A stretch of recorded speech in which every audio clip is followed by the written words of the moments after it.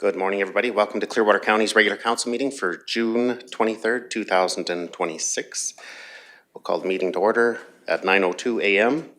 And I'd like to welcome all members of council here this morning in attendance, as well as Clearwater County staff who will be providing us with information and facts here today needed so that we can make the best decisions for the residents, businesses, and stakeholders of Clearwater County. I'd also like to welcome any members of the public in attendance this morning, as well as any media who may be present or joining us online. Before we move on, are there any council members that would like to declare potential conflict or pecuniary interest on any agenda items here today? Seeing none. I'd also like to remind everybody that all public meetings are live streamed and recorded. Any verbal written information provided may be included in public documents as per the Access to Information Act, Sections 4, and Protection of Privacy Act, Sections 2, 4, and 5. Are there any additions or deletions to today's agenda from any council members? Seeing none, I'd be looking for a motion to adopt the agenda as presented. Councillor McCauley makes a motion to adopt today's June 23rd, 2026 agenda as presented. Seeing no discussion, I'll call the question. All those in favor? That motion is supported by council. Meeting minutes from June 9th. 2026. Were there any errors or omissions noted in those meeting minutes? If not, we'd be looking for a motion to adopt those minutes as presented. Councillor Latwin makes the motion to adopt the regular council meeting minutes from June 9th, 2026. Seeing no discussion, I'll call the question. All those in favor? And that motion is carried. Special council meeting minutes from June 12th, 2026. Are there any errors or omissions noted in those minutes? If not, I'd be looking for a motion to adopt those minutes. Councillor Powell makes a motion to adopt the June 12th, 2026 Special Council meeting minutes. Seeing no discussion, I'll call the question. All those in favor? Those minutes are adopted. We'll proceed into today's agenda to item 4.1, which is a 9 a.m. public hearing for Bylaw 26093, application number 12-26, to amend the land use bylaw. So we have a public hearing, and I'll call the public hearing to order at 9:05 a.m. I'd like to welcome all members of the public that may participate in this hearing either in person or online. Those wishing to speak will be recognized in turn, whether they are in favor or in opposition to the application. Each speaker will have up to 5 minutes with a 1-minute warning before the time expires.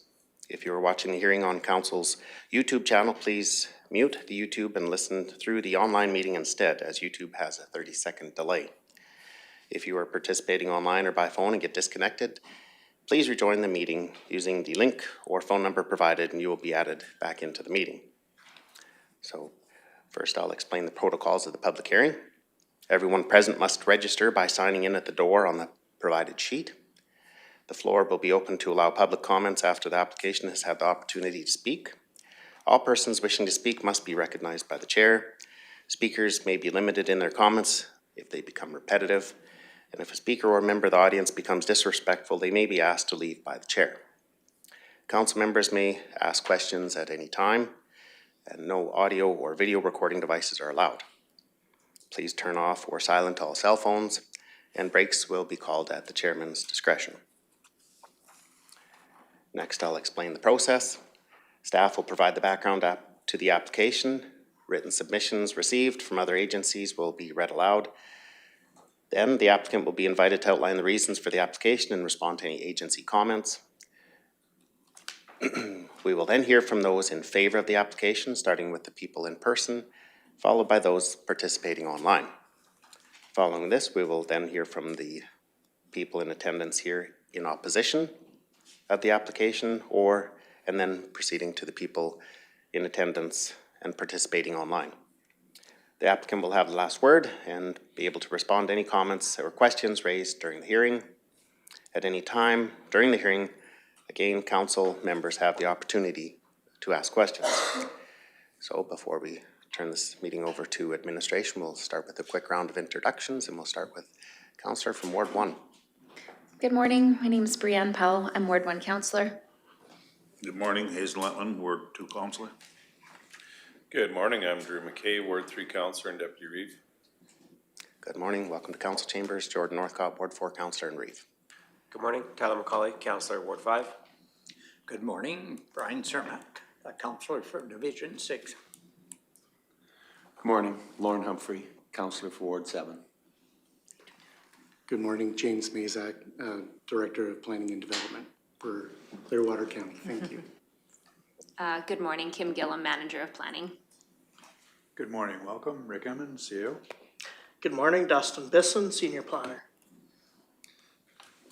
I guess I'm Dustin Leslie. Good morning.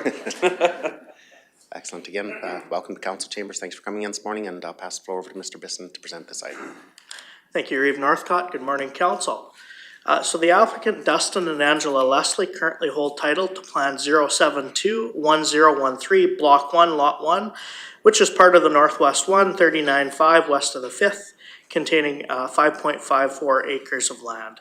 The subject land is located approximately 3 miles south of the hamlet of Leslieville and a half a mile north of Highway 11 and Highway 761 intersection along Highway 761.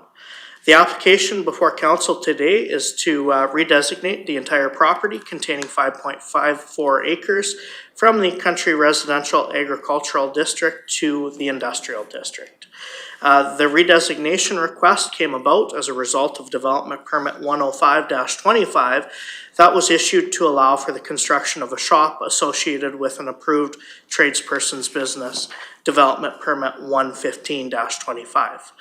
The MPC felt that the scope of the business had begun to exceed the residential nature of the land, and it would be better suited within the industrial land use designation.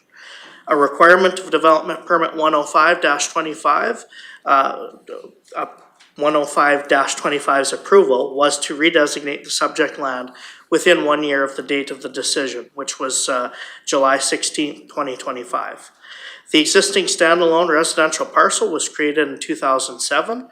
Development approval was granted to D. Leslie Welding as a tradesperson's business in 2025, which is a listed use in the CRA land use district.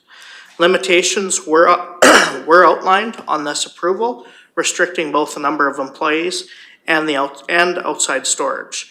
The business has been operating from the site since 2013. The subject land contains a residence, 2 shops, 2 accessory buildings, and a granary. D. Leslie Welding is a mobile welding and fabrication business that employs 5 people, including the landowner. 75% of the business operation takes place off-site. The subject property is situated in the southwest corner of the quarter section, and access is available off of Highway 761. Surrounding land uses are predominantly agricultural lands. Pending the results of the land use amendment, the applicant will proceed with the current business operation. The attached package provides more detail on the existing business, and the applicant is present to speak to the operation. Skipping ahead to policy considerations, the proposed redesignation would result in the entire 5.54 acre parcel being designated industrial. This would allow the existing operation to continue the business within our community, which aligns with the MDP. The location and size of the area to be redesignated does not impact any agricultural land. The MDP outlines providing for a variety of locations for industrial uses, and industrial operations and outdoor storage is listed as a use in the industrial district. At this time, the applicants are not proposing any changes to the existing business operation, and access again is available from a provincial highway. The proposed land use amendment would also allow the applicants to meet the conditions outlined in Development Permit 105-25. At the regular council meeting held on May 12, 2026, council reviewed and gave first reading to Bylaw 26-093. As required by legislation, notice of today's public hearing was advertised in local newspapers, and comments were invited from adjacent landowners and referral agencies. Upon the considerations made at the public hearing, council will consider whether or not to grant second and third reading to Bylaw 26-093. Thank you.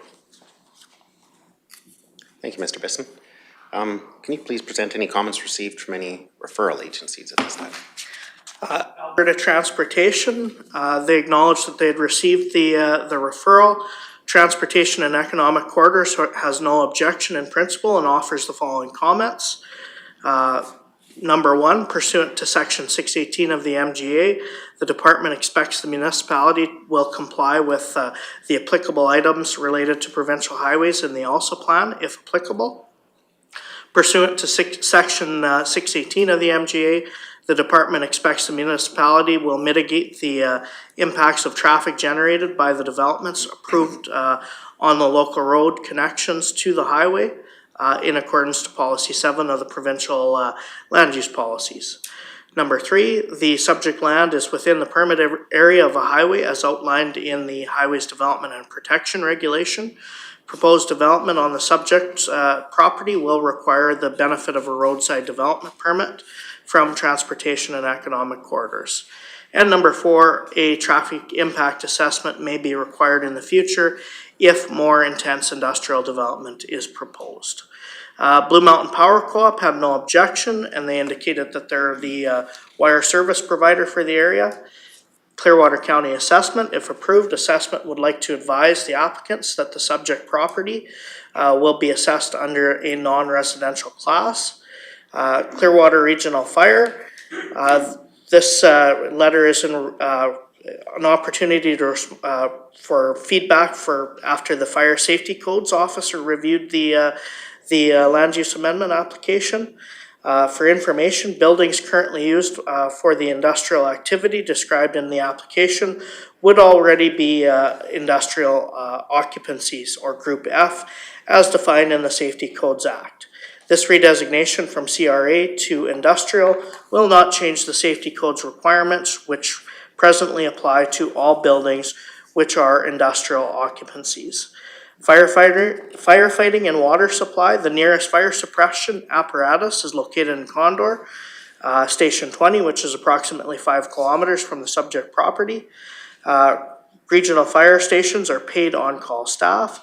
This property does not have a water supply for firefighting, and water supply would be limited to that which is transported to the scene by fire apparatus. Private water supply for firefighting is not required based on a review of the existing buildings, sizes, and outdoor storage. Fortis had no concerns with the proposal, same with TELUS, and then the Municipal Planning Commission reviewed the application on June 17th. MPC defeated a motion that council favorably considered granting second and third reading to the land use amendment application number 12-26. The MPC provided the following reasons for their decision. The current use is appropriate under the current CRA land use district as a tradesperson's business, and there's not enough transparency with what could potentially take place on the property if the redesignation to the industrial district is approved. Thank you. Thank you, Mr. Bisson. I'd now like to invite the applicant to speak to their proposal and add any comments or respond to any of the agency comments, if you'd like to provide any comments at this time. Nope, I think I'm good. I did have one question though, I guess. Yeah. On things is, so it was kind of, that was a stipulation on the permit, the building permit was to have a land amendment from CRA to industrial. And now it's kind of going the other way after I got the ball rolling with that and the paperwork and documentation. Now they're kind of saying, well, it's not necessary type thing, right? So I was just kind of wondering how that works, but. Yeah, we had a significant amount of discussion about this application during the Municipal Planning Commission meeting. And under the existing zoning for CRA, as a discretionary use, there's tradesperson businesses permitted as a discretionary use. Right. There was a municipal election between, this recommendation and the new MPC and this current council. So that would be a good question for staff on, it's indicated in here that you have, employ 5 people and 75% of the business operations take place off-site. We're having a public hearing here today regarding the current business there, but there are so many other uses that could be a discretionary use under the proposed redesignation for industrial, which would be possibly a casino, funeral home, a data processing center. So the transparency comment, I don't think it wasn't for transparency on your application at all. It was for it was for the community and the residents of the community, not maybe having the opportunity for a public hearing of the potential future uses that could be placed on that land if it is rezoned. So I do see Councillor Powell has a comment or a question. I just wanted to speak to the transparency thing as well. It wasn't directed towards your business or Okay. what's going on. It has to do with what happens when it's zoned industrial, and the Reeve just read some of those things off. So I just wanted to clarify that we think your business is great and that you want to continue doing it. It had no direct effect towards you at all. That transparency was towards the redesignation and public hearing. And I think it's great that you want to keep doing your business and expand and build a shop or whatever you're doing. And it should be as simple as possible to get you there. Do any other council, do you have any other comments at this time?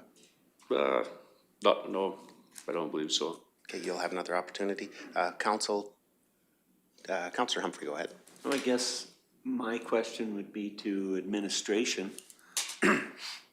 So if it's not zoned industrial, he should just be able to come and apply for a permit to build his shop there, and it should be cut and dried. Is that the case? Because that's what I'd like to see. I'd like to see him not have to go jump through a whole bunch of hoops.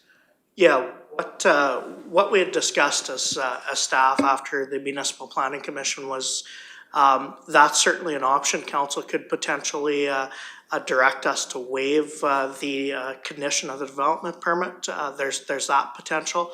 Or the other way we were looking at this was to get the landowner to reapply for the development permit.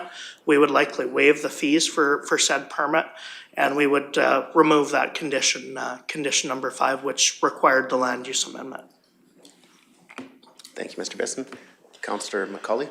I guess I'm just gonna ask, why is it being, excuse me, why was the recommendation for it to go to industrial instead of just leaving it as CRA if it was an allowed use? Can I understand the process? Mr. Bisson, go ahead. Sure. So that was just a recommendation with the Municipal Planning Commission when they went out to look at the construction of the large shop that was being proposed at the time. Certainly, I guess it was the Municipal Planning Commission's decision at that time to make that recommendation. 2 different groups? Yes. Okay. Yes. Gotcha. Last question, sorry, and my brain just shut off listening to all this. That's okay. If you've got it, Go ahead. Councillor McCauley, we'll have another opportunity. Go for it. Deputy Reeve, go ahead. Thank you, Reeve. Mr. Bisson, I just want to, for absolute clarity, so Mr. Leslie can move forward here as soon as possible.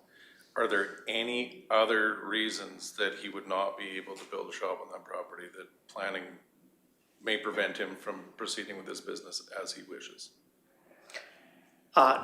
Not to my knowledge. The only thing that would be potentially standing in his way is getting a permit from Alberta Transportation, which I believe you went through the process previously, so that shouldn't stand in his way.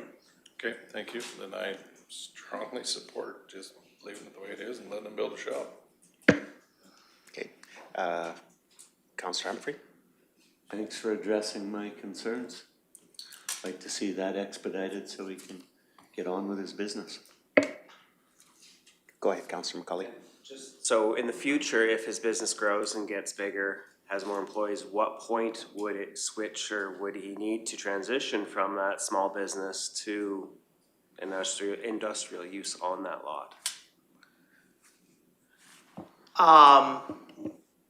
I would, typically it's 5 employees is what we look at for a tradesperson's business. However, that is no longer defined in the land use bylaw as being kind of the hard cap for a business for a tradesperson's business operation. So I would suggest it would be, perhaps if the applicant comes back to add additional structures on the property, we could look at doing it at that point in the future. And this Sorry, this is just for process overall. How does this work for all of the other businesses in the county then? So we don't actually have a designation for how we, like, what's small business versus, like, how does it scale up from there? How do we know? Typically, when a business is scaling, or well, a business will start out with a permit with a set number of employees. When they reach that, they're supposed to come in on their own recognizance and apply for expanding the business. But you just said there's no more limit. We don't have that anymore. Yeah, So do we not need to have some sort of? and that's something that we can absolutely look at when we're reviewing the land use bylaw as well. Okay. Ms. Gillum, do you have comments? Sorry, I just wanted to know, like, I think it was, I don't even know that it was 5, I feel like it was 3, but regardless of the number of employees, the intent of the property, like the main use, this one is a CR, so the primary use of the property should be residential. And then part of the reason why it was suggested to go industrial is because it was being used, like a larger portion of the property was being used more for the business rather than the residential use. And that's generally why we recommend that they do the rezoning. But MPC felt that it could just continue to operate as is, and they didn't like the idea of having other uses possibly being allowed on there. Ms. Gillum, I don't think Municipal Planning Commission didn't want to have any other businesses there. It was just for the community and the transparency of the potential other discretionary uses that could be available there, where today we're having a public hearing on a tradesperson business, but under discretionary uses, there could be all those other uses that are, maybe the community is unaware of at this point in time. Councillor McCauley? So just so I understand, what percentage of this property is business and what percentage is home? Is it more than 50% business? I would suggest based. It'd be 75%. You may have it's an insurance issue potentially, right? How does this person get properly insured? In the information that's been provided to council, it states that 75% of the business operation takes place off-site. Off-site, but like as far as the property, I mean, like the property as a whole, like 75% of that, of the land usage is for business purpose, and then the other 25% is yard and house, right? For personal on that property. But it's mainly just like, as far as the yard goes, it's mainly just for storage for trailers and this and that, or projects that we're working on in steel, right? So, but, and that, that's the other thing is there is, like, it varies how many people we have depending on what, like, how busy things are too, right? Like that, like when you were talking about, not necessarily putting a number out there for how many people, like, as far as employees go, to consider yourself a small or large business, or whether you're abiding by the county rules or not, or whatever your permit's for, right? Like sometimes we'd be maybe 5 people, next time you're 15 people, right? But 75% of the work is 75 to 80 is done out on location. There's normally only like 2 guys or 2 or 3 guys in the yard ever. So. Okay, we have. So I was kind of just wondering about the whole fact, like how many people is kind of a cap that a guy can have in there before you run into trouble. And that's, there's really no outline on that, right? Yeah, that's something that, I mean, previously it was 3 to 5. It really depended back at in the day on what the MPC capped it at, typically. Okay. There's some more additional council members have comments or questions. Go ahead, Councillor Humphrey. So the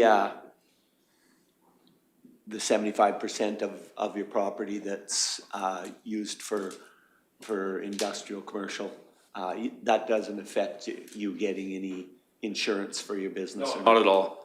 No. Yeah.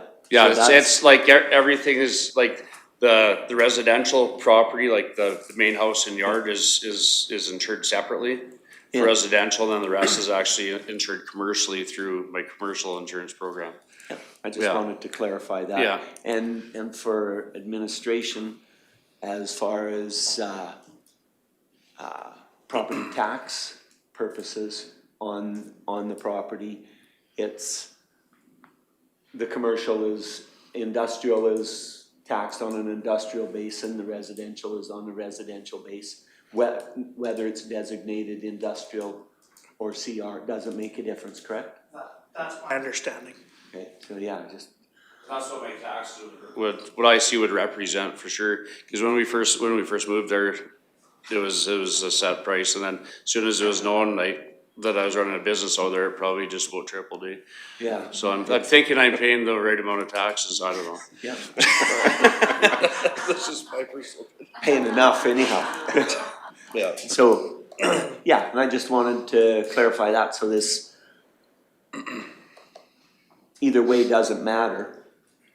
Doesn't seem to make any difference, so I'm not sure why we're here today, but we are. So again, I just think we need to expedite this in the most efficient way possible and let Mr. Leslie carry on with his business plans. Okay, thank you, Councillor Humphrey. Councillor Cermak, go ahead. Yes. Mr. Leslie, you are the landowner of this property, right? Yes. What is your choice on this? What do you want your land to look like? Do you want it industrial or do you want it to stay CRA?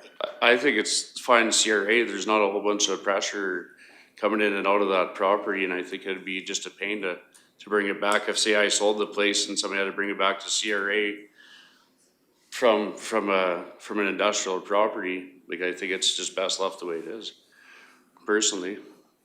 Well, that clarifies it for me that you're the landowner and you would like it back to CRA. Let's do that. Yeah, just keep it the way it is, yeah. It is. Yeah. Thank you. Okay, thank you, Councillor Cermak. I'm gonna move on to, I'm gonna open the floor for any comments or comments from public members in attendance here this morning that would like to provide comments from the public. Are there any members of the public in attendance here this morning wishing to speak in favor of this application? Seeing none, I would like to ask Ms. Thompson if there are any members of the community virtually attending this morning wishing to speak in favor of this application.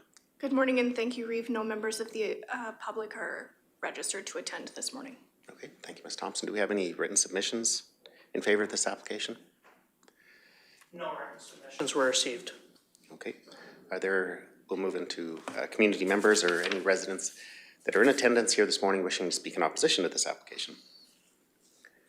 I'm not seeing any. I'm going to defer to Ms. Thompson. Do we have any members of the community virtually attending wishing to speak in opposition to this application? No members of the public are registered virtually. Thank you. And are there any written submissions in opposition to this application? No written submissions were received. Okay, thank you, Mr. Bisson. To the applicant, any final remarks that you'd like to present at this time? Nope, I think everything's good. Pretty cool little spot here anyways. First time being in here, it's pretty intimidating actually. Absolutely, yeah. No, yeah. Cool. Thank you for your time. We'll close the public hearing then at, we'll close the public hearing at 9:31. Then we do have another public hearing at 9:31, but before we proceed to that, we'll move down to, it's bylaws and item 5.1, consideration of second and third readings to bylaw 26093, application number 12-26 to amend the land use bylaw. It is on page 131. Mr. Besson, if you'd like to present this, please. Yeah, so the public hearing package provided a lot of detail for council. I'll just review the staff recommendation. So upon the considerations of the representations made at the public hearing, administration requests that council consider granting second and third readings to bylaw 26-093 for application 12-26 to amend the land use bylaw. Okay, thank you, Mr. Besson. I'll open up the floor for comments, questions, or motions from council. Councillor McCulley, go ahead, please. Regardless of however this goes, I just want to make sure that the process gets him so he's able to open and operate his business, so. Councillor Humphrey. I'll make a motion that council grant second and third reading. I have to do one at a time. The council grants second reading to bylaw 26093 for application 1226 to amend the land use bylaw. Okay. Thank you for the motion, Councillor Humphrey. Deputy Reeve, go ahead. Just quickly before we vote, thank you, Councillor Humphrey. Mr. Bisson, just want to clarify one last time. So you stated that the applicant can reapply for the permit for the shop, fees will be waived, and the clause regarding setbacks will be waived. Is that correct? There will be no more red tape holding Mr. Leslie up. Sorry, the clause regarding setbacks? Isn't that what you stated? Clause 5. There was only the clause to come to you guys. Yeah, clauses. Sorry, clause 5 in the current, development permit that was issued was actually to, redesignate the property. Oh, my That's what that apologies. was. I Yeah. assumed it was regarding setbacks. Sorry. My apologies. No, but yes, that is correct. There should be no issues to issue a permit on this. Thank you very much. Mr. Bisson, would you need there was the opportunity to waive the requirement for the land use redesignation. Would that require a motion from council? I'll look to Kim on that. I honestly don't know that that's the proper process because the permit has been issued and the appeal period is done. So I think it would be more appropriate to issue a new permit without the condition, Okay. in my opinion. Okay, thank you, Ms. Gillen. Ms. Powell, go ahead, please. Just before we vote, it's got nothing towards the applicant, but it does have something to do towards land use planning and future planning. When we look at changing something to industrial, and you look at the discretionary uses from a data center to a casino, the various different things in there, I think as council, you really need to look. When you rezone something, that's a forever process. And there's a reason sometimes that there are industrial parks that are already set up or there are future planning in place. When somebody is easily running a business, making a permanent change that could forever, once he sells his business, because it's really not about the business or what's on what's on there. It's none of our business at all what he's doing. But that is a land rezoning, and before we make the vote, that is a forever thing. Okay, seeing no further discussion, thank you, Councillor Powell, for your comments. We have a motion on the floor to grant second reading to bylaw 26093 for application number 12-26 to amend the land use bylaw, and that motion is from Councillor Humphrey. Councillor Cermak, go ahead. I need some clarification.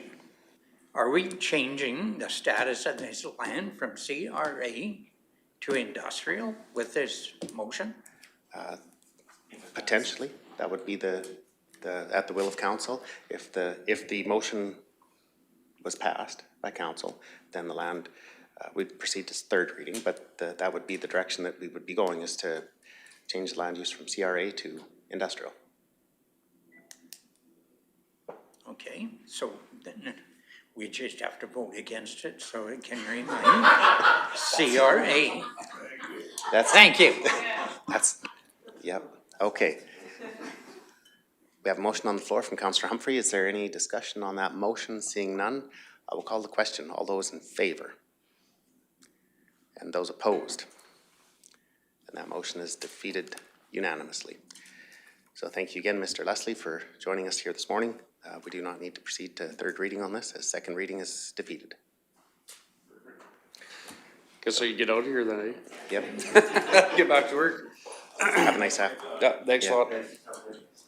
We will move into, we have a 9:30 a.m. public hearing. We are a few minutes behind. Item 4.2, public hearing for bylaw 26094 for application number 1326 to amend the land use bylaw. It is on page 32 of today's agenda.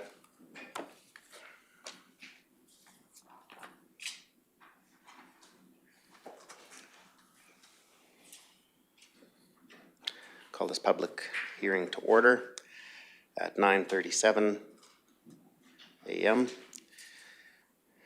I'd like to welcome again all members of the public that will be either participating either online or in attendance here this morning. Those wishing to speak will be recognized when it is their turn, if they are in favor or in opposition of the application. Each speaker will have up to 5 minutes with a 1-minute warning before their time expires. If you're watching the hearing on the council's YouTube channel, please mute YouTube and listen through the online meeting instead, as YouTube has a 30-second delay. If you are participating online or by phone and get disconnected, please rejoin the meeting using the link provided or the phone number, and you will be added back into the meeting. Firstly, I'll explain the protocols of the public hearing. Everyone present must register by signing in at the door on the provided sheet. The floor will be open to allow public comments after the applicant has had the opportunity to speak. All persons wishing to speak must be recognized by the chair, and speakers may be limited in their comments if they become repetitive. If a speaker or member of the audience becomes disrespectful, they may be asked to leave by the chair, and council members may ask questions at any time. No audio or video recording devices are allowed, and please turn off your cell phones or turn them on to silent. Breaks will be called at the chair's discretion. And next I will explain the process. Staff will provide the background to the application. Written submissions received from other agencies will be read aloud. Then the applicant will be invited to outline the reasons for the application and respond to any government or any agency comments. We will then hear from those in favor of the application, starting with the people in attendance here this morning, followed by those who are participating online. Following this, we will hear from any residents in opposition of the application, starting with community members that are in attendance here this morning, and then moving on to anybody who is joining us virtually online. At any time during the meeting or the hearing, council members have the opportunity to ask questions. And before I pass the floor over to administration to present this item, we'll start with a quick round of introductions again, and we'll start with Ward 1. Good morning. My name is Brianne Powell, Ward 1 Councillor. Good morning, Hazen Letman, Ward 2 Councillor. Good morning, I'm Drew McKay, Ward 3 and Deputy Reeve. Good morning. Welcome to Council Chambers. Jordan Northcott, Ward 4 Councillor in Reeve. Good morning, Tyler McCauley, Councillor, Ward 5. Welcome, Ryan Zermack, Councillor for Division 6. Good morning, Lauren Humphrey, Councillor, Ward 7. Good morning, James Mazak, Director of Planning and Development. Good morning, Kim Gillam, Manager of Planning. Good morning, Rick Emmons, CO. Good morning, Dustin Bisson, Senior Planner. And I'm Seth Schalk. I work for him. I'm Stan Schalk. Welcome again to Council Chambers here this morning. And at this point in time, I'll pass the floor over to Mr. Bisson to present this item for council. Thank you, Reeve. So 1256237 Alberta Limited currently holds title to Plan 3067 ET, Block 1, Lot 5, containing 8,500 square feet. The subject land is located at 4903 50th Ave in the hamlet of Caroline. Seth Schock has made application on behalf of the company to redesignate all of Plan 3067 ET, Block 1, Lot 5, from the Hamlet Commercial Mixed Use District to the Hamlet Multiple Dwelling District. The parcel is developed with an 18-unit motel that is in the process of being converted to medium to long-term rental suites. The applicant has indicated that they've installed new flooring and paint, as well as upgraded the kitchen cabinets. They are also planning on painting the exterior of the building and hoping to add an outdoor community space where tenants can gather to hang out.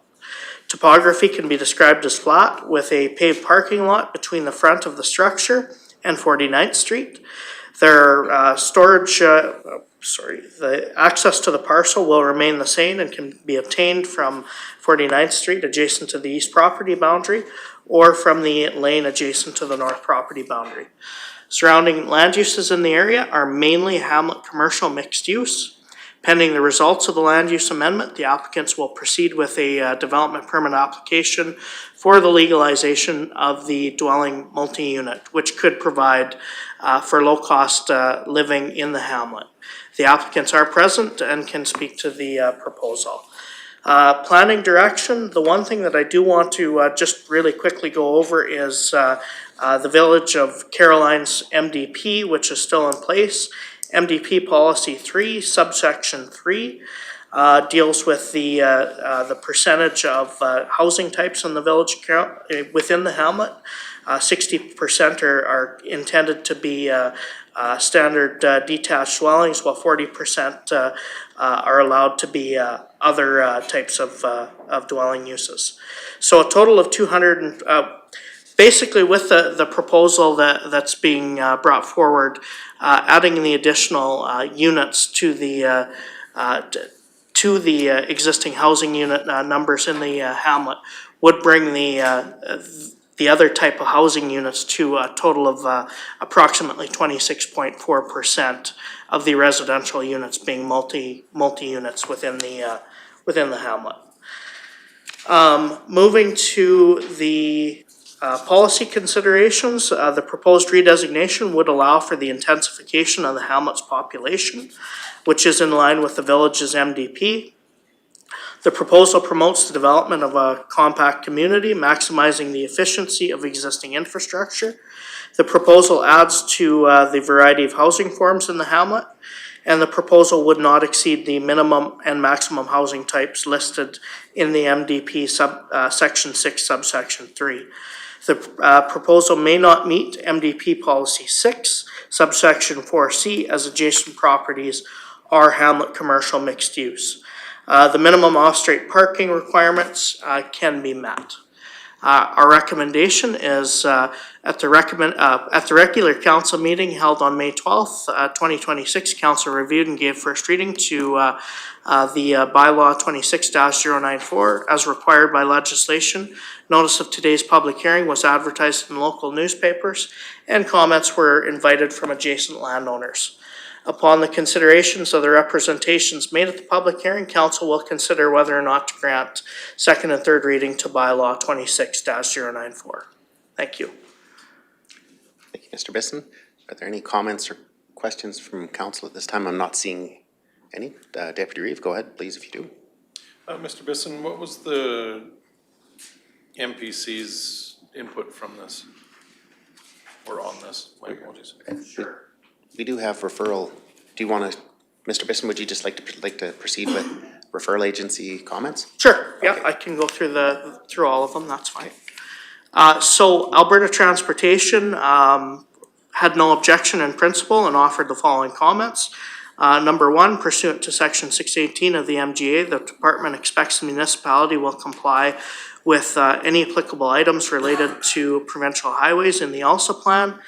Pursuant to 618 of the MGA, point 4, part 1 of the MGA, the department expects that the municipality will mitigate the impacts of traffic generated by developments approved on the local road connections to the highway system in accordance to policy 7 of the provincial land use policies.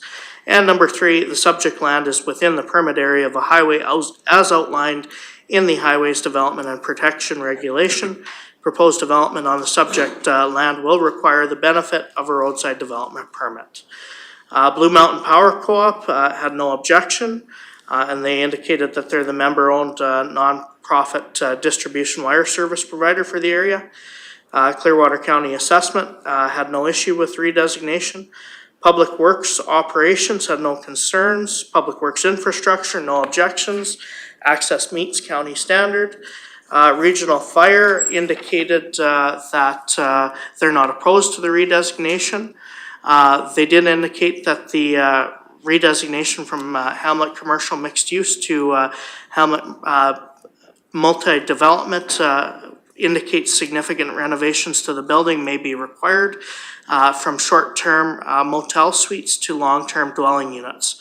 Notable to fire, necessary renovations may include additions of full kitchens in the dwelling units, changes to the egress, changes to the fire protection systems, and changes to the fire separations. Fire will review any subsequent development permit applications and have additional comments then, should the redesignation be approved. Firefighting and water supply. The nearest fire station apparatus is located in Caroline, which is station 30, less than 1 kilometer from the subject property. Regional Fire is a paid on-call staffed. The property has municipal pressurized water services for firefighting, and the nearest hydrant is located approximately 40 meters from the building. Fortis had no comments or concerns, and TELUS had no objections or concerns. The Municipal Planning Commission reviewed the application on June 17th, 2026. MPC defeated a motion that council favorably consider granting second and third reading to the Land Use Amendment Application 1326, and they provided the following reasons for their decision. The property is on highway frontage, it's surrounded by commercial uses, and it's an incompatible land use. Thank you. Thank you, Mr. Bisson. I'd like to now invite the applicant to speak to their proposal, and if you'd like to add any comments or respond to any of the agency comments at this time. Okay, so we are requesting approval to change the land use of the Gateway Motel from HCM to HMD use in order to provide a stable, affordable housing within the community of Caroline. This proposed change would provide housing for approximately 18 residents who would become long-term members of the community. These residents contribute directly to the local economy through everyday spending at groceries, fuel, restaurants, and other local services. In a small town environment, retaining and attracting residents is important for supporting local businesses and maintaining a healthy community. Affordable housing is increasingly difficult to find, particularly for individuals on fixed incomes, pensions, or those who simply cannot afford traditional housing options. This development would help address a real housing need within the region by providing a clean, modest, and attainable accommodations for residents who may otherwise struggle to remain in the community. From a business perspective, the property has experienced approximately 80% vacancy as a motel. This reflects a broader trend seen across many small towns in Alberta, where there is significantly reduced demand for traditional motel accommodations. Many similar properties remain vacant, underutilized, and/or for sale. Converting the property into residential housing represents a practical and sustainable use of an existing building. Repurposing the building into long-term housing is also beneficial from a community and safety standpoint. Stable tenants who rely on their housing are generally more invested in maintaining respectful relationships with neighbors and contributing positively to the area. Long-term tenants tend to know each other, look out for each other, and help create a safer and more accountable environment.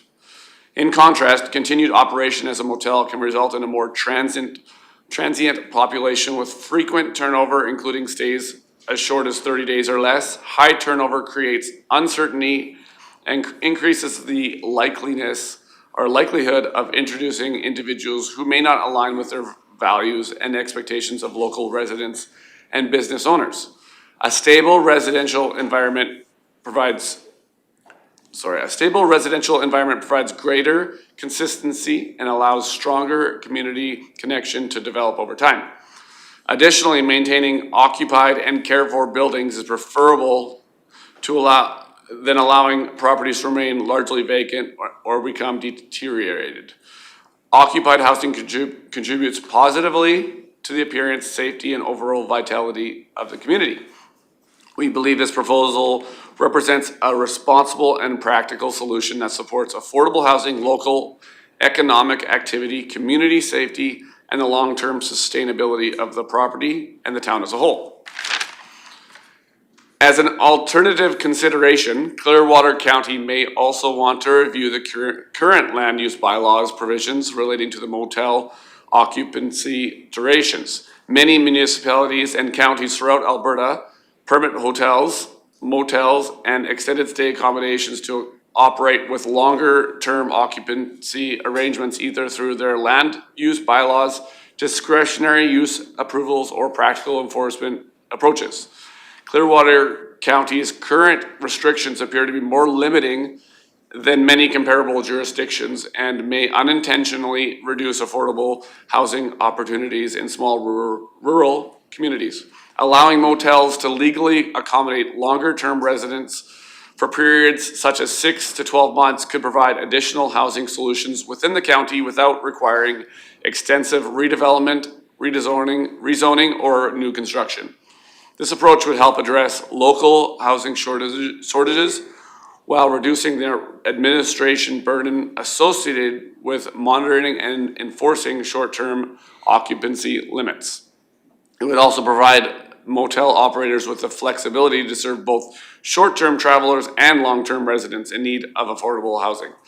In many small communities, this mixed-use approach has become a practical and economically sustainable way to adapt to changing market conditions and reduced demand for traditional motel accommodations. Providing regulated long-term occupancy options would create additional affordable housing opportunities for seniors, workers, and individuals on fixed incomes, while allowing existing commercial properties to remain occupied, maintained, and productive contributors to the local economy and community. Go ahead. First of all, thank you, and good morning. Thank you that we get an opportunity to speak. I'll try to be brief. I think really all we're looking for is to be treated fairly. And we want to be on a level playing field with other motel owners. When we bought this building about a year ago, I actually went to the town office there and I met with a couple of the ladies that are, I think, employees of the office. I forget their name. I just remember them. I rode my bike out there and had a conversation. I just want to let them know this is what we're planning on doing. We're buying this motel.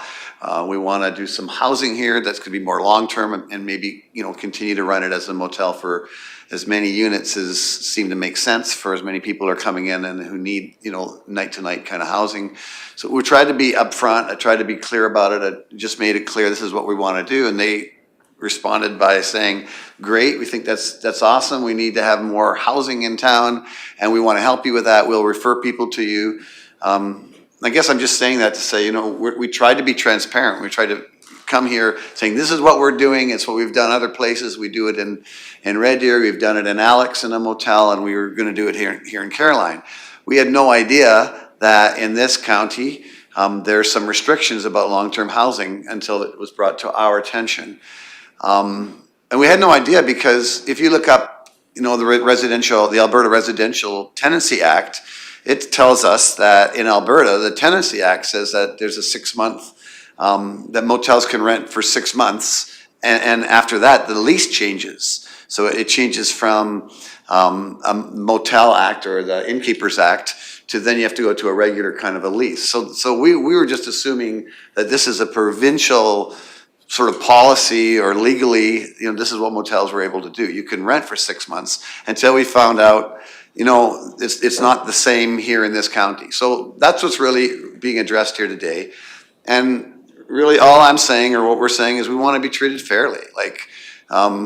We had no idea that the other motel that had been changed to housing was coming to you either a couple months ago.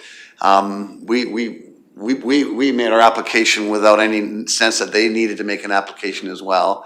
We want to be treated like them. We think that the question is, how is this a level playing field? They're literally 50 feet from where our location is. Yeah, it's true, we're on the highway, but we just about share the same backyard and you approve them. And I guess, I understand, we're on the main drag. We just want to be able to rent longer term and shorter term, have that option because the need is there.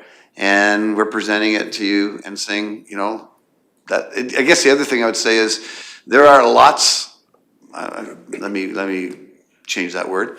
There are several motels that are doing exactly what we're doing in Clearwater County. If you phone them and you ask them, is there long-term tenancy? Can we rent for more than a month? The answer is yes. Or the answer is we don't talk about it on the phone. We'd like you to come in, we'll talk to you about this in person. So we just want to be treated the same, on the same way that other people are being treated. And we're before you today saying this is how we operate. We want to be able to rent to people on a long-term basis and a short-term basis if the need arises. I'll end my comments with that. Thank you very much. I will open up the floor for council to provide, or ask questions or provide comments, and I see that Councillor McCully does have indicated that he would like to speak at this time. Go ahead, Councillor McCully. How is the county limiting you in nightly or monthly rentals? I'm not following. Basically, we got a letter saying that we were not allowed to rent it for more than 30 days at a time, which was news to us when it came, because we assumed we were under the Innkeepers Act, which we believed, like Stan just mentioned, it was a 6-month process before it turned into Residential Tenancy Act. Clearwater County came and said that we were not allowed to rent for more than 30 days to a tenant. And so that's why we're here today. They asked us to apply for this. And now I need more information. I think they should be able to rent, just like the Innkeepers Act allows. Mr. Bisson? Yes, thank you, Councillor McCauley. We did do some reviewing of this during the Municipal Planning Commission meeting as well. Our understanding was there was a 30-day limit on how many, on the number of nights that someone could stay. That was based on the short-term rental policy that's in our land use bylaw. So for Airbnbs and things like that, it's meant to be for periods up to 30 days. Looking at the Innkeepers Act, yes, somebody can stay for up to 6 months at a time without going away from the Innkeepers Act. Well, further, I think it's almost like they can work out agreements for their 30-day rotating tenancy, right? That's and above 6 months, then that tenancy could become permanent. That's where there's some. That's correct. Okay. I guess that must changes a lot of information here, I would imagine. Okay, thank you, Councillor McCully. Deputy Reeve, go ahead, please. Thank you, Reeve. Yeah, and thank you, Councillor McCully. It would seem that this entire hearing was based on a misunderstanding and that this is probably a waste of time and we should just carry on. Well, we're here now, but thank you for the good discussion so far. Councillor Powell? Yeah, I agree. Actually changing, like the rezoning, actually limits what you can do on that. So your application would lessen your chance of flexibility. And there's a reason that it's been zoned the way it currently is when you purchased it. Okay, now that we're partially halfway through the public hearing, we'll proceed, but I'd like to open up the floor for any comments from public members that are in attendance here this morning wishing to speak in favor of this application. Are there any members of the public in attendance wishing to speak in favor of this application? Step up to the microphone, please state your name, and you'll have 5 minutes. My name is Kevin Sweeney. Just one second, they have a... There. Please go ahead. Good morning. Good morning. My name is Kevin Sweeney, and I'm a tenant at the Gateway Motel there. And I arrived in Caroline here about a year and a half ago. Sold my house in Statler and moved out here in a fifth wheel trailer, thinking that was going to be the way to go. And apparently, you're not allowed to live in a fifth wheel trailer on someone's property. I was threatened with a $1,500 fine. Next time it's supposed to be a $15,000 fine. So, okay, I want to be a resident in Caroline. Took me a year and a half to find a place, and it was the motel. And it's a great place. We're like family there. We have each other's back. Super people like Deborah here. She's a great lady. And I'm just hoping that we could make it a long-term place to live. Yeah. Thank you. Thank you for your comments. My name is Deborah Goucher. I'm a resident at the motel.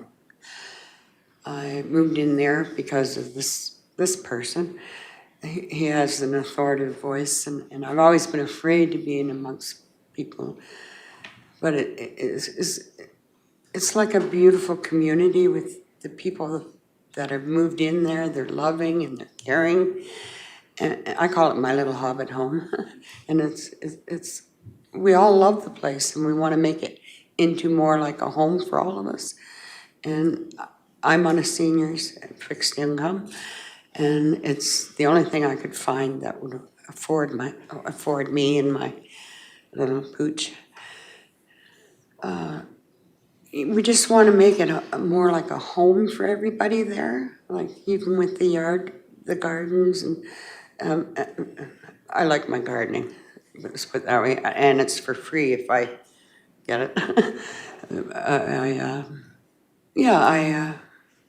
I'm speaking for all the people that live there. I've made some beautiful friends, and I would just like to see us have more of a better home. We have children moving in.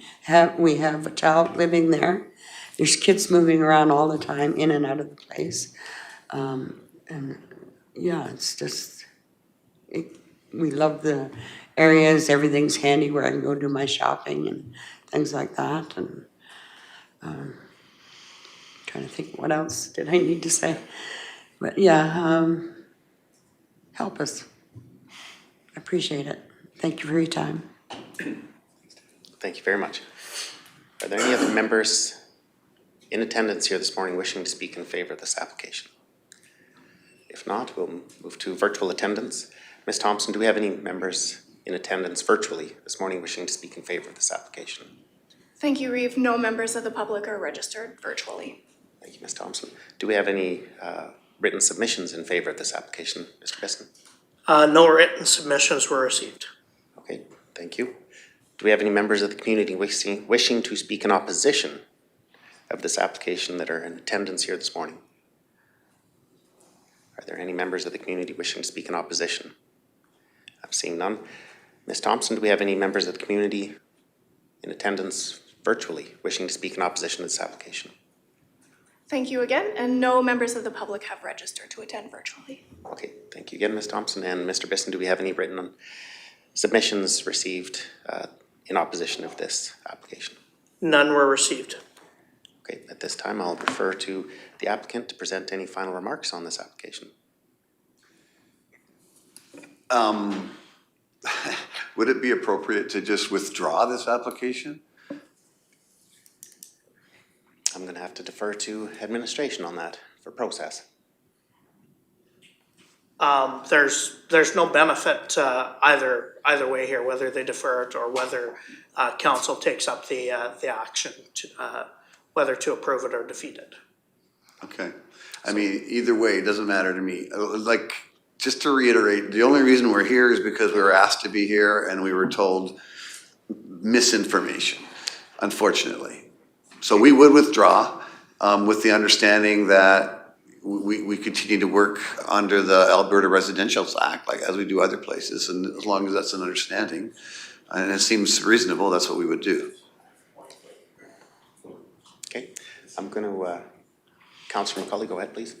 I don't think it would be the Residence Act, but it's whatever, like the hotel. The Innkeepers Act, correct. Yes, Sorry. as long as you're following all those rules, I don't see anyone having an issue, but I'd have to defer to staff on what's going on, I guess. Mr. Bisson. So this came about from a compliance letter that was issued by our office. I believe there was some misinformation as far as the number of stays, and that's why that letter was initially sent out. Okay, so just for clarity at this time, Mr. Bisson, would the applicant be able to withdraw their application for the rezoning of this property? They certainly can. Okay. Would you like to state I that? would do so, yes. Okay, so for the record, you'd like to withdraw this application? Agree with that? Yeah, as long as everyone's on the same page and we can operate up to 6 months. And we're Under not the gonna get more Innkeepers Act. letters about that, then that would, as long as, yeah. As would count, yeah. You're very articulate. Seeing a yes from staff. Ms. Gillum, go ahead, please. Sorry, I'm a little bit frustrated, to be honest. I'm gonna try. I really don't believe there was misinformation. The 30-day thing maybe is just like standard for that part, I don't know exactly what it said. But I believe like in the definitions, the hotel speaks to like temporary use of the property regardless if it's like a day, a week, a month. And then this is being used as like a multi-dwelling. So yes, they could be there for only a short period of time, but the idea is the people here are using it as their residence. It's their place they live, that's where they get their mail. It's not where they're stopping in and they, you know, like even if somebody is using something in town here, like usually they have a residence somewhere else and then they're staying here longer term because they're working in the area or something, but this isn't their permanent resident. So I think the point is, or like what we did for enforcement, that it came about, it's like, okay, we found out it's being used more as a residence rather than a hotel. So that's why we recommended they come and get a rezoning if they wanted to operate that way, because it's being operated that way. So I just wanted to clarify that, because of like how it's being used, that was why our recommendation was to rezone it, because there's no multi-dwelling in the district that it's currently designated, and that's how it's being used. So I just wanted to clarify. No, thank you, Ms. Gillen. Councillor McCauley, go ahead. But the use is based on how it works for the market currently, and that's why it's doing it. I think that's why the Innkeeper Act allows them to vary between those 30-day stays and a nightly stay, or up to 6 months. It does let that you know, allows the business to flex and work in different marketing conditions. And I don't think it's our job to tell them how long a guest can stay, as long as they're following the provincial rules. Thank you, Councillor McCauley. Councillor Humphrey. I'm just gonna reiterate what Councillor McCauley said. I think this allows them that flexibility to have nightly stays and so still have a few units that accommodate travelers through the county and through Caroline, as well as accommodates the people to be able to have a place to call home. So I think it's multi-functional, and if that's part of the Innkeepers Act that allows them to do that, I think it fits and could stay that way. I can't see why we wouldn't. Okay, so I'll just defer back to the applicant after the discussion that's taken place. I think it's still best for us just, you know, rather than to have something voted down, I would rather just withdraw it then with the understanding of what this discussion has kind of brought about. Okay, so then at this point in time, you're officially Yes. withdrawing your application? Okay. Thank you very much. Yeah. Thank you for taking the time to come in this morning. I just really quickly want to recognize all the residents and the community members that have came in attendance here this morning for application, development permit for application number 5125. Council apologizes. We are just shortly 10 minutes after 10 and the public hearing was stated for 10. We recognize everybody in attendance in the gallery. So this public hearing for this item is now closed at 10:10, and there's. Yeah, that'll work. Thank you very much. Thanks for your time. And we're going to take a just a short. Well, we're going to take a recess till 10:15, and then council will be back.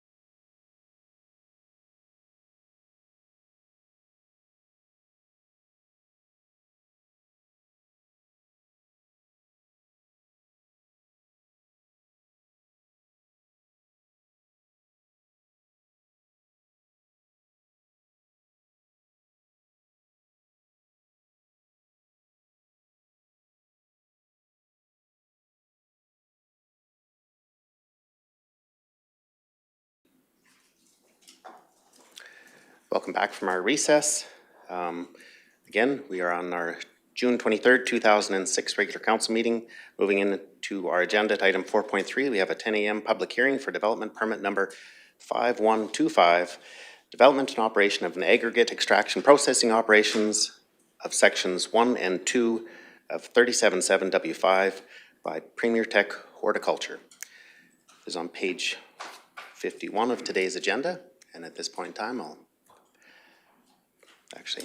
I'm going to call the public hearing to order at 10:18. My apologies. I'd like to welcome members of the public that will be participating in this public hearing either in person or virtually today. Those wishing to speak will be recognized in turn, whether they're in favor or in opposition of the application. Please wait your turn until the floor is open before speaking. Each speaker will have up to 5 minutes with a 1-minute warning before their time expires. If you're watching the hearing on the council's YouTube channel, please mute YouTube and listen through the online meeting instead, as YouTube has a 30-second delay. If you're participating online or by phone and get disconnected, please rejoin using the meeting link or the phone number provided, and you'll be added back into the meeting. Firstly, I'll explain the protocols of the public hearing. Everyone present must register by signing in at the door on the provided sheet. The floor will be open to allow public comments after the application or the applicant has had the opportunity to speak. All persons wishing to speak must be recognized by the chair. Speakers may be limited in their comments if they become repetitive. If a speaker or member of the audience becomes disrespectful, they may be asked to leave by the chair. Council members may ask questions at any time. And no audio or video recording devices are allowed. Please turn off or silent all cell phones, and breaks will be called at the chairman's discretion. Next, I'll explain the process. Staff will provide the background to the application. Written submissions from other agencies will be read aloud. Then the applicant will be invited to outline the reasons for the application and respond to any agency comments. We will then hear from those in favor of the application, starting with people attending in person, followed by those participating online. Following this, we will hear from those in opposition of the application, again starting with the people in attendance in person here this morning, followed by those participating online. The applicant will have the last word and opportunity to respond to any comments or questions raised during the hearing. At any time during the hearing, council members have the opportunity to ask questions.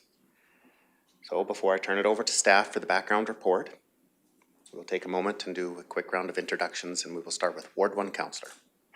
Good morning, you guys. My name is Brianne Powell. I'm Ward 1 Councillor. Good morning, Hazen Letwin, Ward 2 Councillor. Good morning, I'm Drew McKay, Ward 3 and Deputy Reeve. Good morning, gentlemen. Welcome to Council Chambers. My name is Jordan Northcott, Reeve, and Ward 4 Councillor. Good morning, Tyler McCauley, Councillor, Ward 5. Welcome, Brian Surma, Councillor for Division 6. Good morning, Lauren Humphrey, Ward 7. James Mazak, Director of Planning and Development. Kim Gillam, Manager of Planning. Good morning, Rick Emmons, CO. Good morning, Holly Bealey.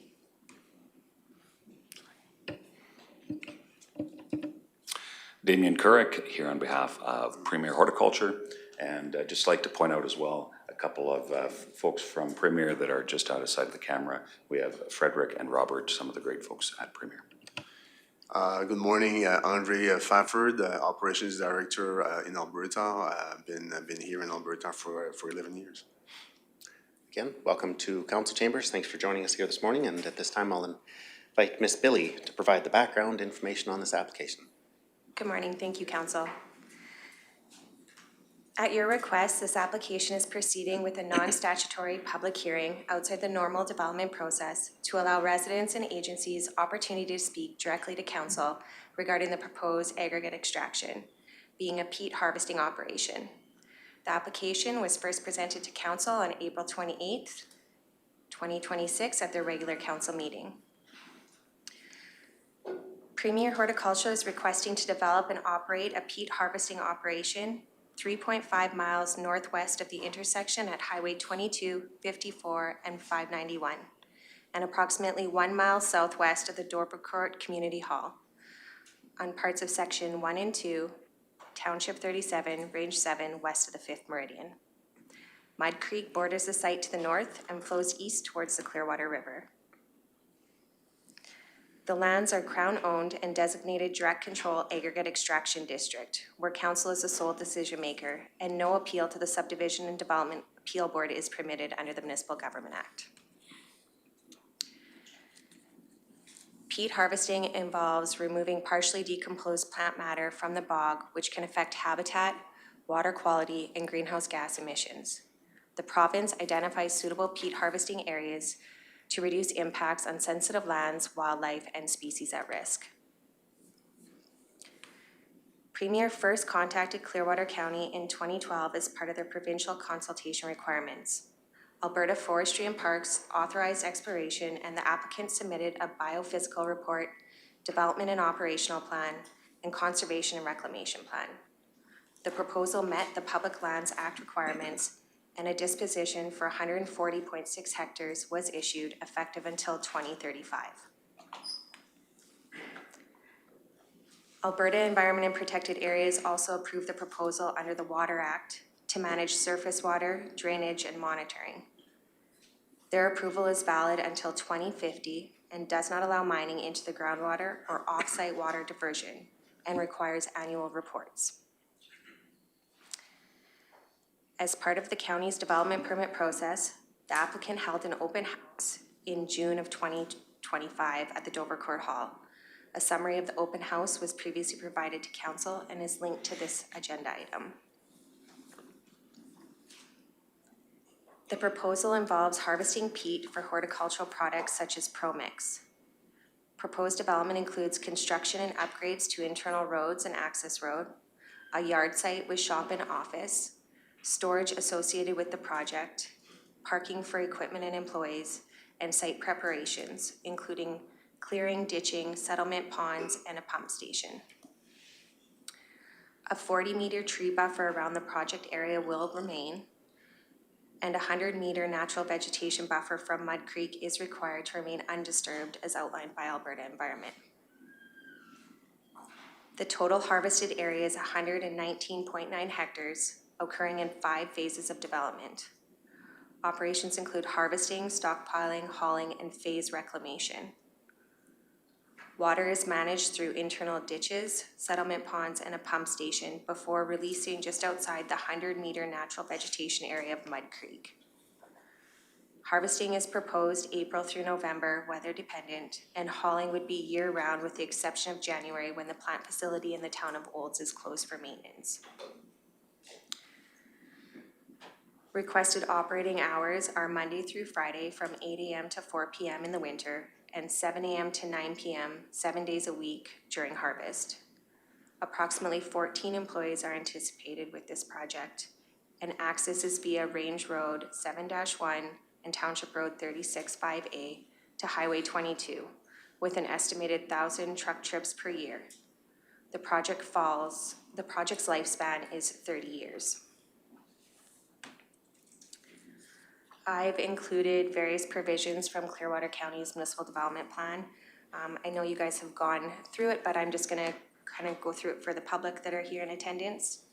So from Clearwater County's Municipal Development Plan, we look at water protection policies and how the project could affect the surface water, the groundwater, aquifer, and the overall watershed health. And it authorizes council that they may require measures to protect the water quality and the water flow. For healthy aquatic ecosystems, the county aims to keep streams, wetlands, and habitats healthy and functioning. Riparian areas, so the lands that are next to water. When a project is near the creek, river, or wetland, the county tries to avoid disturbance or reduce impacts if avoidance isn't possible. For wetlands, the county shall follow the Alberta wetland policy, seeking to avoid wetland loss where possible and minimize impacts when avoidance isn't feasible. Wildlife Habitat seeks to reduce impacts on the wildlife, and we may be required to provide a wildlife corridor. Environmental sensitive areas, which include the rivers, wetlands, riparian areas, natural areas, and other sensitive landscapes. The county can require various setbacks or open space, conservation measures, and avoiding inappropriate uses. The municipal development plan outlines the county may require an environmental assessment report. For agricultural and economic development provisions, the municipal development plan outlines the county supports agricultural, tourism, responsible natural resource extraction, and economic diversification. The development shall avoid unnecessary impacts on farmlands and natural areas. Under the aggregate and resource extraction policies, the county may require information on its operation, its hours, nuisance impacts, effects on neighboring lands and agriculture, water impacts, reclamation plan, and provincial approvals. And public consultation is required before the issuance of a decision, and it outlines that the county can put on various conditions for the development. Addressing roads and access, the MDP states developments that generate traffic shall have proper access that meets municipal standards and are constructed at the developer's expense and shall follow an approved haul route. From Clearwater County's land use bylaw, we look at the design, screening, and lighting for an industrial or commercial site. So we may require fencing or berms to screen the property, lighting that doesn't disrupt neighbors, and the building designs and setbacks must meet county standards. So for policy consideration, the proposal can only operate in a waterlogged wetland area identified by the province. Provincial approvals have been granted by Alberta Environment, and the lands are designated direct control aggregate extraction where the proposal is a listed discretionary use. The proposal aligns with the county's regulations, meeting the land use bylaw requirements for aggregate operations. Public consultation was completed by the applicants. A standard haul and operating schedule has been requested. Buffers are in place for roads and the creek. It is the closest haul route to pavement. The yard site structures meet the size, height, and setback standards outlined in our land use bylaw, and it supports local economic development. However, there are potential impacts on surrounding lands. There will be an increase in dust, noise, and heavy truck traffic to the neighboring lands. Yankara Resources and Paradise Brothers Logging also utilize the same haul route. A road use permit is required, and it's issued by our Public Works Department on an annual basis. Surrounding lands are utilized for agricultural purposes, including a cattle operation that utilizes the creek as a water source to the east. A multi-lot subdivision is located southwest of the access point at Range Road 7-1 and Township Road 36-5A.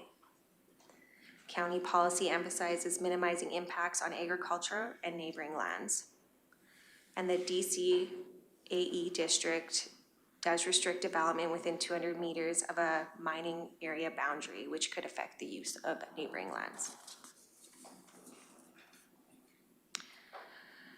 This is an environmental sensitive area, and policy aims to protect surface and groundwater, maintain the healthy ecosystem, avoid wetland loss where possible, and reduce impacts on wildlife habitat. The applicants have completed environmental studies, testing, and have done ongoing monitoring to comply with Alberta environments and outline their mitigation measures. The proposal meets regulatory requirements and supports economic growth, but it is located in an environmental sensitive area that may create nuisance impacts to nearby residents and agricultural operations. And just before I turn the floor back over, I wanted to see if the applicants had anything they wish to add to my proposal, or if you would like me to go on with agency comments. I'm going to look to council right now and just see if there are any comments or questions. I'm not seeing any, but if there are, this is an opportunity. I'm not seeing any, so Ms. Billy, please present any referrals or comments received from referral agencies, please.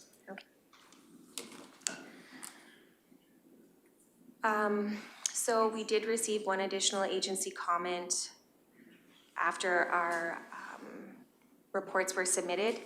It was from Blue Mountain Power Co-op, so I'm just gonna read you that letter.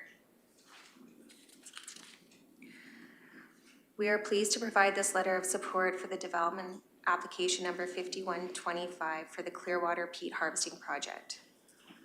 Blue Mountain Power Co-op is a member-owned rural electrical distribution cooperative serving many sites across western and central Alberta, including much of Clearwater County. The proposed project is located within our service area, and we are prepared to work with Premier Tech to provide electrical distribution services to this site, subject to the required approvals and standard servicing requirements. As a member-owned rural electrical cooperative serving Clearwater County and surrounding area, we support responsible rural development that contributes to a local economic growth, diversification, and is compatible with the community we serve. Based on the information available to us, we believe the project aligns with these objectives. We respectfully request that this letter be considered for council's deliberations. That was the only agency letter that was received with this for the public hearing notification, but I did receive 7 agency comments that were previously presented to council. Would you like me to go through those? I'm gonna look to council. Does council like a review of those previous agency comments? I'm seeing, I think we're okay. Then I have no further agency comments.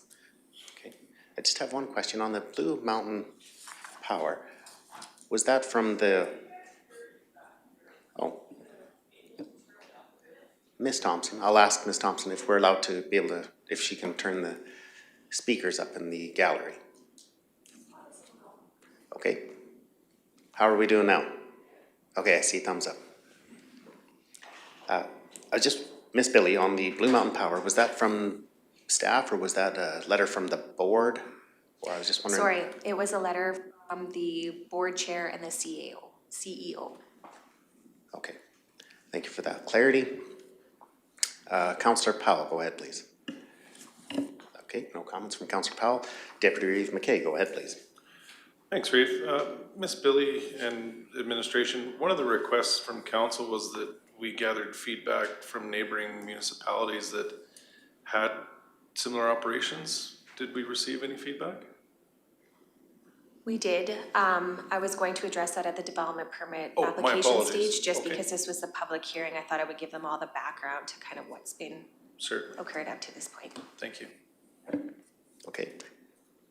At this point in time, I'll now invite the applicant to speak to their proposal and to add any comments and to respond to any agency comments. Thank you very much, Mr. Reeve and council. It's good to be here, and just want to first say thank you to the conversations that I've been able to have with each of you over the course of the last number of weeks. That's certainly been appreciated, and as well, just in hearing some of the feedback and being from a rural region myself, understanding, I know this council was seized a number of weeks ago with the tragedy on the Ochese Road, and just for your information, having spoken with some of your other orders of government in relation to that, I know there's certainly, coming from a community where tragedies like that have been faced, certainly my hearts are with you, and to acknowledge as well your CAO having served the community and region for 47 years is certainly an accomplishment, and wish him well, as I think this will be his last, my understanding, his last council meeting, so going out with a fun one, I'm sure. Folks, as was said, my name is Damien Couric, and I'm passionate about rural Alberta and helping build bridges to ensure responsible development. And what we have before us is a project that's been put forward by Premier Horticultural, and you've heard a whole host of the details about the specifics of this project. But I wanted to make sure that for both council and residents and ratepayers that have very, very valid questions, many of which we've been able to hear over the last number of weeks since the previous meeting where this was discussed, but also questions that have been asked and in many cases have been answered over the course of the work that Premier Tech has done as having Alberta operations since 1987. So I'd ask for the next slide. So there is, the next slide, sorry.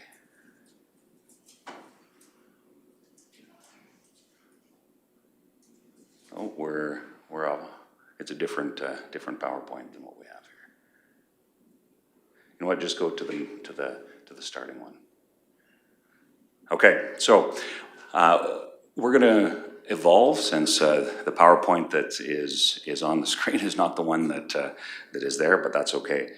So the Clearwater Peat project, you've heard some of the details surrounding the project, but some of the feedback that residents have provided is why Clearwater County and why peat moss.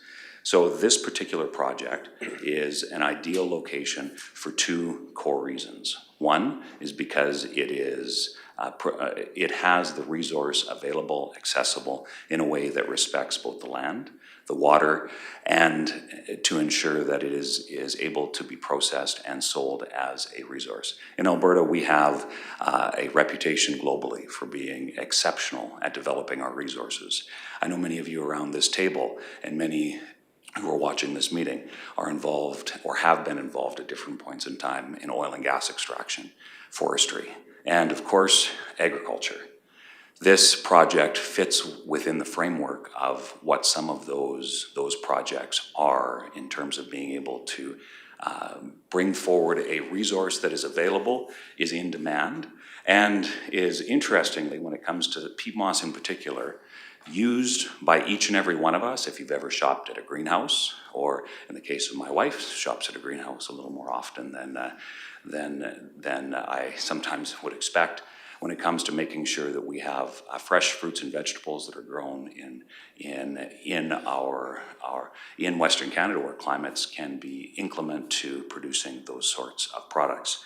So we have a resource that is available, and you have a company that has, for the last 15 or so years, been working through the process to ensure that the development of that resource can be done in a responsible way.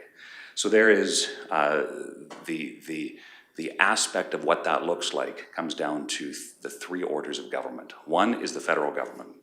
They have outlined a national peat moss strategy. Now, when I was a member of parliament, I had the opportunity to engage with various aspects of what that policy looked like.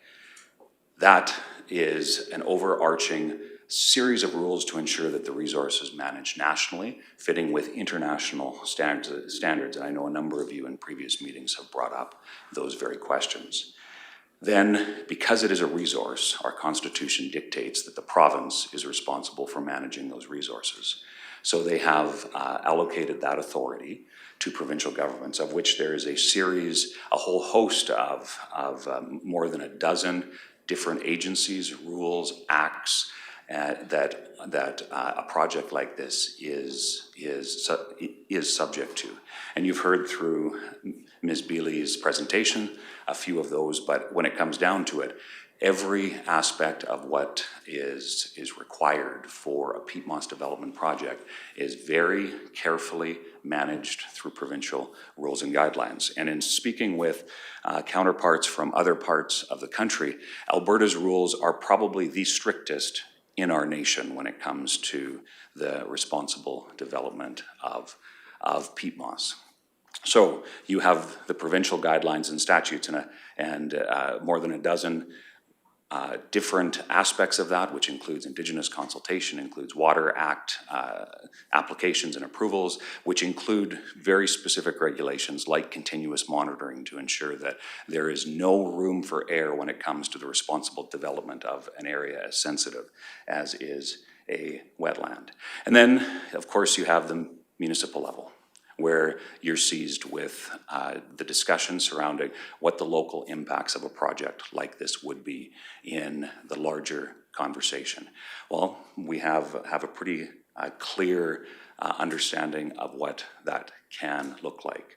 And the project itself comes down to being able to develop approximately 320 of an 800-acre footprint of peat moss. Now, how this is done, I know that there's been a lot of discussion about what peat moss development looks like. And I'm going to hand it over to Premier Tech here in a moment to talk about the reclamation side. But what I want to emphasize, and I'll see when we are talking about the reclamation to see if we can maybe get a few of the pictures up. But if any of you have ever seen a harrow on a farm doing work on the land, if any of you have ever used or seen an air drill putting seed into the ground during planting, if any of you have ever seen, driven, or ridden in a combine, these are processes that would be direct comparators to what a peat moss operation looks like. It is not mining, it is not drilling, it is careful extraction of a part of the resource that exists, and then the careful process of being able to put that wetland, that resource, back to the incredible resource that it is in our region when it comes to the role that wetlands play in our ecosystem. So if it's all right now, and I will try to, I'll come and see if we can get the PowerPoint up and going. But Robert is a multi-generational, sorry, Andre is a multi-generational peat moss guy who's going to talk a little bit about how important reclamation is for both council and the residents who are passionate about this issue. At this point in time, Mr. Carrick, I'm just going to ask, we could take a recess just to get the proper PowerPoint presentation available for your presentation. We can take a 5-minute recess to be able to have that PowerPoint presentation. We'll recess for 5 minutes.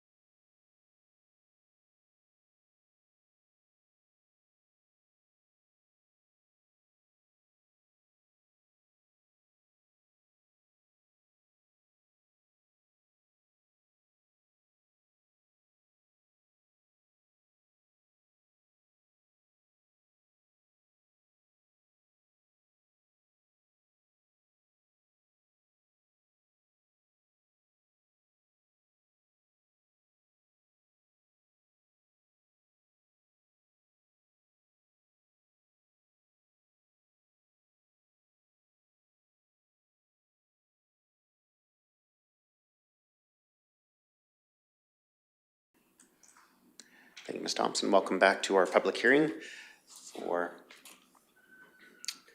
development permit number 5125.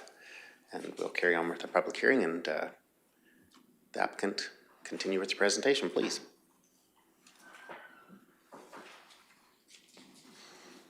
Thank you very much, and all I have to say is thank goodness for IT people.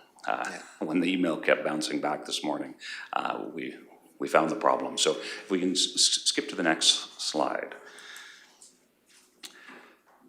So we talked about peat moss, we talked a little bit about the development process, and for any of you who have shopped at UFA or Co-op, you will likely have seen ProMix as part of the selection of peat moss, and Premier is proud to be, for that to be the product that is available commercially to consumers. So I have no doubt, in an era where shopping local has been such a key part of the national conversation, being able to see the opportunity for that here locally in Clearwater County, I think is an important aspect to this project as well. Next slide.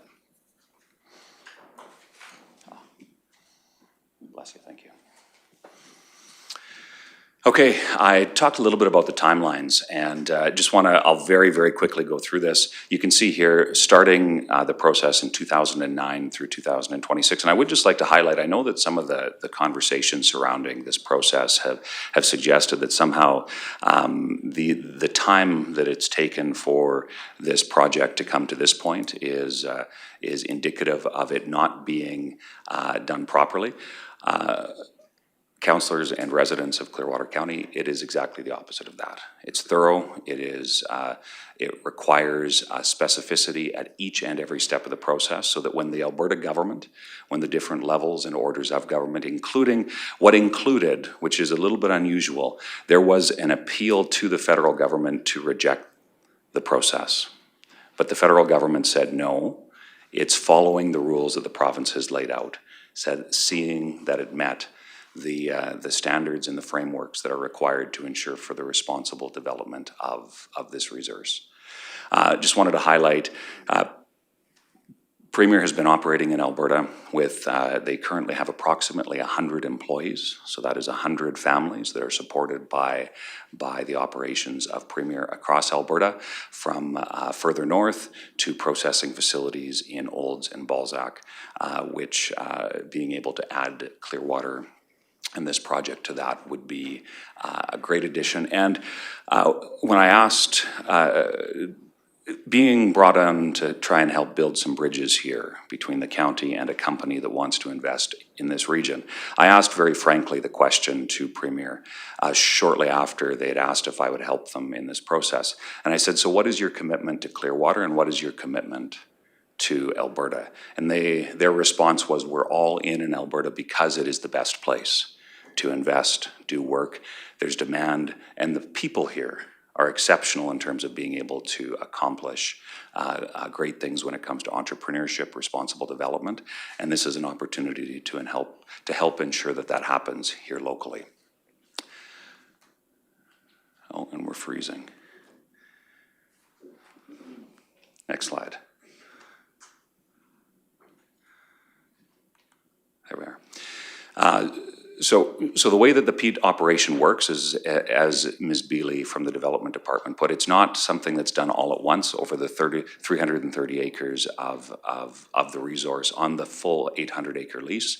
It includes 5 different areas, and the benefit of this is that it is not only a portion that is done for harvesting purposes, but it also means that by the time that the project is completed, you have some of the earliest harvested peat areas of the project will be almost entirely reclaimed by the time the project is actually finished producing, and then the obligations which Andre will get into in a moment when it comes to reclamation.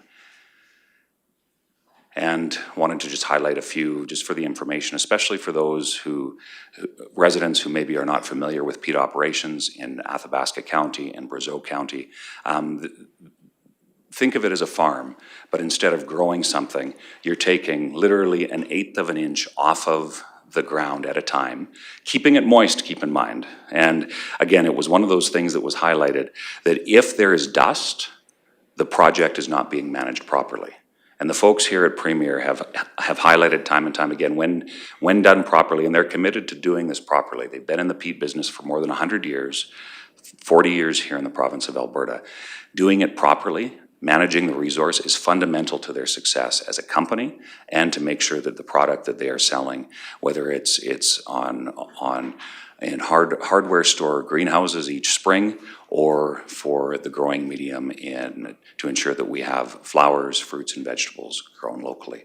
And just to highlight the buffer zone that was mentioned by Ms. Bealey ensures that nobody that drives by this project will know that there is an operation there, because there will be a 40-meter tree buffer zone between any operations and any other side of the property. And then there is a 100-meter zone between Mud Creek and the ecological sensitivities associated with the creek in this area and the bogs that feed it.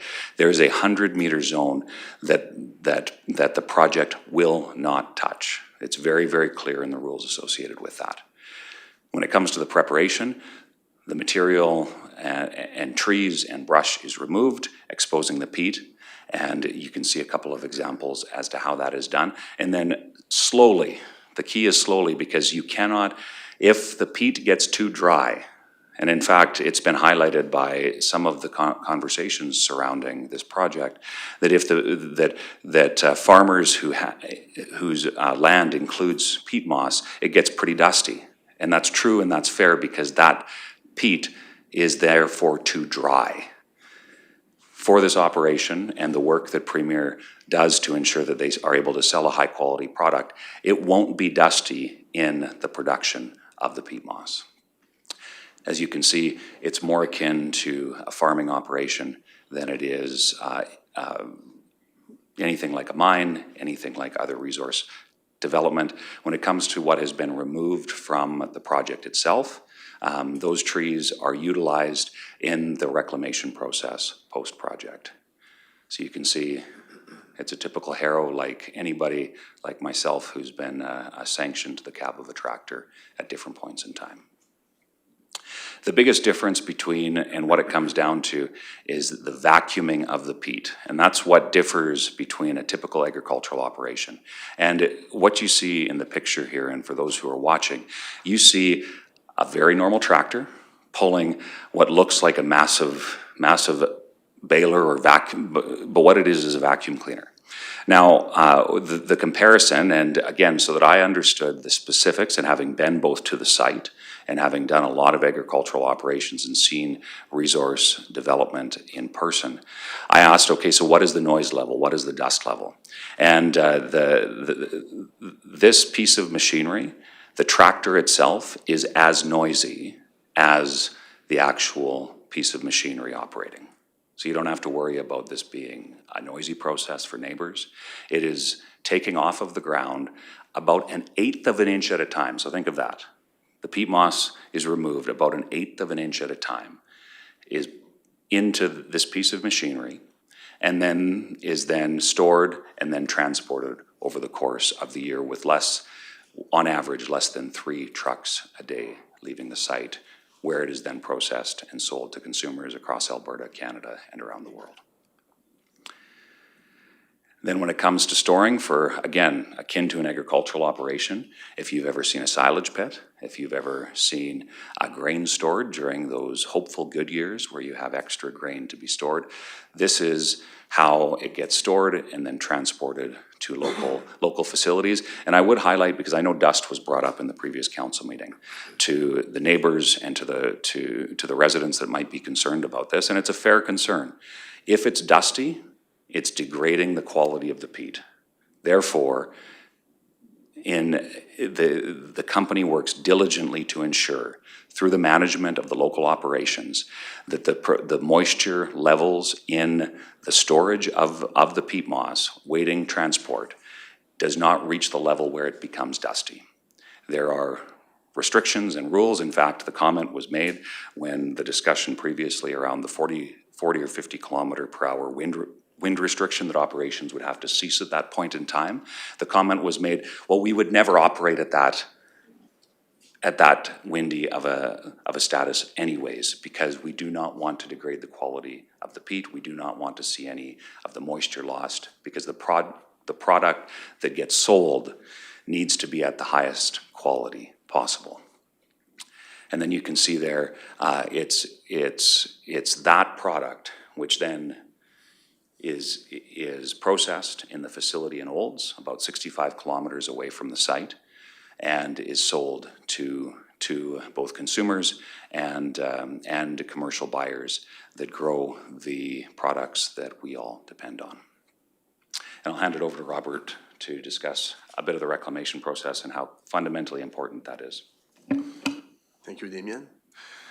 Okay, I'll go over how we proceed, how we do the work. But first, to start, I'd like to say that I'm very proud to work for Premier Tech. As a private citizen, I feel the environment is super important, and Premier Tech really takes restoration seriously. They will do everything that is necessary to do all the reclamation and restoration that is needed. It's very important for future generations. We've been around for 100 years, and we want to keep. We're aiming for another 100 years, so we want to make sure that there is peat for future generations. So we're really mindful of that, and we take it very seriously. So far, I mean, as you can see, I mean, there were almost 9,000 acres of reclaimed peat land over the past 30 years across the country. We lead the industry globally in doing this. We've been doing it for 30 years and more. You can go to the next slide. And this would be the process. You know, the first step, what we do, we do surface preparation. So we'll rearrange the site, level it, have some berms, just to make sure, you know, that we create an environment where there will be moisture that will stay there and help the plants grow when we put them back. We'll plug the ditches so that the water doesn't drain out in the ponds that we have, that we will have, so that it stays in there. We will collect donor material, and that donor material comes from the bog itself, because we need to leave some untouched areas where we will have the same vegetation as what we took out when we started the project, so that we will transplant all of that on the bog. So we'll do that. Then we'll reintroduce the plants on the bog.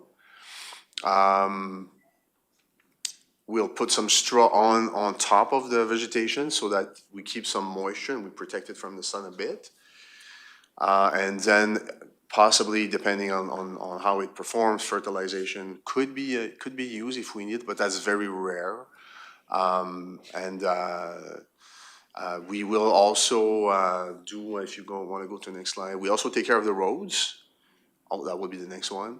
This is you can go back, Damien. So this is an example of land that we restored in the Athabasca area. We call that bog Babette.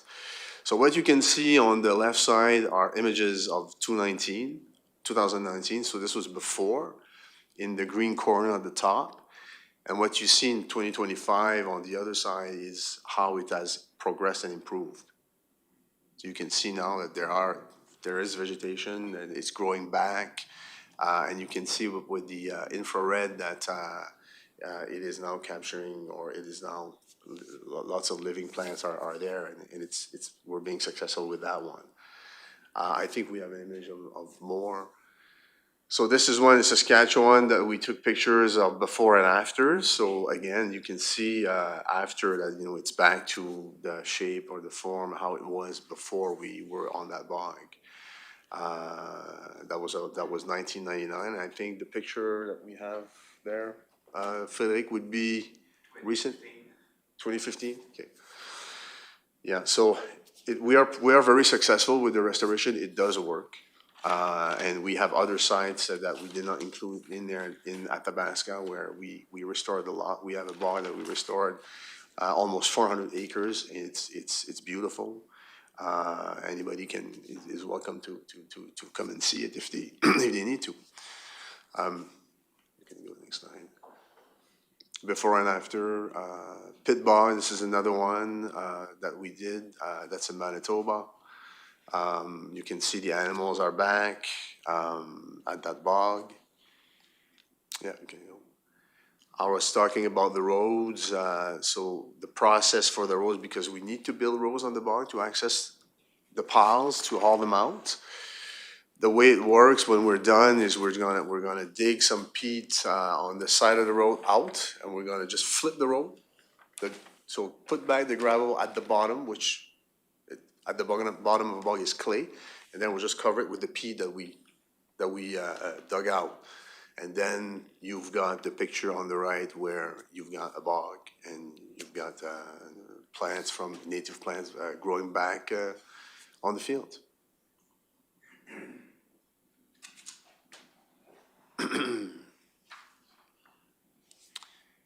You want to talk to this one? Or? Sure. So in conclusion, we wanted to ensure that we highlighted a bit about the project. You heard the technical details, and just to highlight for all those who might be watching, the package that was provided to council, 400 plus pages. I know over the course of the last number of weeks that I've been involved with Premier working on this, there has been about $500,000 spent in Clearwater County to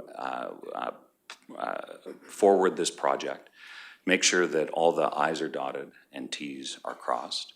There is, Premier as a company leads the world, and you see a little bit of information here about how not only are they a company that harvests and sells peat moss, they've been leading the world in terms of collaborations and research on both reclamation and the product itself. I know there's some valid concerns regarding sustainability, and that's fair.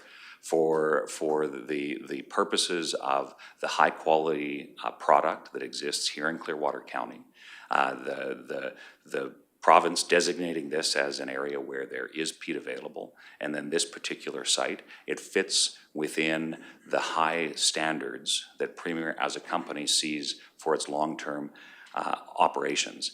And I would simply to conclude, the key message that I would leave with both council and the residents, that some of which do support, I would suggest many are in support, or at the very least curious about what this means for Clearwater County. But for those who have concerns, this is not an end point in the conversation. Premier is committed to Alberta, committed to this project here in Clearwater. And that includes helping make sure that this project is a success and that they are good neighbors.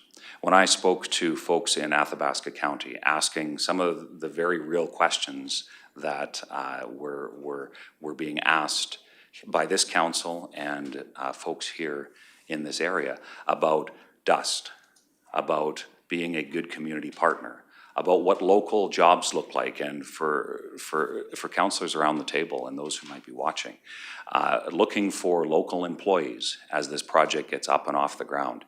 Between 7 and 14 local jobs that will see direct benefit of a project like this that has a long-term commitment to this community, to this region.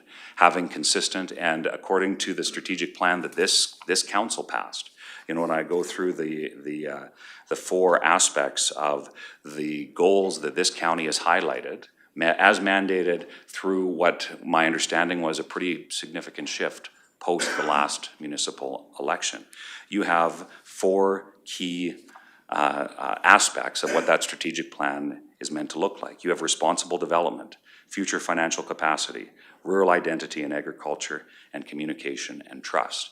When you look at this project and the work that has been done, the $500,000 that's been spent, the 15 years going through, dotting the I's, crossing the T's, and the willingness and commitment to make sure that this is not the end of the conversation, This is the point in which the work can begin to ensure that that continues in a meaningful partnership in this area. You know, I asked a bit about Andre's story. You know, he comes from the Maritimes and is multi-generational in the peat moss industry. You have Robert, who has lived across the country but settled in Alberta working in the oil and gas sector. You have folks around this table who have been involved in various aspects of the resource sector. You have a chance to help make sure that your strategic plan and objectives are fulfilled, to ensure that there is an opening and an opportunity for any concerns that residents have today, but also going forward, because that's what partnership with a region is. When I spoke to the Reeve of Athabasca County, I asked some of the tough questions about what it was like to work with Premier. And very frankly, asked the question, do they return calls? Do they respond to concerns about roadways? Do they have a back and forth relationship? And throughout every step of the process, the answer was yes, they're a community partner. So as we conclude, highlighting a bit of the overall scope of the project, a bit of what the reclamation, and hopefully in the course of this presentation, having been able to address what we have heard some of the concerns are by both councillors and the residents who are watching, the hope is that there is the opportunity for this council and for this region of Alberta to continue to work together to develop a resource that is in demand, is available, and can be done so in a responsible manner. Thank you very much, Mr. Reeve. Thank you for the presentation and the information, Mr. Keurig. At this point in time, I'd like to ask council if there are any questions of the applicant or administration at this time. Councillor Powell, go ahead, please. Thank you guys for the presentation. My question's for administration. It was in regards to the referral agency letter that just came in. Normally, we just receive, if there's no comments, that means the referral agency doesn't have a problem. Is that correct? Ms. Billy? When we circulate referrals, they can comment on any part of the application. So they just stated that they're in support of the application. Okay, I've just never seen a letter that was written in support of economic development. I was just wondering if any of the Blue Mountain Power Co-op Board was here today.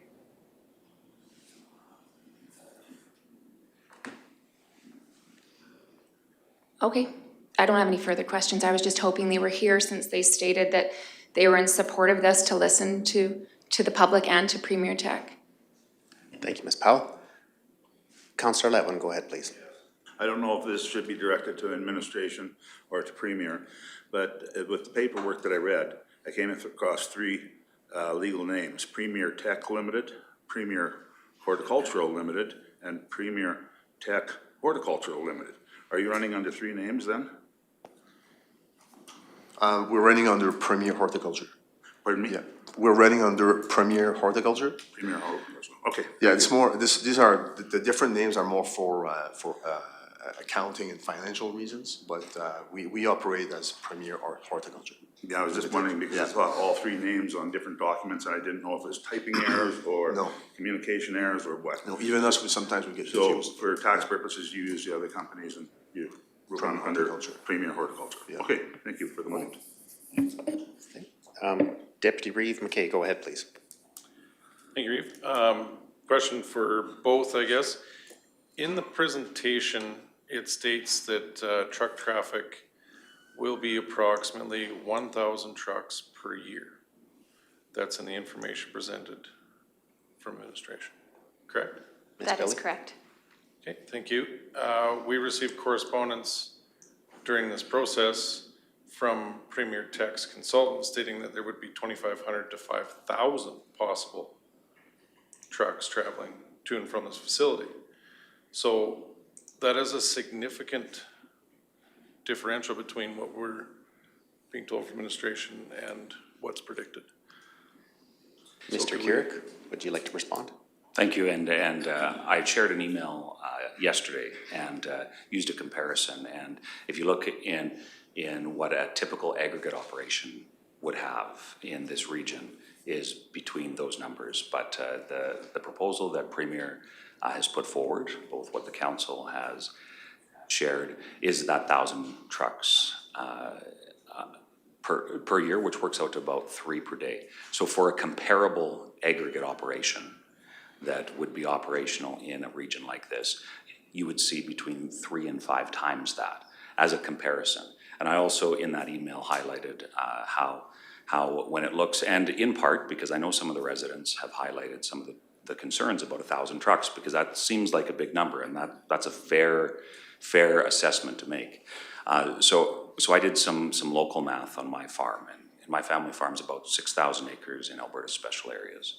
On an average crop year, 40 bushels to the acre. By the time you include trucking to and out and selling grain, a farm that's pretty average size, on the smaller side of average now in the region where I'm from, works out to be about 1,000 trucks per year. So when it comes to the increase in traffic, yes, there is an increase in traffic. What will average about 3 trucks a day. When it comes to comparisons to other types of operations, aggregate being one of them, and I know there are some, in fact, this council has been seized just this year with approvals and permits surrounding different aggregate operations. You see the comparison that you would see on an aggregate project would have between that 2,500 and 5,000 trucks. This project, the number of trucks that you can expect would be 1,000. Comparing it to another project like an aggregate operation would see significantly more than that. Does that answer your question? To a certain extent, but as with agriculture, as I am also in agriculture, so I understand much of our trucking traffic happens in very specific times of the year, as would with Premier Horticultural Tech. So during the harvest season, those 80 days that are predicted, whether it's 60, whether it's 80, the documentation differs, there's going to be a very high volume of truck traffic during those periods, just as with agriculture. No, because it's different. The plant in Olds produces pretty much year round. Our busiest time of the years would be from October to April, May. Then in the summer it slows down a bit. So that would be when we do a little bit more hauling. But it's pretty consistent through the year. The plant produces every week.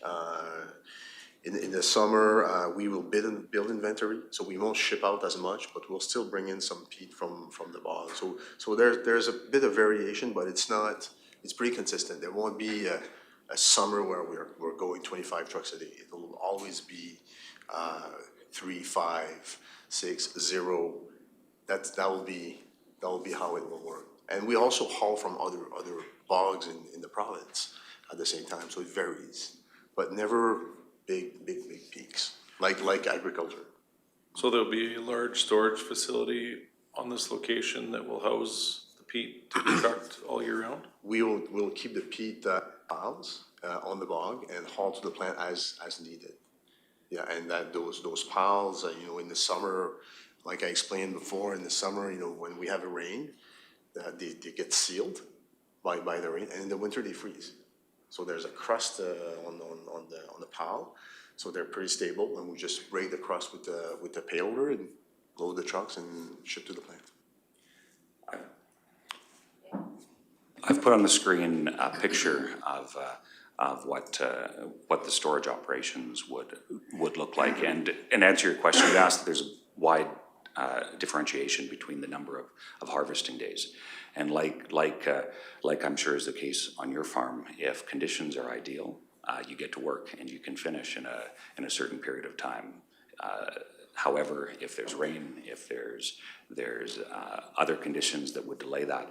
So the reason why there's a range of harvest days that have been provided to this council is to ensure that this council understands that, like an agricultural operation that is dependent on the weather, you can see a variation. So between 40 and I believe it's 40 and 60 days, if I'm recalling. I have it in my notes here, but that is what a typical harvest season for peat looks like.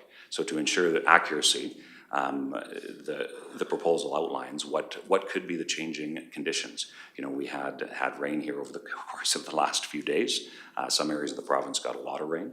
That would obviously change the type of operation. So like any agricultural operation, and I think that's one of the important aspects of this type of project to keep in mind. It is the development of a resource, but it looks far closer to a farming operation and than it does the development of a resource. And that includes, you know, for farmers, you have on-site storage. Most farmers do. So you will harvest your product, grain, canola, whatever the case is. You'll take it to your farmyard, and then you'll sell it at the time that works best for a local farm operation. That could be in February. That could be in September. Whatever the case works for a specific farm operation. For those 1,000 trucks that would come and go, the case of Premier, it's working with their operation for that consistent year-round demand for that facility, ensuring that there's also the harvest component of that, where for those 45 to 60 days, weather dependent, that's when the peat is actually harvested. If I may, the truck traffic is estimated at 1,000 trucks per day, but they don't specify when that truck traffic will occur, but it is regulated through our road use permits that are issued by Public Works and renewed annually. And just for, there is stockpiles on site and they're located along the access road to kind of create a bit of a buffer for the adjacent landowner to the east. Just for some clarification. Do you have further comments at this time, Deputy Reeve? No. Mr. Carrick, go ahead. Sure. Thank you, Reeve. And I would just highlight one of the items that I had shared with each of the councillors via email was an example of a invoice that Premier pays to Athabasca County on a yearly basis when it comes to dust mitigation on roadways. So, and the reason why Premier wanted that to be shared with this council was so that you can see a practical example of how, as a company, they want to work with the local council to ensure that residents are happy in the process of their operations. And they further emphasized that when it comes to the type of traffic and the timing and all other aspects of that, that's what being a partner. It's not about forcing something that is not collaborative, but it's about working with the county to make sure that it fits within what county expectations are and being able to do so with the road use permits. Thank you, Mr. Carrick. We shortly will be getting to hear from the public, both from community members in favor of this application and opposed. However, before we get to that, there are two more council members that would like to ask questions for clarity. Councillor Humphrey, go ahead, please. Yeah, so the number, trying to get back to, there's been a lot of numbers, the number of employees you expect to employ is how many? Up to 14? And if you're having your 3 to 5 trucks a day, is that is including them as well? So the truck, those would be the truckers that are hauling it to Olds and it would be plus the trucks. So it'd be plus that. So Plus it'd the be truckers, 10 to truck drivers. 14 Yep, on site. yep. Okay, and that would be full-time work. They'd be working year-round is what I'm getting out of this. Not all, I would say maybe 5 will be full-time and the rest will be seasonal. Roughly, I think, right, numbers? Yeah, at full capacity. At full capacity, yeah. After a few years, after we've opened, because we're gonna open 100 acres and it's staggered, so we're gonna increase our So workforce. as you get up to all 5 of the phases, then you would have 5 full-time employees. Yes. And the part-time employees would be seasonal. That's harvest seasonal, so that 80 They would days. work from April November. And yes, they come in to do the harvesting, but they also come in to do maintenance work in the fields, you know, make sure that the ditches are cleaned. If there's any other work that we have to do with, you know, leveling the fields, and making sure they're smooth. There's all kinds of different works that we need to do on the block. And we try to keep everybody working as much as we can, so that they have enough hours and, you know, they have good benefits. Is it, yeah, is this employees or subcontract? Pardon me? Do you contract out some of the work or is it all hired employees? Hired. Okay. Yep. Okay, thank you. Councillor Cermak, go ahead, the floor is yours. Yeah, I just have a question on, in the dry season, when you have these stockpiles out there, how do you protect them from blowing away? Because I have peat moss and plank border land, and I know if I put it in a pile and a 30-mile-an-hour wind comes up, it's in the neighbor's place. Well, we don't see that very often with our piles, the way our piles are lined up along the roads. And like I said, I mean, it can happen that you will have some dust. It's very rare.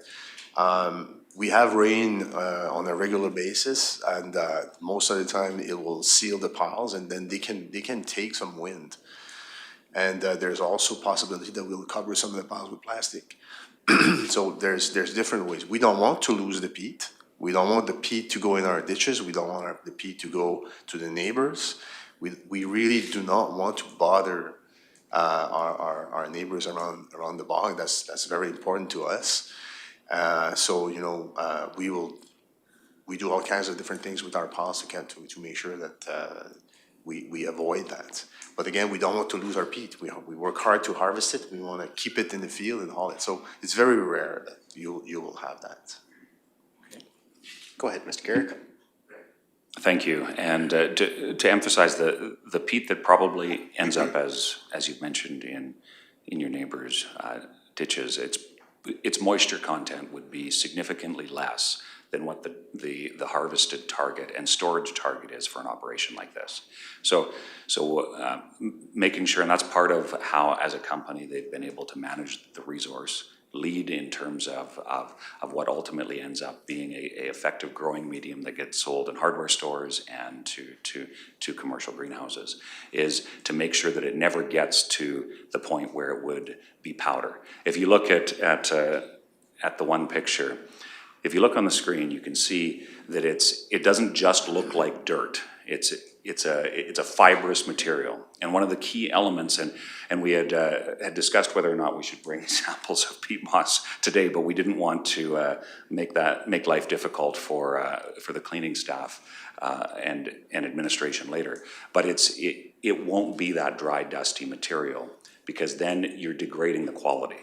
So Premier, as a company, the quality of the product is key to them being successful. So it's in their best interest to make sure that it never gets to the point where it is, in fact, dusty, blowing away, that sort of thing. And that's why in the harvesting process, they take off 1/8 of an inch at a time to a maximum of 6 inches. So they're taking 6 inches of peat. Then there's the reclamation process, those wetlands restored. But it's that process to ensure that the peat quality and the wetlands that it came from, both before, and to ensure that it is the case after, that it's restored to its entirety. If it misses that mark, then it's not in terms of the value proposition for the company, it's not the same value. So they work very, very diligently to make sure that their product is kept at a moisture level that never gets to that point of being dusty. Okay. If I may, Ms. Billy, go ahead, please. In the development and operational plan, they did outline that from time to time, they will cover the stockpiles with a grit-free polyurethane tarp. Okay, thank you for the information, Ms. Billy. Councillor Cermak, do you have any further follow-up questions? I do, but I can come back, or I can do it now. You've got the floor at this time. Please go ahead. Okay. I guess I'm going to go into the finances. I need to know what Premier Tech is going to put into the purses of Clearwater County when this is in full operation, what will we receive financially for a year? That's a good question, and one that I think we spoke about when we talked on the phone. So I think there's two sides to this. One, unlike aggregate operations, royalties are paid, but they are paid to the province. So for full transparency and awareness, the royalties that get paid do go to the public purse, but it is not the public purse of Clearwater County. That is not a decision that the county makes. That is a decision that the provincial government makes, and is a distinction between aggregate and an operation like peat moss, similar to oil and gas, other types of mines. Now, in terms of a commitment to ensure to emphasize that Premier is wanting to be a partner, they've been paying taxes on otherwise undeveloped Crown land now for 15 years. So that is at the assessed rate that this council and previous councils have assessed. There will be improvements, and in the package that you have received, there is a clear outline as to what the yard improvements look like. So as the project is assessed going forward, you will have that consistent assessed value of this project as part of the county on the long term, because this is not something that ends in a few years. This is a multi-decade project where there is a commitment to be a consistent, stable ratepayer throughout the duration of that time. And I know Ms. Bealey has been asked that question as well, and there's a little bit of uncertainty as to what that exact dollar amount would look like, because this council, as will the next council, come post the next municipal election, come post the next education property tax change by the province, those factors will change. But otherwise, undeveloped Crown land, this is going to be assessed at a different rate than that. And I would emphasize as well, and part of the reason why I shared the invoice from Athabasca County for dust mitigation is because Premier has shown that it's willing to ensure it's a responsible partner in the use of the public resources of the municipalities it operates in.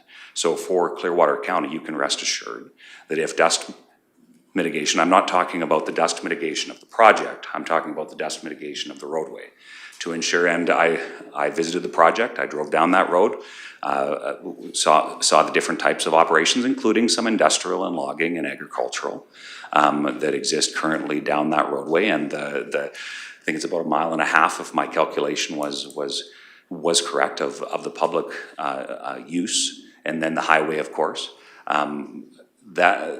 The fact that in other municipalities, Premier has worked to come to an agreement to help ensure that the impacts are mitigated, and in the case of Athabasca County, actually pays the county for those mitigation measures on a yearly basis. And then the less concrete side of the benefits to Clearwater County, of course, are the fact that you will have, between those 7 to 14 employees on a yearly basis. Those are predictable, consistent jobs. You have the 5 or so full-time that are good year-round paying jobs, and then consistent seasonal work for others, like in many of the other industries that we have in this area, whether that be rig work, whether that be agriculture, whether that be the wide spectrum of work that people look for. So there's both the direct benefits that you can see having the investment of a partner, not just a company that's come from elsewhere, but somebody that is committed to this region. And just to emphasize for the county and the residents' peace of mind, there is very, very stringent obligations for a project like this to be brought through to completion. And rules and regulations and penalties if it is not fulfilling its obligations under the more than a dozen acts that it's subject to from the provincial standpoint. Okay. I'm a landowner, and I took my assessment, because it's basically the same quarter as what you're trying to develop, because I've got peat moss in my place. Part of mine is over 8 feet deep. So I kind of projected what, if I did that, there would be somewhere that I would pay between 1,100 and maybe 6,000 a year on taxes to the county. If I'm gonna get $6,000 and put 40 families in the area that there could be accidents on the road, mitigation and all of this for $6,000, I'm into economic development. I wanna see our county grow. But it's $6,000 and putting 40 families in jeopardy? No, it's not worth it, as far as I'm concerned. But I look at it from a financial perspective that we get back as a county. So if I could, Mr. Reeve. Yes, Mr. Keurig, please go ahead. Sure, thank you for that, and I hear you. And I think that we all take very seriously the safety of our roadways, but for, you know, the fact that we have communities here that would benefit from those 7 to 14 jobs, that we have $1 million of investment that would come in on a yearly basis. That includes contractors to local welding shops. That includes mechanics. That includes the whole spectrum of what makes Clearwater County and this region a great place to live, work, and play. To ensure that there is responsible development. It is money that goes into the purse in terms of a consistent ratepayer as a company, and land use that would otherwise see, that would not have that benefit. You have a partner that's willing to work with the county when it comes to use of public infrastructure. That's been key and emphasized by other municipalities where Premier works. But it's that $1 million per year in investment that this county will benefit from. And it will be the families that benefit, the contractors that are brought in to do, you know, to fix the tractor that needs work done. It's where they're buying the oil filters. It's where they're ensuring that the equipment is maintained. All of the spin-offs of this is where that $1 million comes from. So it is certainly key and important that the county benefits, which they do. There's also the royalties that are paid, which the province gets those royalties, but they are royalties that get paid. So that is a fact. It just doesn't come to the county, and that's a provincial decision. But that $1 million to the economic development of the region, I think is something that is important context for how this region continues to grow and ensures that those 40 families that you talked about see this as a place where they can raise their families, grow a business, and ensure that they have the public infrastructure on an ongoing basis. Thank you. Okay, just a reminder to council, this is still a public hearing. There's many residents that have taken the time out of their day to come here and to provide public comments. We will be moving on to another item later on in the agenda for decision. So if council's still, absolutely, we're still in a public hearing at this point in time. So council is welcome to ask questions at any point in time, but we are still in a public hearing at this point in time, and there are many community members that have taken their time to join us here today in the gallery. Mr. Keurig, do you have any additional comments that you'd like to provide? Otherwise, I'll move on to opening up the floor for the public members that have joined us in person here today. Look forward to hearing from them. Excellent, thank you very much. Seeing no more questions from council at this time, I would like to now open the floor for comments from the public. Please state your name and the organization that you represent, if any. For those in attendance in person, please take turns stepping up to the podium and adjust the microphone as needed. And at this time, I would like to invite any comments from any member of the public who is in attendance wishing to speak in favor of this application. Are there any members in the gallery in attendance this morning wishing to speak in favor of this application? I will ask one more time. Are there any members of the community or the public in attendance in the gallery in person wishing to speak in favor of this application? I'm not seeing none. I'm seeing none at this time. Ms. Thompson, I'd like to invite any comments from any member of the public who's in attendance online wishing to speak in favor of this application? Do we have any members online? Ms. Thank you, Thompson? Reeve. We have one person participating online, so maybe we can just give them a second to see if they want to speak in favor. Okay.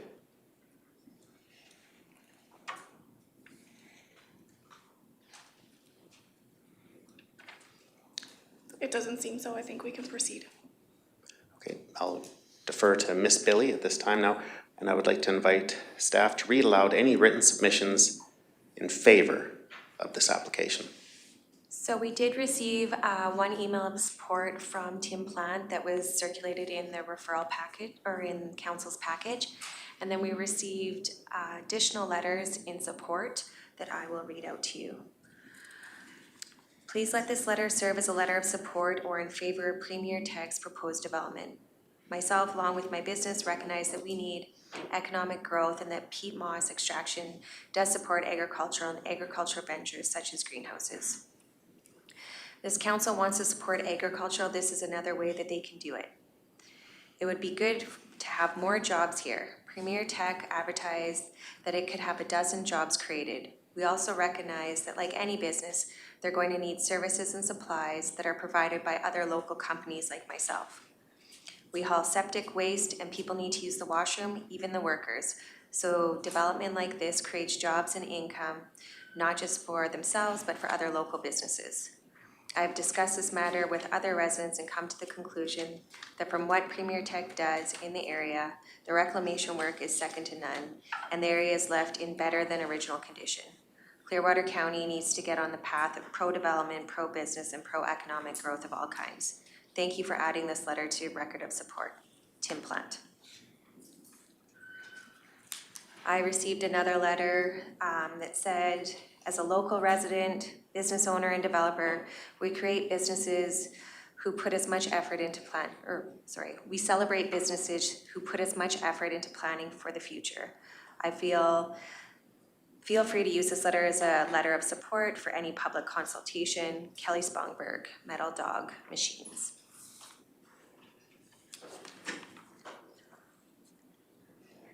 I am a resident and long-term business owner, and I am in favor of this project moving forward. The county has said they want agricultural projects above anything else. This is a perfect fit, just like a farmer wanting to remove topsoil, removing the gravel from underneath and putting the soil back. The advantage of this project is it keeps developing more agricultural products, whereas gravel does not. This project has gone through many hoops with county permits, provincial permits, and federal permits. They have passed them all. Most of the other comments that have been made in the paper have been answered. Economic input is huge over a long term. The Hamlet of Caroline is always looking to get more business. We are struggling to get anything going that would bring people and jobs. The Chamber of Commerce is always looking for projects, and this one would be a good fit. Most projects take a lot of time and money to get up and running. This one is already here. Tax revenue is always a question. $55 per year is a number flashed around. We have seen prices stay the same for 40 years. If expected running is $2,200 in 2026 dollars. It will grow to many more dollars than that. People talk about the length of time to generate the moss. Compare it to a tree, 80 years, moss 40. The difference with peat is it starts to regenerate immediately after harvesting. Moving forward for Caroline, this project is excellent. I urge you to approve the development. Reg Dean, property and business owner. Miss Billy, at this point in time, I think we're going to take a 5-minute recess and we will resume at 11:50.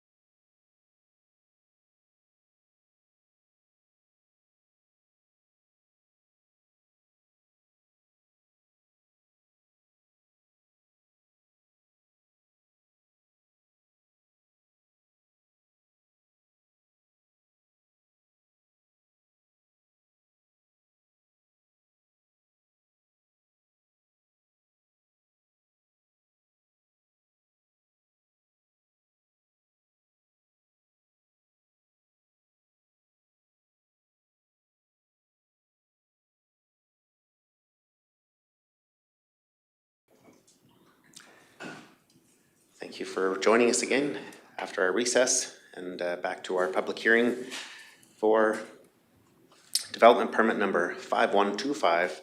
And again, Mrs. Holly Billy, there are additional written submissions that you'd like to read. More letters that Kim's gonna read because I was just gonna give myself a little break, but then you took a recess. So she is going to read them for you. Please go ahead, Ms. Gill. Okay, so it says, from the town of Olds, to whom it may concern. The town of Olds is pleased to provide this letter in support of Premier Tech Horticulture and its operations in Alberta. Premier Tech Horticulture has maintained a production and processing facility in the town of Olds since 1992. Over the past 3 decades, the company has become a valued member of our business community and a significant contributor to the local economy. The company's Olds facility serves as an important processing and distribution hub for peat-based products made with peat harvested in Alberta. Through its continued investment in the community, Premier Tech Horticulture currently provides employment for approximately 40 people, creating stable jobs and supporting numerous local families. In addition to its direct economic contribution, the company supports local businesses through the purchase of goods, services, transportation, maintenance, and other business activities. Throughout its long-standing history in Olds, Premier Tech Horticulture has demonstrated a commitment to operating responsibly and maintaining positive relationships with municipal officials, employees, local businesses, and community members. The company has consistently conducted its operations in a professional manner and has established a reputation as a responsible corporate citizen. Our experience has been that Premier Tech Horticulture is committed to environmental stewardship, regulatory compliance, workplace safety, and responsible business practices. The company has shown a willingness to work collaboratively with local authorities and stakeholders and has contributed positively to the economic vitality of our community. After more than 30 years of operating in the town of Olds, Premier Tech Horticulture has proven itself to be a dependable employer, a responsible business operator, and a valued member of our community. Based on our long-standing relationship and experience with the company, we are pleased to offer our support and confidence in its ability to continue conducting its operations in a responsible and professional manner. Should you require any additional information, you can contact the town of Olds. And then the second letter is from the town of Athabasca. On behalf of the town of Athabasca, I would like to provide this letter of support of Premier Tech Horticulture as a responsible corporate citizen and valued business presence within our community. Premier has operated in the Athabasca region since 1987 and has demonstrated a long-standing commitment to the local economy and community over the years. The company has contributed to employment opportunities in the area, supported local businesses through its operations, and maintained an active and positive presence in the region. The town of Athabasca recognizes Premier Tech Horticulture as an organization that has conducted its operations responsibly while maintaining strong relationships with local stakeholders and service providers. Their continued investment in the region reflects a commitment to suitable economic activity and long-term community involvement. We acknowledge the importance of responsible corporate partnerships in supporting the economic vitality of rural Alberta. Premier Tech Horticulture's history in Athabasca reflects the value of maintaining these relationships and contributing to the broader regional economy. The town of Athabasca appreciates Premier Tech Horticulture's ongoing presence and contributions to our community and is pleased to recognize them as a responsible corporate citizen. Thank you, Ms. Gill. That's it. Are there any other written submissions? Ms. Billy? No, there are not. Okay, thank you to staff for reading those letters for council and the community. At this time, I'd like to invite comments from any member of the public who's in attendance in person wishing to speak in opposition of this application. Are there any members in attendance in person wishing to speak in opposition of this application? Please make your way to the podium and state your name, and you'll have 5 minutes. Good afternoon. I said afternoon. Feels like it's been all morning. I'm Marie Scott. Good morning, Reeves, Councillors, Clearwater County representatives. I'm Marie Scott. I farm in Clearwater County with my husband, Bill. Bill and our son own a quarter about a mile from the proposed development. First, let me say that this development, occasionally referred to as a peat farming, is no way farming. Farmers strive to improve their land every year, keeping it healthy and producing. This development is not farming because I believe that it's reaping everything out of the bottom. They're taking everything off the top and nothing is going to be put back and seen great for 10 years. The ecosystem of Mud Creek peatland is priceless. It is a water purifying phenomenon. instrumental in holding heavy metals and other compounds hazardous to people, animals, and plants. It absorbs great amounts of water. In times of heavy rains, it releases more slowly than hard ground would, causing less flooding and saving important infrastructure downstream. I'm not going to get into all the important benefits of peatlands because I'm sure that councillors and attendees have done a lot of reading for the importance of these carbon sinks and environmentally important ecosystems. There are alternatives to peat. Well-rotted manure, mixtures of asbestos-free vermiculite are all great growing mediums. Peat actually itself is not a great choice. It takes constant watering and fertilizing. Premier Tech would have us believe they're bringing jobs to Clearwater County. And I'm going by this first application of May 14th that we have on hand to say this. They have one supervisor that they're going to be brought in. Premier Tech at the last meeting said this person would be trained and have expertise to train others. There would be 3 to 4 truck drivers, and I'm assuming these trucks would come from Olds. These trucks should be clean, inspected, free of weeds and other contaminants coming into a clean site.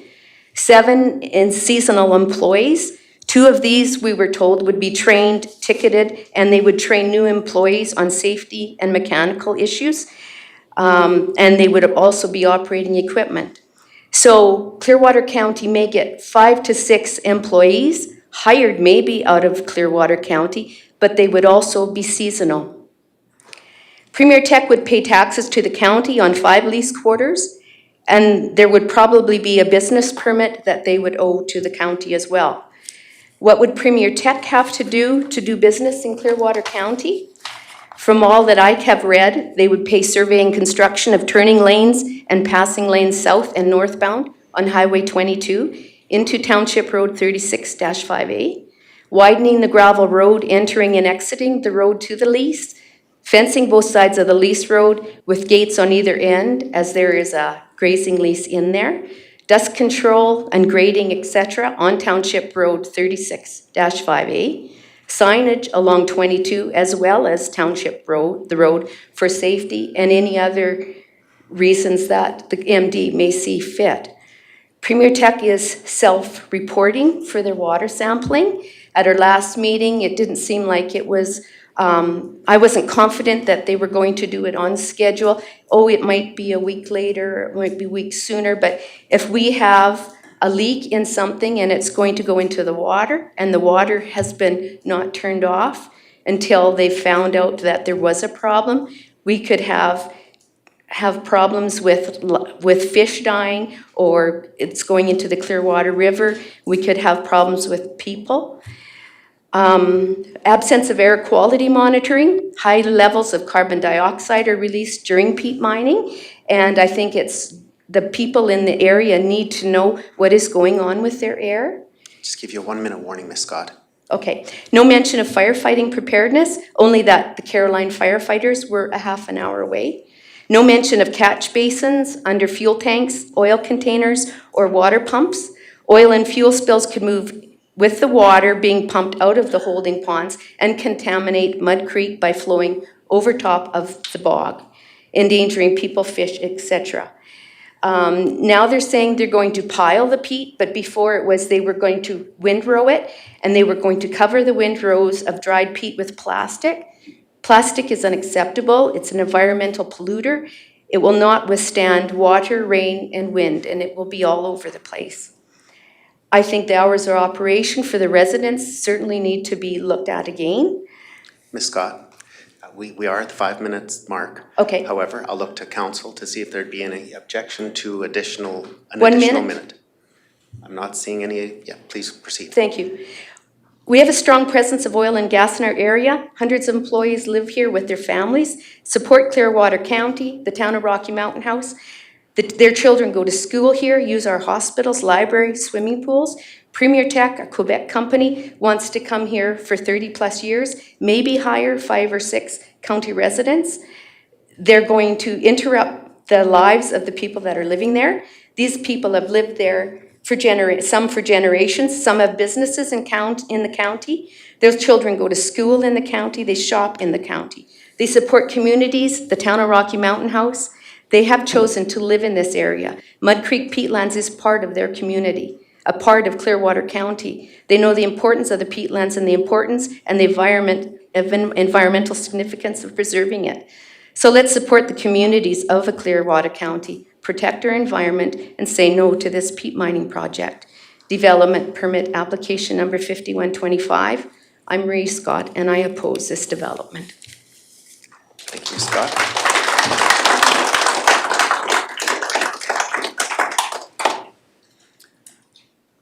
Are there any other members in attendance in person this afternoon wishing to speak in opposition of this application? Good afternoon. My name is Bonnie Miller. I'd like to thank the county for arranging this hearing, giving us the opportunity to be heard in person. I am speaking today for myself and my husband, George Miller, who is here. We both oppose this project.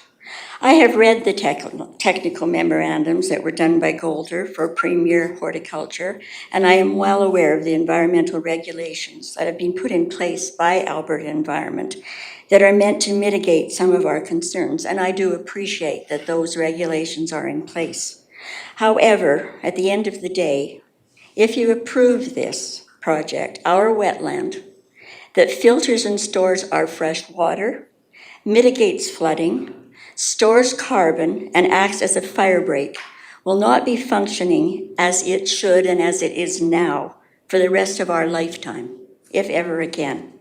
We also lose a diverse ecosystem and wildlife habitat.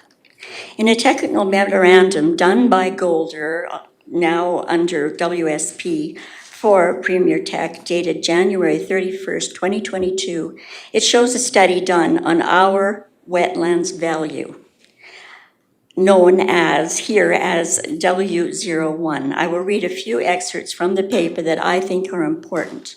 Wetland function. The final wetland value for W01 was category A. Scores were high for 5 wetland function metrics: water cooling, stream flow support, phosphorus retention, native plant pollinator, habitat, and fire break.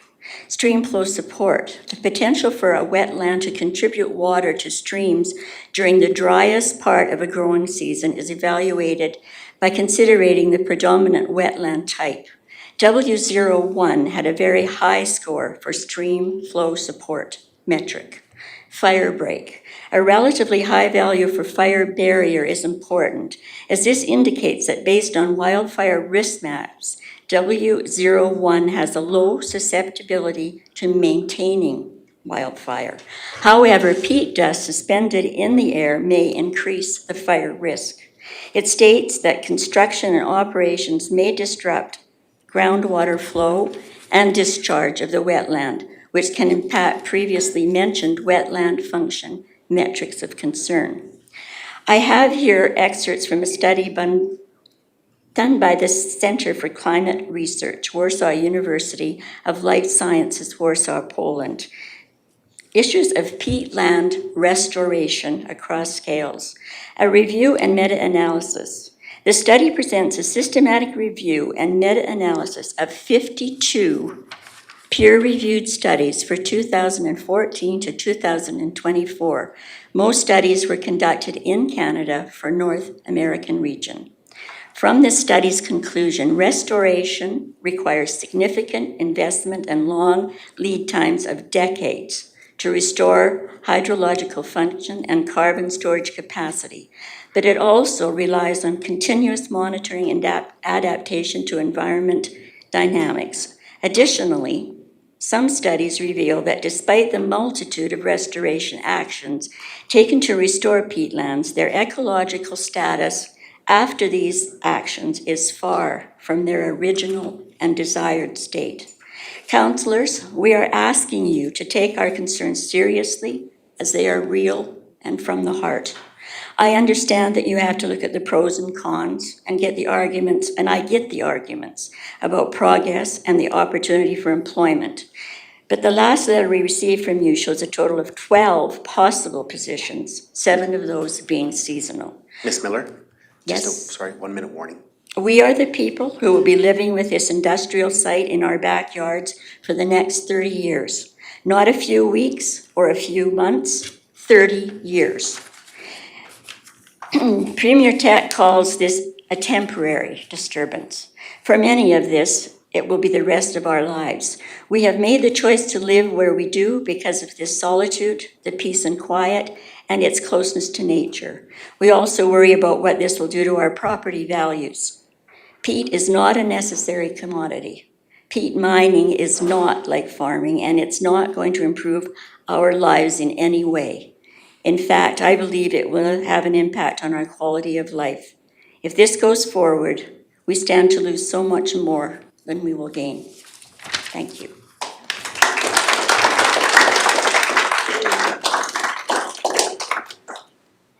Thank you, Ms. Miller. Are there any other members of the community in attendance here this afternoon, wishing to speak in opposition of this application? I do.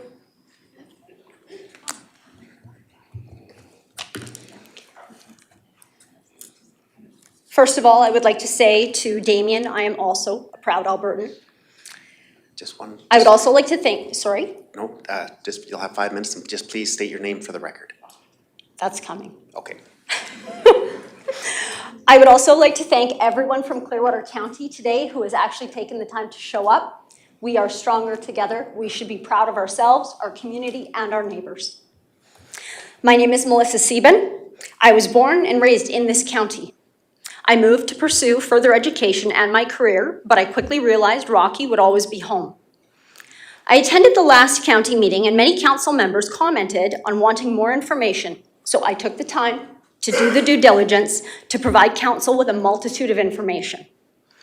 Provincial information on the importance of peat bogs and why they should be protected, how they assist in flood mitigation and fire suppression, the importance of protecting animal habitats as peat bogs are unique and diverse, information that there are countries banning it like Chile or moving to do so like the UK, how strongly Clearwater County residents are opposed to the project as it poses a huge safety concern for everyone in the area.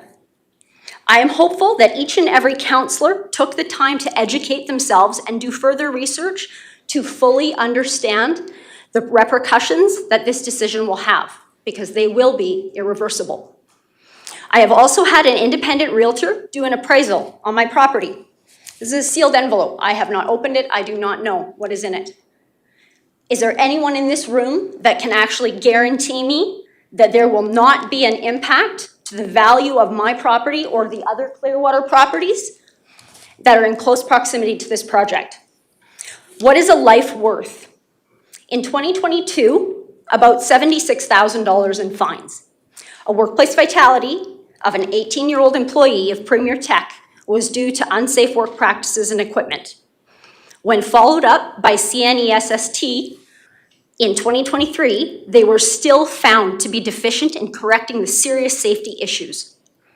Even if this project provides a few part-time jobs in Clearwater County, do we want our sons and daughters potentially working in an environment that is known to be hazardous and can be unsafe? I'm hoping that Premier Tech brought safety documentation, emergency response plans, STARS number, risk matrices, safety meeting minutes, near misses, hazard assessments, taproot processes, employee training programs, and information. Previous employees have actually said they have received little to no on-the-job training, which is very unfortunate. And how does the carbon get put back? I hear everyone talking about the reclamation, but it's not possible. So, I guess there are many alternatives to using peat as well, doing the research I have done, in various industries that are cost-effective and don't require depleting a natural and essentially non-renewable resource. In the early 2020s, a number of poultry barns in Ontario evaluated the use of peat and straw bedding. The mortality rate of the birds in the peat barns was significantly higher, and workers in those peat barns complained of illnesses and other health problems, even though they were wearing masks and full PPE. It is a known fact that particulate matter from peat is extremely small. I am also aware that the Rocky Chamber was approached by Premier Tech for a letter of endorsement, and they were denied. The Rocky Chamber voted against endorsing Premier Tech. That speaks volumes. I would like to extend a huge thank you to the members of the Rocky Chamber who took a stand, made informed decisions that directly affect all of us. Now, it is my hope that all of the Clearwater County councillors will also stand up and support the voices of the people that they represent and who have shown up here today. We want to know that we voted for the right people. Rocky is a small town, but peat is also a topic on a global scale. In closing, I leave you with this information from the Climate Sustainability Directory. Ms. Stephen? I know. 1 minute warning. I just have to do the same for everybody. I know. Global efforts to manage climate change rely heavily on the protection of peatlands because these areas store roughly twice as much carbon as all of the world's forests combined. Removal of the vegetative cover and the subsequent drainage of the substratum triggers a feedback loop that accelerates global temperature rise. Soil degradation resulting from these activities leads to an irreversible loss of unique biodiversity that cannot be replicated elsewhere. Monitoring reports from intergovernmental climate panels consistently flag the draining of these wetlands as a disproportionate contributor to national and regional greenhouse gas inventories. Future sustainability frameworks emphasize that the economic imperative of stopping extraction to avoid the mounting costs associated with climate adaptation. Ms. Stephen, the 5 minutes is up, but I could look to council if they would allow an additional minute, and I'm not seeing any objections. Policy interventions are shifting toward carbon credits for re-wetting and rehabilitating degraded sites.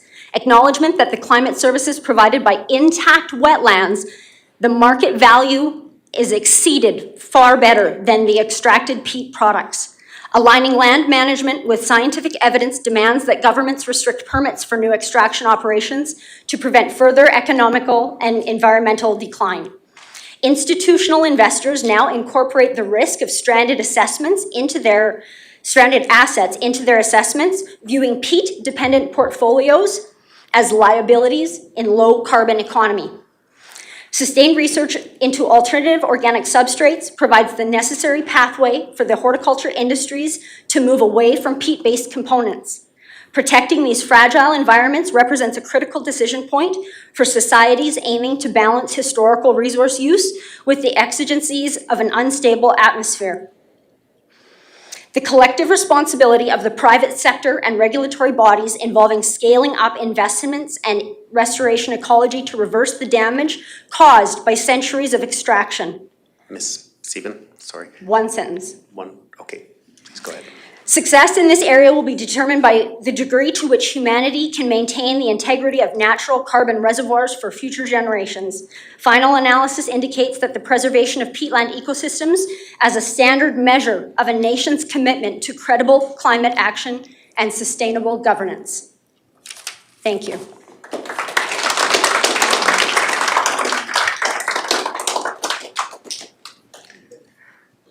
Are there any other members of the community or the public in attendance wishing to speak in opposition? Sorry, is there any way I can get these handed out to the 7 councillors? Thank you very much. I'll wait till those are handed out. Please state your name for the record and you'll have 5 minutes. My name is Danica Swiney. Peat, I know you guys already touched on this for a bit, but peat mining and peat companies openly admit that mining creates and releases significant amount of dust and very small particulate matter that becomes airborne during harvesting and creates hazardous organic dust and particles that are further disturbed and distributed by heavy machinery and wind which spreads for miles. I'm 14 years old and I own a competition off the track thoroughbred. We compete in 3-day eventing. Not only is she an athlete, but my best friend. Please see the sheet I have provided for you. A horse's lungs are impressively large. with massive airflow capacities typically ranging from 50 to 120 liters depending on the horse's size and conditioning, whereas even an elite human athlete is only 6 liters. Also, a human is only able to exchange this volume once per second, whereas a horse can do it twice. The respiratory system of a horse is highly sensitive due to its obligate nasal breathing, which means they cannot breathe through their mouth. This adaptation allows them to efficiently manage their breathing during exercise, with the ability to expand their nostrils and filter out debris. The system's sensitivity is further enhanced by the presence of cilia in the trachea and bronchi, which increases the surface area for filtering and trap contaminants. The respiratory system's ability to protect itself and maintain optimal oxygen intake is crucial for the horse's performance and overall health. Horses benefit from an exceptional oxygen capacity. These features explain the remarkable stamina of endurance horses or the power of thoroughbreds. This specialization, nevertheless, presents weak points: equine asthma, hypersensitivity to dust, molds, and particulate matter, factors influencing breathing. Respiratory health and performance depends on several parameters. Air quality, dust and humidity. As an example, our riding camps shut down due to smoke and dust, and having a competition animal living next to that on the daily can have very negative effects. Physical condition. A well-trained horse develops the better respiratory system efficiency. Environmental management. Dust-free living environment, soaked hay, and suitable bedding. Stress and heart rate. Stress can alter breathing and regularity. In conclusion, horses possess a remarkable respiratory system capable of sustaining impressive performances, but they are also prone to significant damage, and living next to a peat mining operation will be career-ending for myself and my best friend, and may be life-threatening for the competition and breeding animals on our farms and our neighbors. Thank you very much.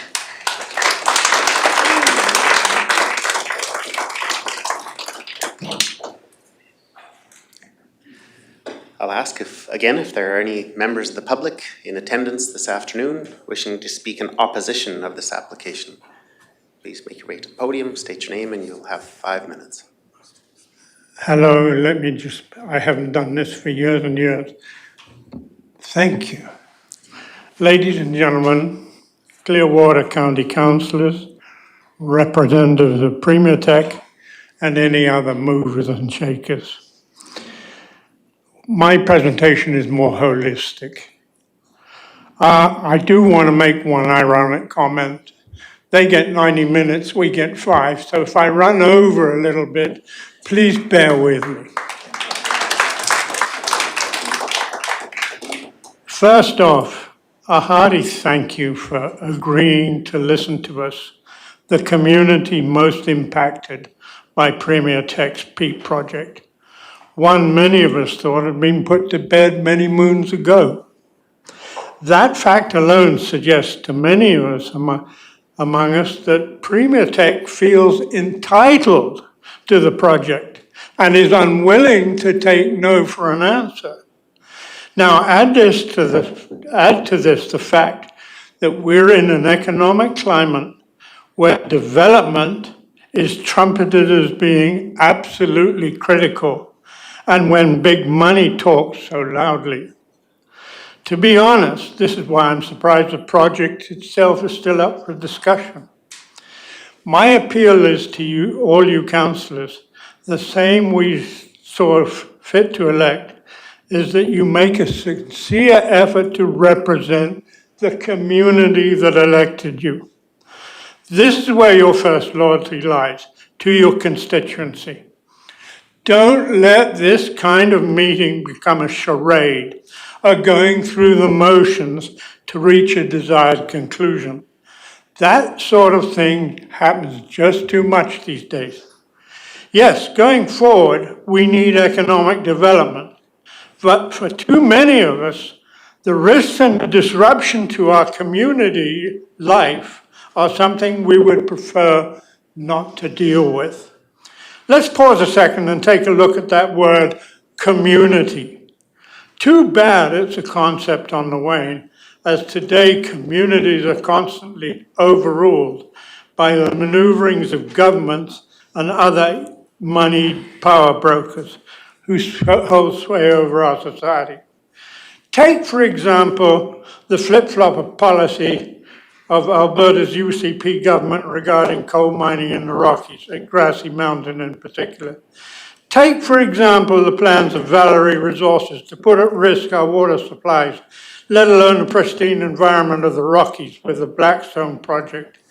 Take, for example, the overruling of an environmental assessment regarding Kevin O'Leary's data center close by Grand Prairie. Boldly stated, big money talks, and governments at all levels tend to over-listen before caving in. All too often at the expense of the communities paying a cost they never wanted nor anticipated. As for protecting environment, who cares? As long as the big boys make their money. And so it is that us folks around Dovercourt are being asked to shoulder a burden we absolutely see no need for. Are we really that short of horticultural products that we need to put at risk our immediate environment, already recognized as a carbon sink and a mitigator of flood and fire? Yes, you, Premier Tech, know categorically what the long-term consequences of your digging for gold, not gold, peat. Are you that scientifically aware? More to the point, you actually care when the profit light burns so brightly if the project gets to succeed? And so, as so often happens, There's when the real profit. 1 minute warning. I've got 3 paragraphs. Can I do that? Please go ahead. Yeah. Thanks. I just have to do the same for everybody, that's all. Okay, and they're not long. When the real profit accrues to someone or some entity outside of the community. As for monitoring the enterprise, can Albertans really have that much faith in successive governments when that monitoring gets concerned with politics, and more with politics than with on-the-ground governance? Think for a moment about successive governments in power kicking the orphan wells issue down the road so that the day will surely come when the taxpayer has to foot the bill. 2 more paragraphs, one short. I'll look to council for an additional minute. If no council members are opposed, we would allow an additional minute. Please go ahead. I'm very deaf too, so. Allow me to state the obvious. The project is more than an imposition on our community. It is an invasion, sorry. We do not want it. We do not want the attendant risks. We do not need the jobs. We just want governments of all stripes and levels to take us into account. Final paragraph.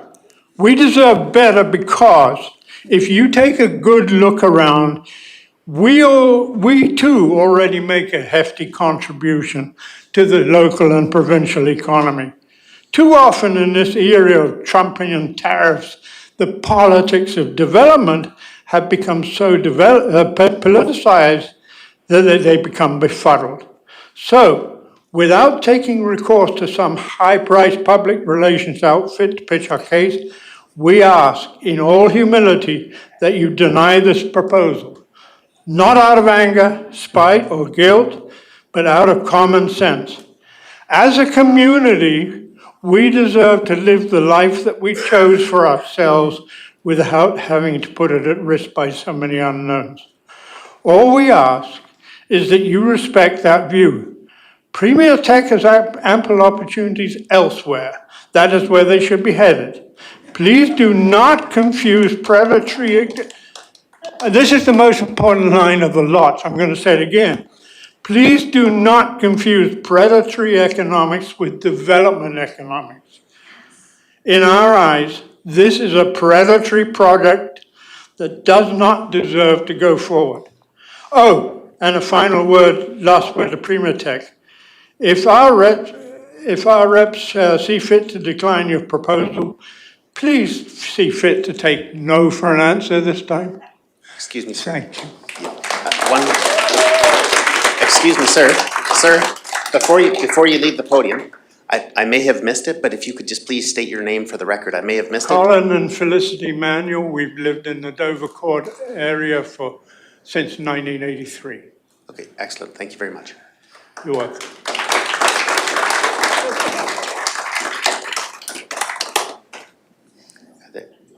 The floor is still open for any members of the public in attendance this afternoon wishing to speak in opposition of the application.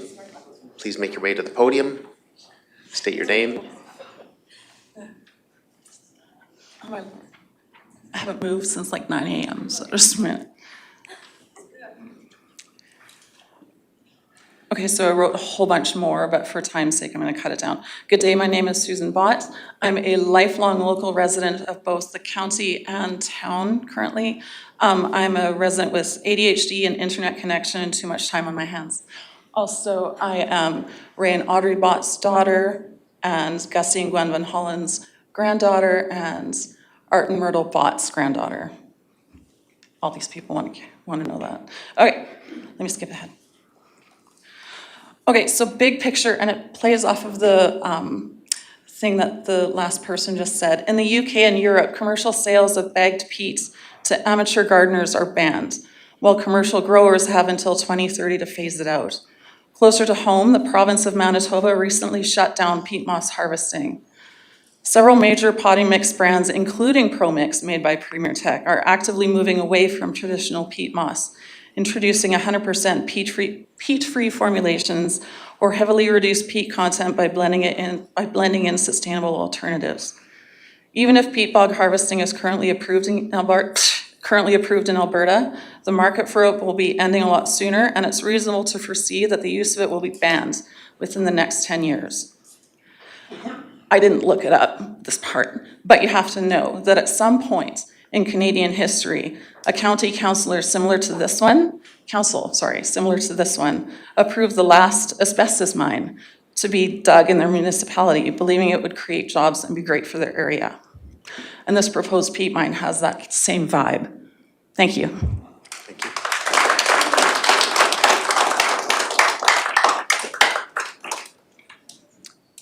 Again, I'll ask if there are any members of the public in attendance in person here this afternoon wishing to speak in opposition of the application. Please state your name and you'll have 5 minutes. Yeah, good morning, and thank you for your time, and thanks for putting this together. I know that, unlike other popular politicians, you're not in it for money or fame or free tickets to the World Cup. I'll be direct. I'm opposed to this peat harvesting operation at this location. It's not because peat in itself is toxic, it isn't. My concern is simpler than that, but honestly, it's just as serious. It comes down to water and dust, and the fact that my family, my animals, and my land would sit right beside this operation, day and night for decades. I don't want to flag something for the, in the process. I wasn't notified of the provincial review, and when I asked Premier Tech if they did, they said they didn't. They said they got a list from the county, and my name wasn't on it, and I wasn't. So I didn't have this opportunity at that, in the provincial process. And I believe that, being considered as agriculture is kind of a funny way to kind of categorize this. This isn't a gravel pit, it's a long-term peat operation. Drainage, dust, fire risk, water impacts are a real effect to the farms around and the homes right next to it. I understand why Premier Tech likes this location. It's close to services, it's close to infrastructure, it's close to roads. That's exactly the problem. It's right in our community. The same thing that makes it helpful for them is harmful for us. There are more remote areas in the province that would be better suited if we needed a peat operation. But the cost shouldn't be quietly handed to the neighbors in the form of industrial dust or other costs to the homeowners when it comes to health or other things. Now with the dust. Almost everything we know about the dust, not just peat dust, but the fine particles of dust that are created from a bunch of different things, we know them from workers. They do studies. But these workers are protected. They work shifts. They have training. They have monitoring. The exposure limits. In some cases, protective equipment. And even then, research shows that there's real respiratory effects, reduced lung function, chronic bronchitis. They're learning that these small particulates that are produced with peat harvesting are dangerous. My family wouldn't get any of that protection. We don't clock out after 8 hours or drive home. We're next to it 24 hours a day. I have a cabin that sits 100 yards from the property boundary. My campsite, I have a little campsite that's about 200 yards that has 10 people that are there all summer long on the weekend. They show up on weekends. There's children and older guests there. It's where the livestock graze and drink. And this isn't just my opinion. Premier Tech's own data sheet calls peat moss a dust nuisance. If you look at it, so when they provide the product, they have a data sheet, and it says right there from OSHA and another organization, I don't even know who they are, it says you should be wearing a mask if you handle this product. So they know it's a danger. They know in their collective bargaining agreement that they have to provide protective equipment for their staff, including masks. There's also a wind problem. The research shows that dried peat can start releasing dust at around 14 kilometers an hour. And as I understand it, the proposed shutdown threshold is much higher than that, which means that dust is going to be coming off the site on ordinary breezy days, not just stormy days. When you look at the picture that they showed earlier, that big hump of peat didn't seem to have a crust on it. It looked like as dry as can be. I don't know how magically you get a crust on peat anyways, but and the water concern is every bit as serious. Peat harvesting means drainage, ditching, long-term effects to the wetlands and groundwater. I mean, if we have an event like we've had this next couple of weeks and the last couple of weeks where it just seems to be raining all the time, what could happen? I don't know. We don't know. For farms, changes in wells, wetlands, livestock water, and downstream flow could do as much damage as the wind. We just don't know. Excuse me, sir. Just 1 minute warning. Sure.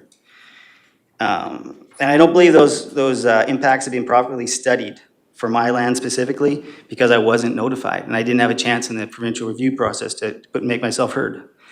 And I know I'm not the only one. Now, to be fair, I'm not standing up here claiming that every breath of dust is going to make someone sick. The honest truth is the science on people living next to something like this just doesn't exist. And we're just learning about kind of how fine dust particles kind of get deep into people's respiratory systems and they cause things like COPD and things like that. My request is simple. Don't approve the operation at this location. If peat harvesting is going to happen somewhere in the county, put it somewhere more appropriate, a remote location, somewhere that's not going to affect us. When you look at the size of the county, I laugh. You have to put it over there next to everything. The county's massive. There's better places for a peat harvesting plant. Excuse me, sir. Your 5 minutes is up, but if you'd like an additional minute. I need 10 seconds. Please go ahead. Yeah, so whatever it ends up, wherever it ends up, you need to just have protections. And, there are dust issues. The fact that you pay a dust mitigation fee, but you tell us there's not going to be a dust problem, I don't know. It seems disingenuous to me. We need a serious water review. There's a fire risk hazard that people bring up. It's very important. So please, for now, don't approve this, and let's not approve it now and study the effects of sick people later on. Let's be safe. Thank you. Before you go, sir, excuse me, sir. I may have missed your name as well, but if David Santucci, and I have a farm right next to you. If you could just state your name for the record, I may have missed it, but. David Santucci. Okay. And I have a farm right next to the proposed plant. Okay, excellent, thank you very much. Are there any? Miss Billy, go ahead. He is directly east of the proposal. Okay, thank you. Are there any other members of the public that are in attendance this afternoon? Please state your name for the record in 5 minutes.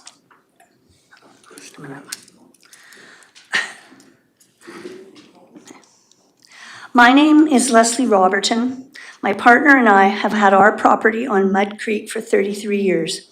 We have been opposed to this peat mining proposal for 15 years and have submitted various letters to the county and councillors in that time. Our primary concerns are the destruction of the peat bog and wetland ecosystem, the enormous release of carbon emissions that will be released into the atmosphere, the potential for flooding as we are on a no-exit road and have seen the creek come close to threatening the bridge on a number of occasions just under normal spring runoff conditions. The bottom line is Premier Tech cannot guarantee that their containment systems will not become compromised.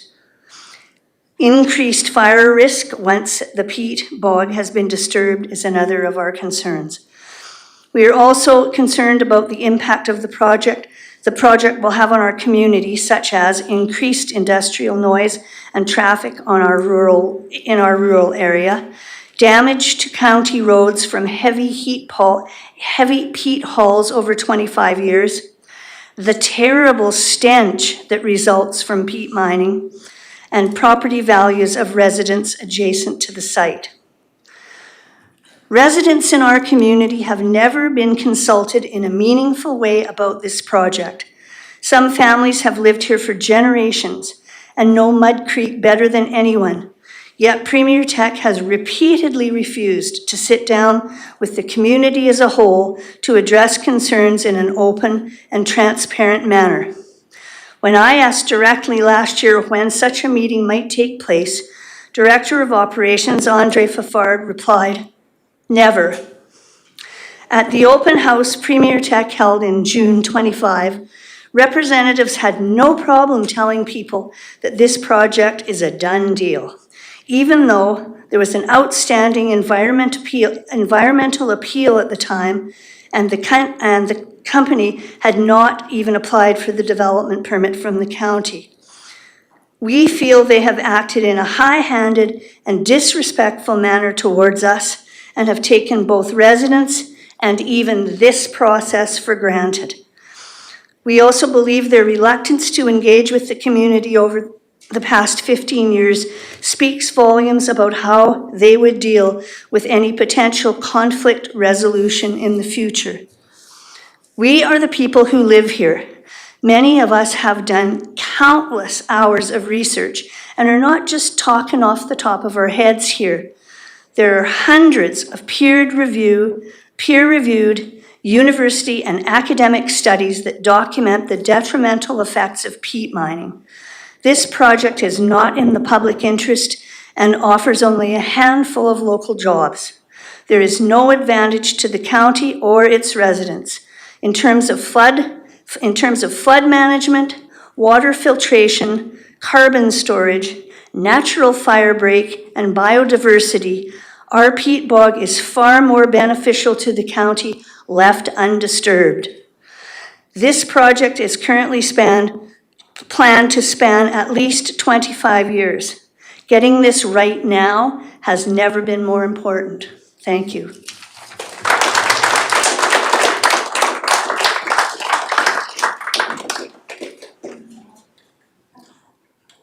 Moving on, again, thank you for all the submissions. Are there any other additional members that are in attendance this afternoon wishing to speak in opposition to this application?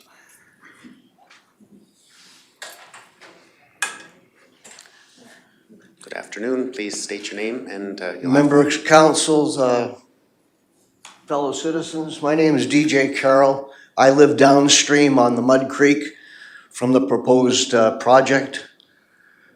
My rebuttal to this, or my concerns, have to do with flooding and the environmental impact that this will have. On any given day right now, I can walk out on my deck and watch beaver, heron, moose, deer, otters, all on the pond directly below my house on the Mud Creek. What's going to happen to those animals and their environment if this project goes through? What's going to happen to my property value if this project goes through? Not to mention that the Mud Creek is a natural floodplain.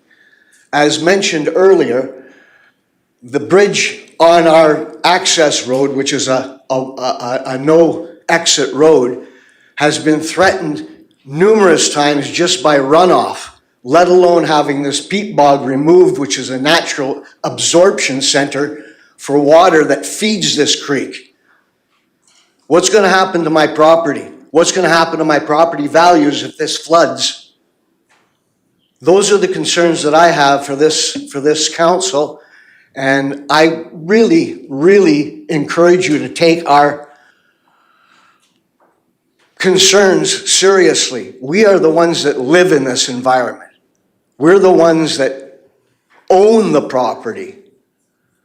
Our concerns should be paramount. I encourage everybody that's here today, if you don't have a speech to make, fine, but get up and say out loud that you oppose this project. That's all you have to do, is stand up and say, I oppose this project, but I encourage you to do so. As you can see, here's the representatives of the people that live on the Mud Creek. I rest my case to the council and ask the council to do its job and support its citizens. Thank you.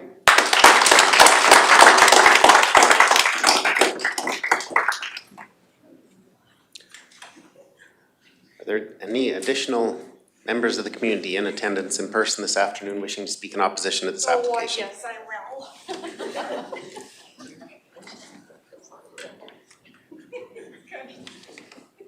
Hello. Good afternoon. My name is Sherry Nast. I live in Clearwater County. My family's been one of the main families, one of the 5 families that started Rocky. My grandpa headed the lumber camp here.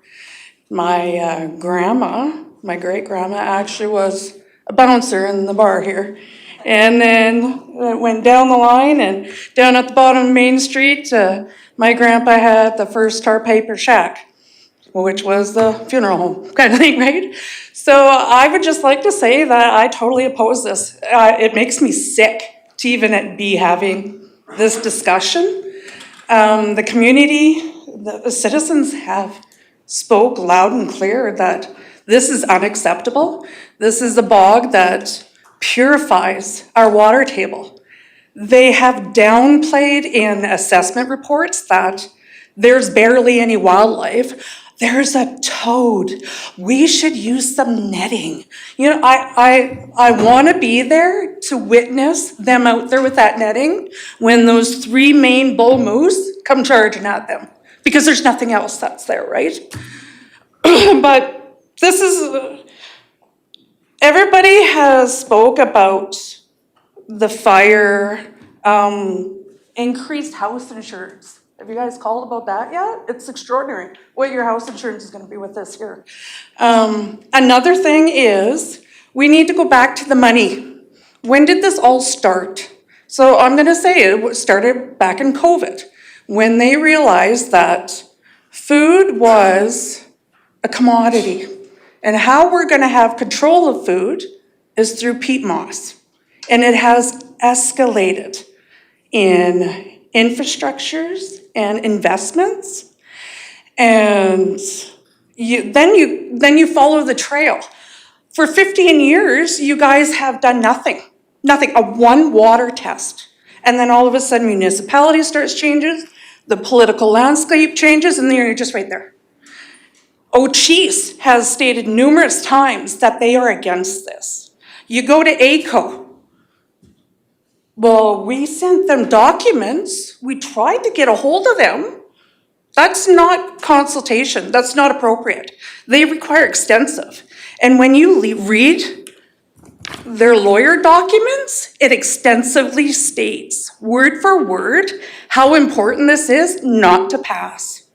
And then to see on websites falsified, Clearwater Forward, that was brought up by Premier Tech, a picture of an older gentleman to make it portray that this is a small company and that it invests locally and employs locally, which is a farce. When you look into their profile, sorry, I'm like so, can I get some water?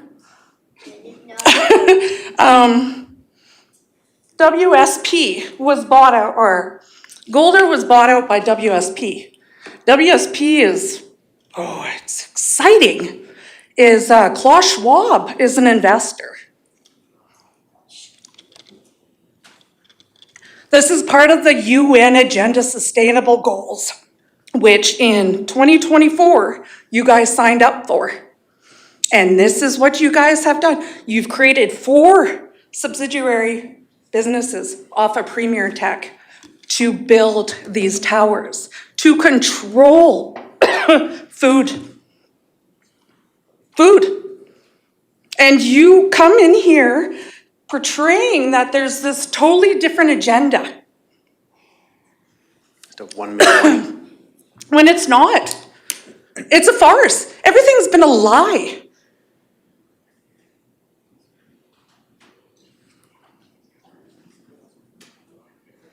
Did you want to see the documents? Because it's not a joke. I can read the investments.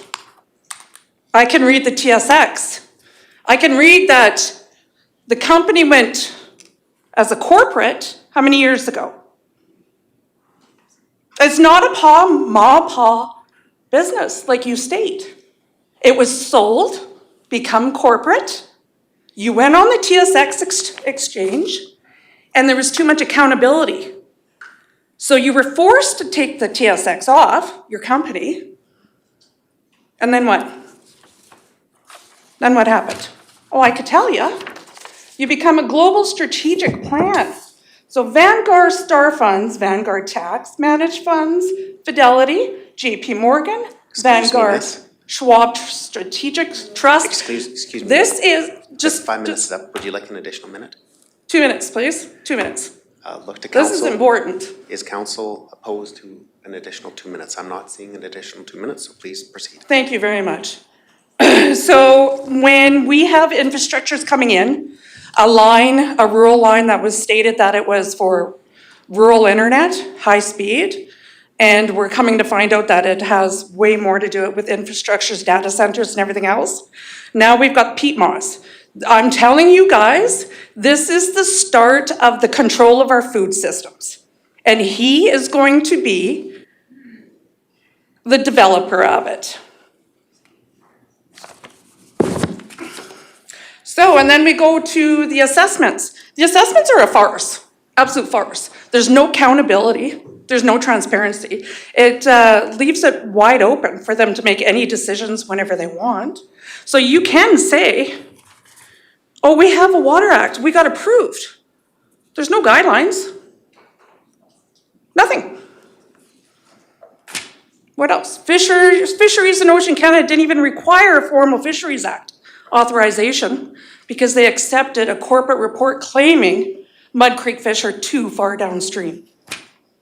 Really? And then you have, what else? For 20 years. 15 years, sorry. My apologies. 1 water sample.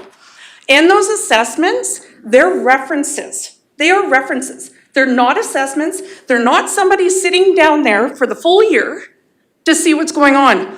The wildlife, the migratory birds, the fish, beaver, the traffic even, the weather. You know how fast weather changes here?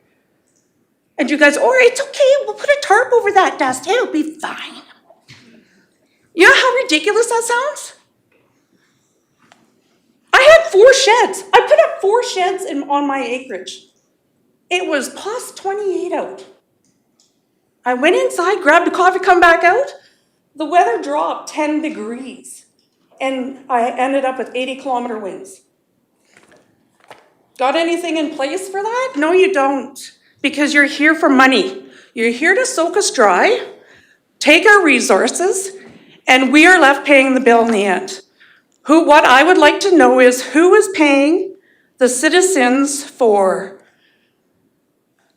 the roads, the fire trucks, the higher insurance, the loss of houses, everything. Just in fairness for all the other residents that have had the opportunity to speak at the public hearing, your 2 minutes is up. Okay, sounds good.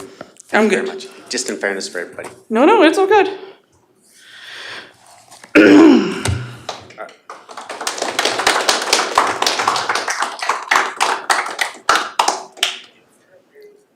Are there any other public members wishing to speak in opposition to this application? Please make your way to the podium.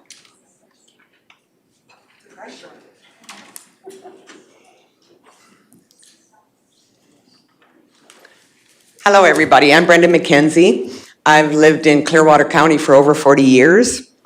And I didn't know if I was going to speak, but I think I have to because I had a lot of pressure from the back for some reason.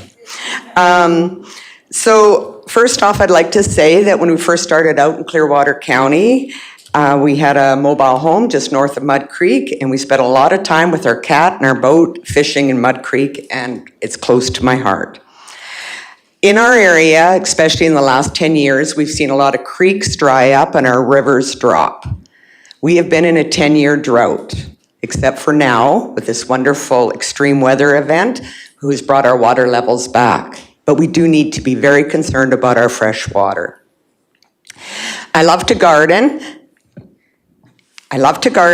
and I seen on the internet, on one of my gardening sites, it said, don't use peat moss, it's really bad. And so I had bought a bag of peat moss, and I wanted to know what they meant by that because I'm a teacher and I like to research everything. So what I'm going to just quickly say, and we've heard it all today, peat moss is a non-renewable resource. It's low in nutrients, it has low pH, and not attractive to soil microbes. So it does not benefit the garden. It's basically a filler from everything I read. So peat moss not being an essential resource, so it does not need to be extracted. It takes thousands of years of decomposition to form these peat bogs. Stable water levels compared to minimal waterlands, which often shrink or even dry out. Peatlands are often found in large interconnected complexes that cover large areas. So you may find a bog and then you'll farther find another one down and they interconnect. So there's a lot more going on underneath than we know. So is this project going to shut part of that interconnectedness down? We don't know. On the way here, I had a friend contact me that it will be directly and adversely affected with this project. Your guys' proposed mine is on 3707 west of the 5th. His quarter land is 3607 west of the 5th, 1 kilometer west. He will be directly and adversely affected by this project. He is very concerned about his 2 water wells and how peat extraction will extract the volume and the quantity and how that will affect, as we know that peat acts as a sponge and a filter.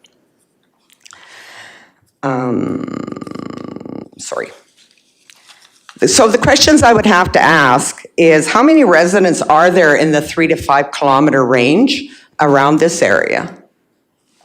Because we know, especially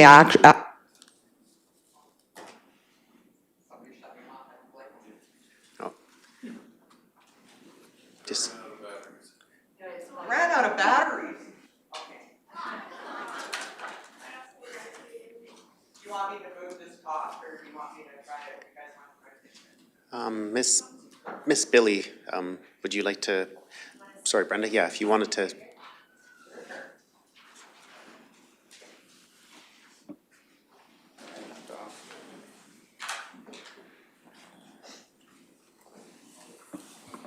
I don't know how, if I'm too close or anything, you guys just let me know. So the questions I have is how many residents are in this area? Has water testing been offered? Thorough water testing, that means minerals and volume, static levels. And what are you prepared to do if residents' wells are lost or contaminated after that? We know surface water affects groundwater. It only is common sense. I teach science, and I'm sure I've got students in grade 2 or 3 that would be able to figure that one out. Neighboring areas of peatland within the same hydrological unit can become degraded because of the drastically lowered water table. Going back to my friend, who's probably one of the closest residents in this area to this project, so under the AER, he would be directly and adversely affected. His biggest concern was not about himself when we talk about the water well, but this is what he directly said in a text to me because he couldn't make it. I am very worried about it wrecking so much moose habitat as well as the trout. This is a true connection to the land. What is the benefit to area residents with threats to their surface and groundwater, dust, trucking, loss of habitat to moose, their calves, and fish? We all know surface water depletion negatively affects groundwater volume and possible quality. But with only 1% of all water on Earth being fresh, I think there's 1 minute accessible warning. water, fresh water cannot be jeopardized for an extraction of thousands of year-old peat from valuable water storage areas. This peat is worth more in the land than it is in the bag, and I took that bag of peat back to Home Depot. Thank you.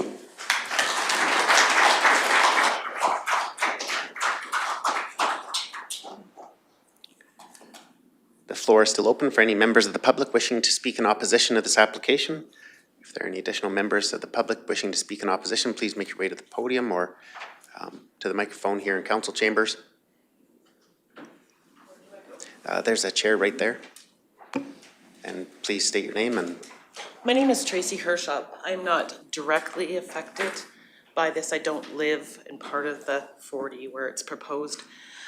And I am not going to talk, they have all done a wonderful job about how it will affect, but it affects everybody else even past that point. You have the road traffic going down 22. You have road traffic going down through Caroline. You spoke about bringing us some peat moss. I think all of us are fully aware what peat moss looks like, but what we don't know is, will there be 1,000 trucks or will there be 5,000? You can't guarantee one way or another depending on what your weather is like, what your drying process is, any of that. And then I'm really, really confused, and I don't know if this is common sense for any of the council members here. You have the people that are directly affected, but any of your residents from your places and your wards, they would be here also, because it would be affecting them directly. So when you make this decision, could you please make it an understanding that if it was next to your farm or next to your grandma, how you would feel, or the members of your community and your wards, and how they would be speaking to you? Because it affects this whole county. I'm not directly in there. I'm west of Caroline. But it affects all the people, and I'm part of this. And then the other part that I'm really confused on, and maybe I don't get the emails somebody else gets, is employees, 5 permanent. It affects over 40 residents. The province receives the money. Unless we didn't get the memo, what does the county get? We get a company that gets rich, that takes our resources out of our county, and what do we get for it? No, really, like, I'm really confused. To me, that's common sense.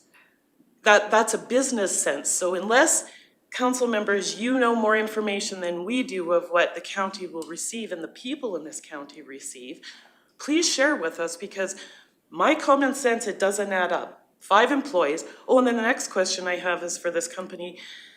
You stated that, you know, we give back to the community. Okay, you're a big company. Bottom line, the trucks that you're running down the highway aren't local people.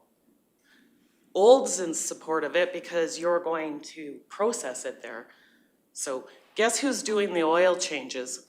Guess what bulk companies are providing the diesel or the fuel that are required by these trucks? This isn't Caroline, this isn't Rocky, this isn't Clearwater County. You're taking it totally out of our county. You're using your big corporation money to take from the people, from our county, from nature, all the rest of the reasons that they said. But bottom line, unless you guys aren't telling us something, doesn't add up. There's no common sense here. 5 employees, trucks running down those roads, none of them are employed by the people around here. They're all by a big corporation. Thank you. Please consider your own people that you represent in your wards and how they'd feel about this, unless we don't know what's really going on. Thank you.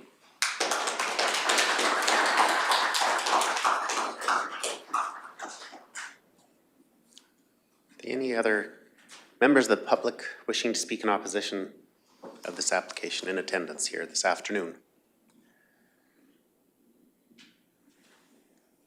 Can I say something just quickly? Please.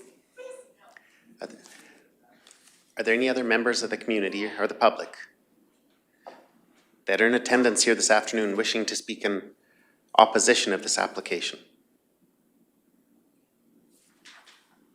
Not seeing anybody making their way to the council chambers to speak. Miss Billy, actually Miss Thompson, do we have any members of the public virtually attending wishing to speak in opposition of this application?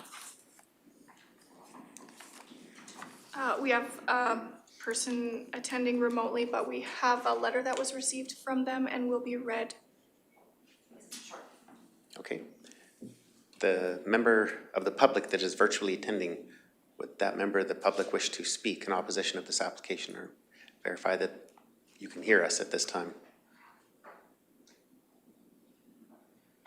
We'll leave that for a minute. I'll move on to written submissions for staff. Are there any written submissions received in opposition of this application?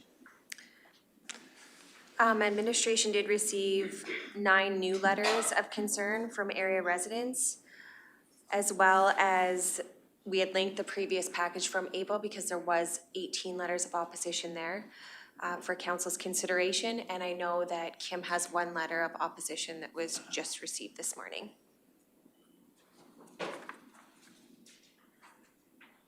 Go ahead, Ms. Gilman. Will the member that is virtually attending, I do not see any indication to speak at this time, so we'll proceed with the written submissions in opposition. Thank you. The member that's, this letter is from the member that's online and asked if we could read the letter. They wouldn't speak. Okay, thank you. So it just says, good day. I want to oppose the peat mine intended for the Mud Creek area near Dovercourt Hall that is proposed by Clearwater Forward. I live downstream of this natural area and my property is greatly affected by water fluctuations, which has resulted in flooding right up to my house 7 times in the last 20 years. We were told after the property flooded in 2005 that it was a once in 100-year flood.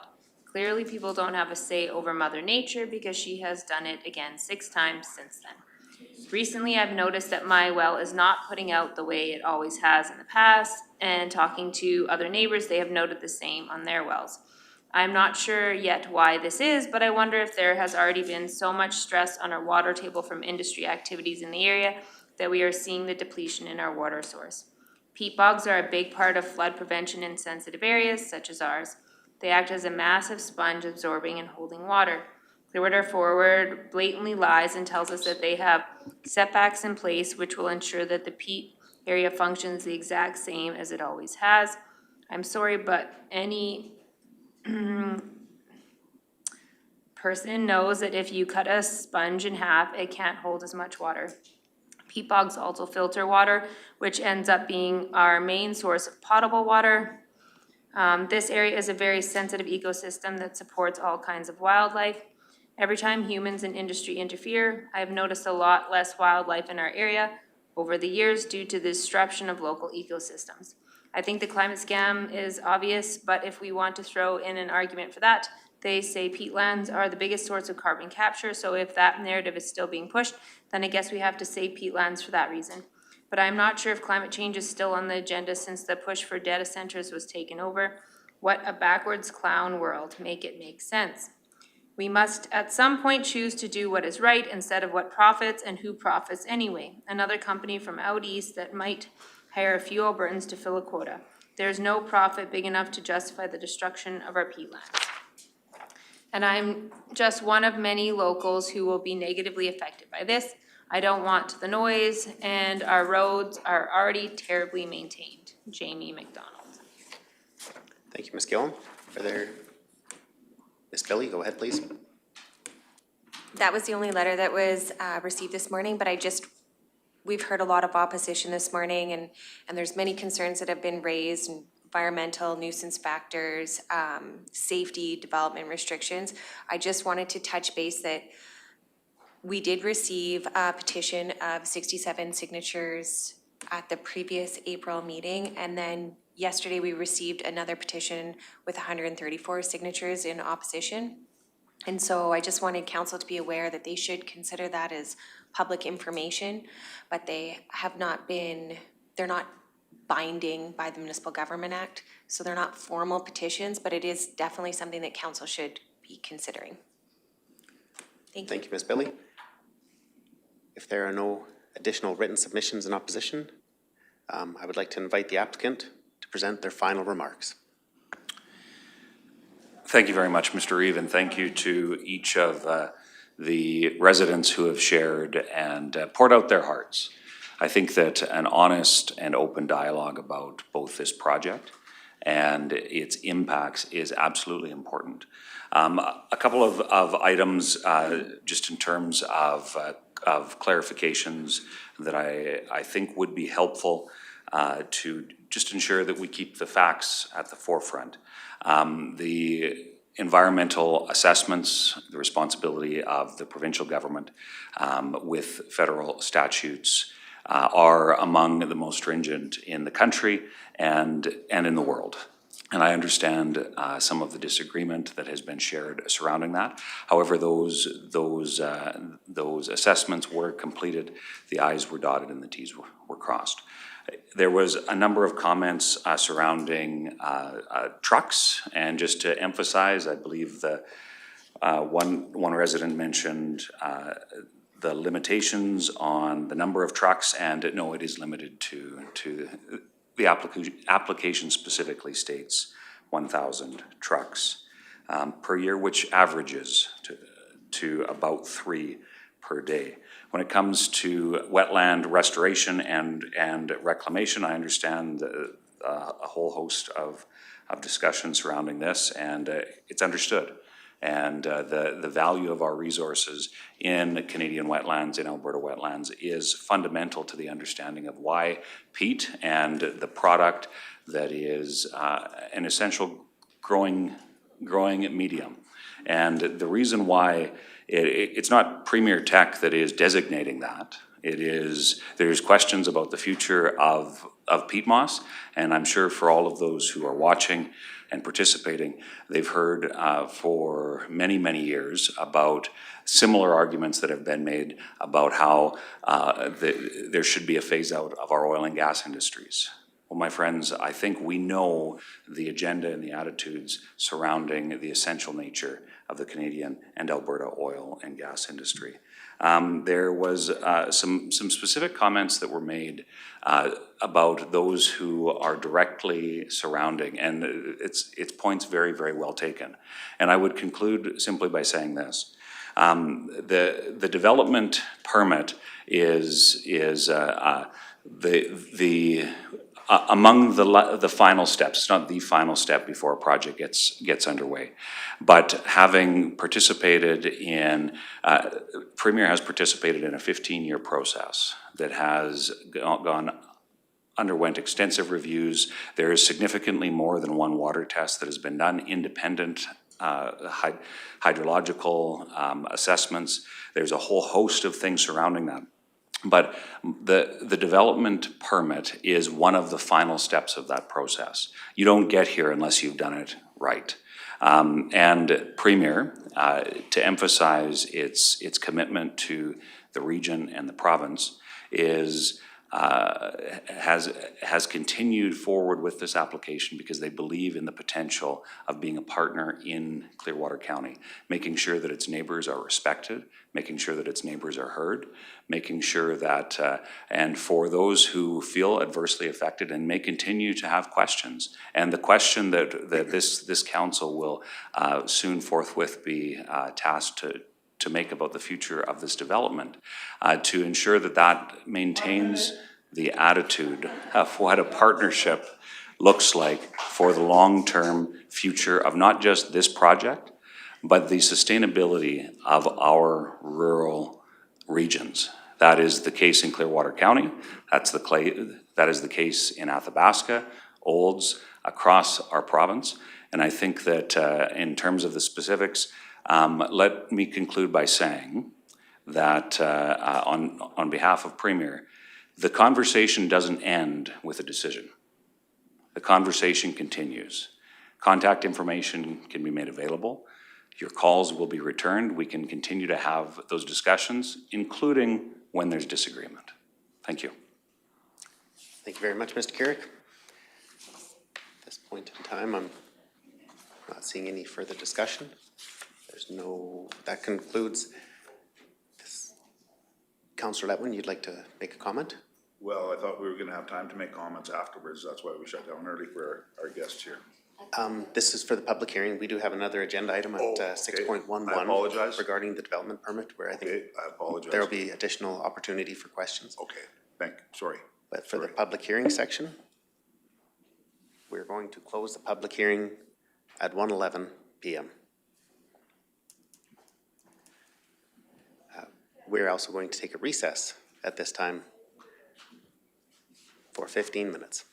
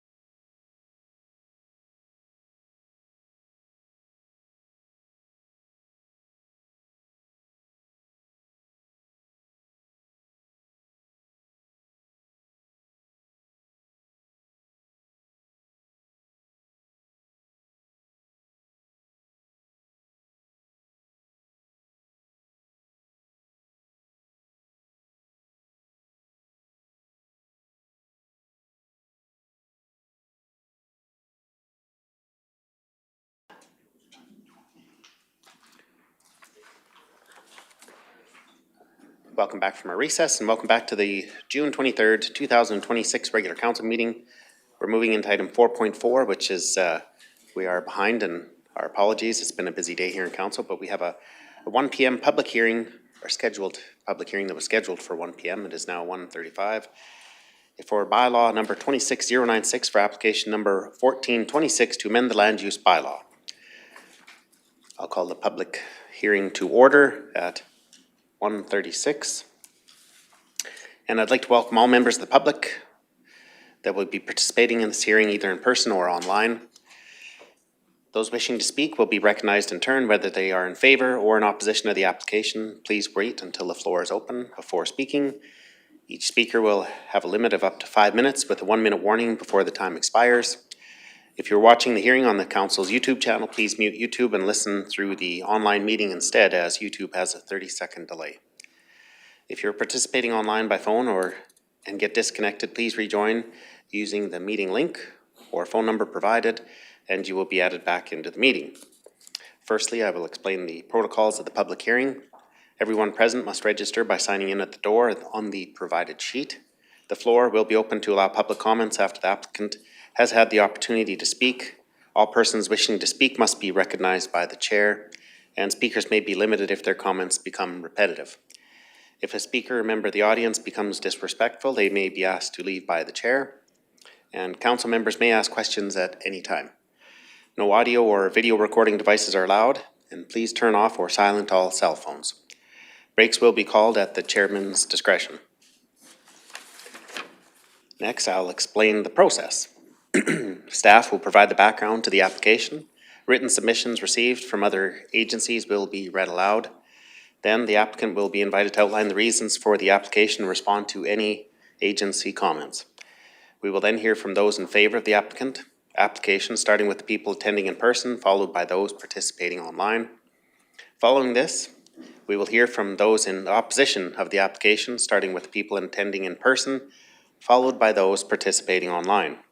The applicant will have the last word and opportunity to respond to any comments or questions raised during the hearing. At any time during the hearing, council members have the opportunity to ask questions. And before I turn it over to staff for the background report, we'll take a quick moment and do a round of introductions, and we'll start with Ward 1 Councillor. Thank you. Good afternoon, you guys. Thank you for being patient. My name is Brianne Powell. I'm Ward 1 Councillor. Good afternoon, Hazel Entman, Ward 2 Councillor. Good afternoon. Sorry again for the delay. My name is Drew McKay and Ward 3 and Deputy Reeve. Good afternoon, gentlemen. Welcome to Council Chambers. My name is Jordan Northcott-Reeve and Ward 4 Councillor. Good afternoon, Tyler McCauley, Councillor, Ward 5. Welcome, Brian Cermak, Councillor for Division 6. Good afternoon, Lauren Humphrey, Ward 7. Welcome, James Mazak, with the Planning and Development Director. Good morning, Kim Gillam, Manager Planning. Good afternoon, Dawson Conley, Development Officer. Good afternoon, Rick Emmons, CEO. Good afternoon, Christoph Dobrowolski, Executive Director of Sanctum Retreat and Foundation. And hello, everyone. I'm Joshua Dobrowolski. I'm the Assistant Director at Sanctum Retreat. Excellent. Thank you again for joining council this afternoon in this public hearing, and I'll pass it over to Mr. Connolly to provide the background information. Thank you, Reeve. Sanctum Foundation currently holds title to Plan 0928187, Unit 15, containing 2.42 acres. The subject land is located within the Sanctum Retreat subdivision, and they have made application to redesignate all of Plan 0928187, Unit 15, from the Country Residential District to the Community Amenity District. The parcel is currently undeveloped, however, the owners they do intend to develop it to operate in conjunction with the existing retreat facility. Sanctum Retreat operates as a retreat facility and they welcome guests from all over. The development that they have applied for on a development permit is for staff housing, and it's next door, so it'll operate in conjunction. The applicant development permit number 7926 will not be valid unless land use amendment number 1426 has been approved. So development permit 7926 has been conditionally approved should this go through. And our applicants are present to speak to the proposal. Would council like me to go through any of the policy? Looking to council policy considerations, I know there's been a significant amount of review of policy considerations in the past. Are there consensus from council to hear those or proceed? I think there's consensus. You can. I don't see a desire to hear the policy considerations at this point in time. Sounds good. So as stated before, the applicants intend to develop the subject property to operate in conjunction with the ongoing retreat operations. And this went to the Municipal Planning Commission last week for a recommendation. The Municipal Planning Commission recommends that council favorably consider granting second and third readings to bylaw number 26/096. They stated that it's an expansion and relation to an existing operation, and it's compatible with the neighboring property. Administration is recommending council consider whether or not to grant second and third readings to bylaw number 26/096. Thank you. Thank you, Mr. Conley. Are there any? Do you have any comments from any referral agencies? I received a few comments. Alberta Transportation has no objections in principle. They offered their standard comments about requiring highway or a roadside development permit. I can go over that later with the applicants. Clearwater County Assessment has no issue with the redesignation. Public Works Infrastructure has no objections. Public Works Operations has no objections. The existing access meets county standards. Fire Services has no objections, and TELUS Communications has no objections. I did receive a letter from Blue Mountain Power Co-op regarding utility right-of-way. However, because they are not subdividing, it's irrelevant, so I did email them for clarification, and I got it this morning, and they don't actually need the ROW, so they have no concerns with the application. And then no comments were received from Whitecap, TransAlta, Wild Rose School Division, Red Deer Catholic School Division, Alta Link, ATCO Gas, and Alberta Health Services. Thank you. Thank you, Mr. Connolly. I'd like to invite the applicant to speak to the proposal and add any comments and respond to any agency comments. We're just really excited that we've been here 22 years, doing good work, bringing lots of people to the county. And we're growing, so we just need a little more room for staff and housing. Thank you. Do any council members have any comments or questions for the applicant or administration at this time? Councillor Letwin, go ahead, please. Will this, how many extra staff do you think you're gonna need? Or will this accommodation be able to put up, I guess? Well, this building that we're proposing is 12 rooms, keeping it under 6,000 square feet for building code issues. We won't need that many staff yet, but we're working up to that, yeah. The style of the building, will it match the surrounding houses? Yeah, everything's the same. So down the road, 100 years from now? if Yeah, it's still there. cedar siding, stone finish on it, just like our retreat is, yeah. We want it to look all homogeneous. Okay, thank you. Okay, I'm not seeing any other questions from council. Councillor Cermak, go ahead, please. I'm really confused on the fourth paragraph on page 121. That application, the applicant has applied for a development permit for the construction of a staff housing unit on the property subject property. However, a development permit 7926 will not be valid until land use amendment number 1426 has been approved. What does that all mean? Can you explain that to me?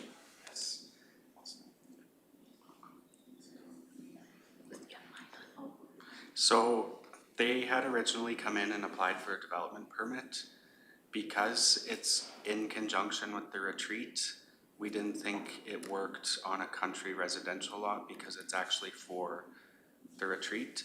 So what we did is we did the permit as if it were zone CA already for community amenity. And there's a condition on there stating that this permit's not valid until Land Use Amendment 1426 has been approved. So even though the permit's been issued, it's still not into effect because this hasn't gone through yet today.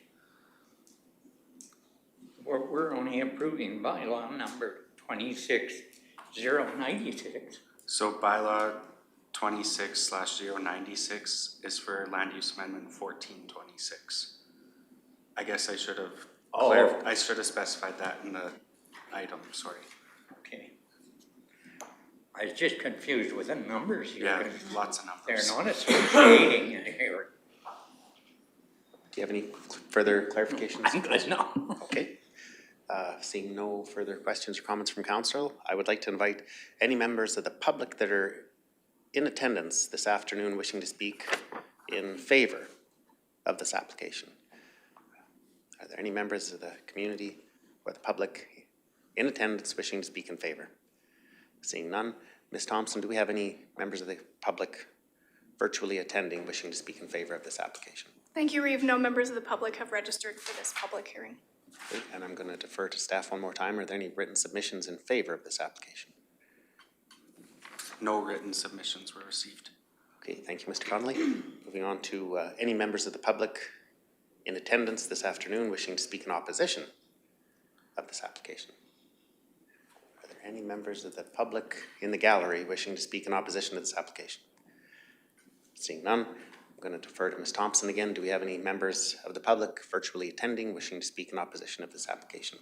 No virtual participants for this public hearing. Thank you. Okay, and Mr. Connolly, do we have any written submissions in opposition of this application? None were received. Okay. I would like to invite the applicant to present any final remarks at this time.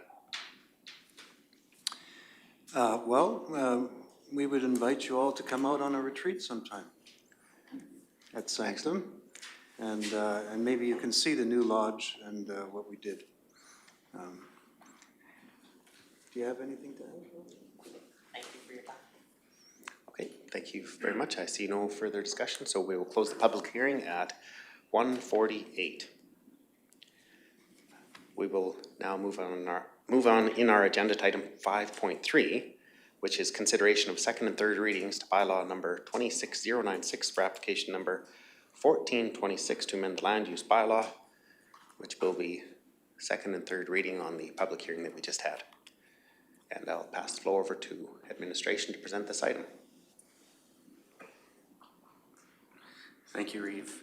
The purpose of bylaw 26/096 is to amend Clearwater County's land use bylaw to redesignate all of Plan 0928187 Unit 15 from the Country Residence District to the Community Amenity District. Pending the outcome of this land use amendment, the applicants will proceed with the development of staff housing. Please refer to the documents attached in the public hearing item if you require any further details. As required by legislation, notice of today's public hearing was advertised in the local newspapers and comments were invited from referral agencies and adjacent landowners. Pending the results of the public hearing, it is recommended that council consider whether or not to grant second and third readings. Thank you. Thank you, Mr. Connolly. We'll open up the floor for comments, questions, or motions from council. I see Deputy Reeve McKay has indicated he'd like to speak. Go ahead, please. Thank you, Reeve. I would motion that council grant second reading to bylaw 26096 for application number 1426 to amend the land use bylaw. Any discussion on that motion? Councillor Powell, okay. Okay, we have a motion on the floor from Deputy Reeve McKay that council grant second reading to bylaw 26096 for application number 1426 to amend the land use bylaw. Motion is on the floor. I see no further discussion. I'll call the question. All those in favor? That motion is carried unanimously. Moving on to third reading or further discussion on this item. Councillor Cermak. Yes, I recommend that council consider granting third reading to bylaw number 26/096 for application number 14/26 to amend the land use bylaw. Okay, we have a motion from Councillor Cermak. Is there any discussion on that motion? Okay. Officially, we have motion for third reading from Councillor Cermak. To grant, that council grant third reading to bylaw number 26/096 for application number 14/26 to amend the land use bylaw. That is official motion on the floor. Seeing no further discussion, I'll call the question. All those in favor? That motion is supported by council.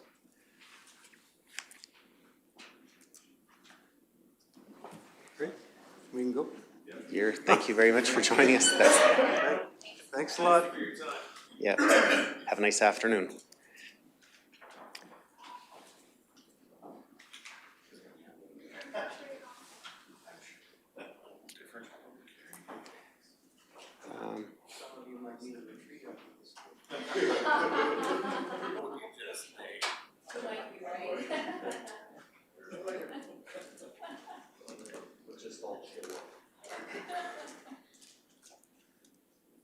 I do have one question it was item 5.2.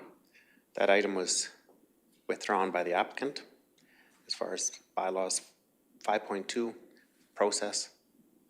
What would happen with this agenda item at this point in time?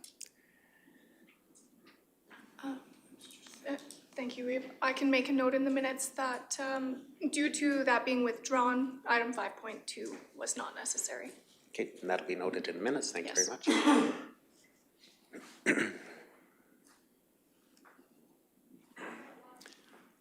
We do have, we'll move to item 5.4, which is first reading of bylaw 26-100 for application number 1726 to amend the land use bylaw. It is on page 146. And I'll pass the floor over to administration to present this item. All right, thank you, Rave. So Esther Orderkirk currently holds title to the Northwest 2937.5 containing 155.68 acres of land. 151.68 acres of the subject land is designated agricultural, while 4 acres is designated country residential agricultural. Subject property is located 7.5 miles northeast of the hamlet of Caroline. Esther has made application to redesignate 4 acres located in the northwest portion of the quarter from CRA back to agriculture. If approved, the entire 155.68 acre quarter section would be designated agricultural. Pending the outcome of the land use amendment, the applicant will continue with their existing farming operation. The 4 acre portion was designated CRA is described as flat hayfield and is located just north of an existing CRA parcel that was subdivided off in 1980. Access to the CRA portion of the subject land, as well as the remainder of the quarter section, will remain the same off of Range Road 5-5, adjacent to the west boundary of the quarter section. The remainder of the quarter is mainly flat, cleared farmland. There's an existing yard site located in the west central portion of the quarter, and the applicants are proposing to amend the land use bylaw as they have decided not to proceed with the registration of a conditionally approved subdivision. Surrounding land uses in the area are mainly agricultural with a few residential parcels, and the attached package provides more detail. When it comes to policy considerations, the subject property was rezoned to allow for the creation of a second parcel out or third title. The applicants have decided not to proceed with the registration of that conditionally approved parcel, and the landowner has now submitted an application to Clearwater County to redesignate the area back to the agriculture district. The area to be redesignated is more conducive to the agriculture district than it is to the country residential agriculture district. So it's our recommendation that council consider granting first reading to bylaw 26-100 and proceed to a public hearing. Thank you, Mr. Bisson. Comments or questions from council? The floor is open for discussion or motion. I do have a question, Mr. Bisson. This parcel is currently zoned as CRA. if it was zoned ag, as it's being intended to be rezoned back to ag, would it have been able to be subdivided for that third title? Or did it have to go through the rezoning process to go to CRA to be able to be subdivided? In my opinion, this would have to, so if it goes back to ag, the entire quarter is agricultural. To subdivide out a parcel of land, let's say 4 acres here, I would argue that council would have to look at it as being more conducive to the CRA district, and they would have to rezone it back to CRA to take any additional parcels out. Yeah, just really, to be clear, this will still be the third title on that quarter. It's not being, this is not. The subdivision has been withdrawn as well, so there's no way for them to proceed without reapplying and going through the rezoning process. Okay, so this will be going back to, this will be reducing it down to 2 titles for that quarter? That's, okay. Yes. Thank you. It's still 2 titles, yeah.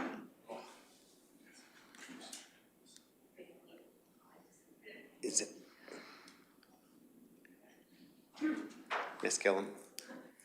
Just a clarifying case, that hasn't been subdivided yet, so they completed the land use amendment, but they did not apply for or complete the subdivision. And so they're just looking to change it back and just leave the quarter as is and do nothing, essentially. Sorry, they did receive conditional approval for a subdivision. They've never registered it. It's never been endorsed by Clearwater County. So therefore, it's never been registered with land titles. So with this land, like this redesignation to go from CRA back to agricultural, is there still that opportunity to be able to subdivide a 4-acre agricultural parcel? In my opinion, okay, that's what I just based on policy today, no. Okay, there's just little things like the number of secans, right, on a 4-acre agricultural parcel. Right. How many secans can you have on an agricultural parcel? Some. How many? I believe it's 4 on an agriculture or 4 on an ag parcel. Either way, it's going to be farmed is what they're proposing to use this chunk for. So they'll incorporating that CRA parcel back into the balance of the quarter. It was never registered and taken out in the first place, but essentially. Okay. Deputy Reeve, go ahead. Yeah, just to echo what the Reeve was saying, as long as there's no opportunity for a agricultural subdivision of 4 acres, which you've indicated, Mr. Bisson, then with that said, I would recommend that council grant first reading of bylaw 26-100 and proceed to public hearing. Okay. I have a motion by Deputy Reeve. McKay, Councillor Cermak, go ahead. I have a real problem with that. Why would you want to go to a public hearing if we're just converting it back to ag? That's just the process that we have to follow. Right now, they're being taxed on 4 acres of the quarter section as being country residential ag. So they want to go back to ag. This is the process to do that. But it's never been registered as CRA. The parcel has not ever been registered, but it has been, the 4 acres has been rezoned to CRA. Because of the bylaw that was done approximately 2 years ago. Yeah, because we were okay with the third title. That's right. But this is really confusing. Why Okay. would we spend more money on a public hearing when we're just gonna put it back to ag? For required. Why we spend money for absolutely no reason in here? Councillor Cermak, I specifically remember this application. Me too. Yeah. Okay, is there any further discussion? We do have a motion from Deputy Reeve McKay to grant first reading of bylaw 26/100 and then proceed to a public hearing. I would like to hear Mr. Emmons would have to say. That's fine. We officially have a motion on the floor, and CAO Emmons, you have the floor at this time. Thank you. Just for council's benefit, I just wanted to expand. This is the requirement from the provincial government, actually through the MGA to Clearwater County. I do think it's important. Staff isn't bringing this forward to waste council time or ours, but any bylaw amendment requires a public hearing. And so even though this wasn't followed through, to zone it back to ag still requires the amendment of the bylaw. Okay, is there any further discussion on the motion that is on the floor? Seeing none, I'll call the question. All those in favor? That motion is supported by council unanimously. It is now 2:00 p.m. We'll move to item 6.11 in our agenda under planning and development for development permit number 51/25, development and operation of an aggregate extraction processing operation on section 1 and 2, 37.7 west of the 5th by Premier Tech Horticulture. And I will pass the floor over to Ms. Billy to present this item to council.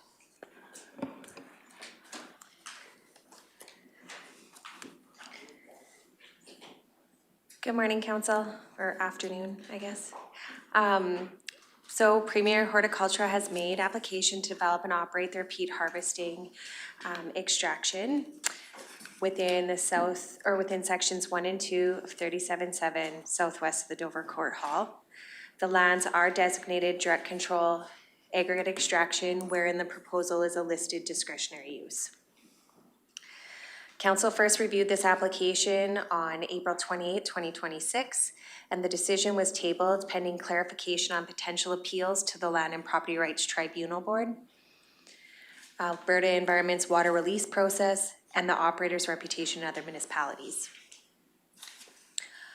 Although the item was scheduled to return on May 26 of 2026, Council by resolution on May 12 directed administration to proceed with the public hearing that we heard earlier today.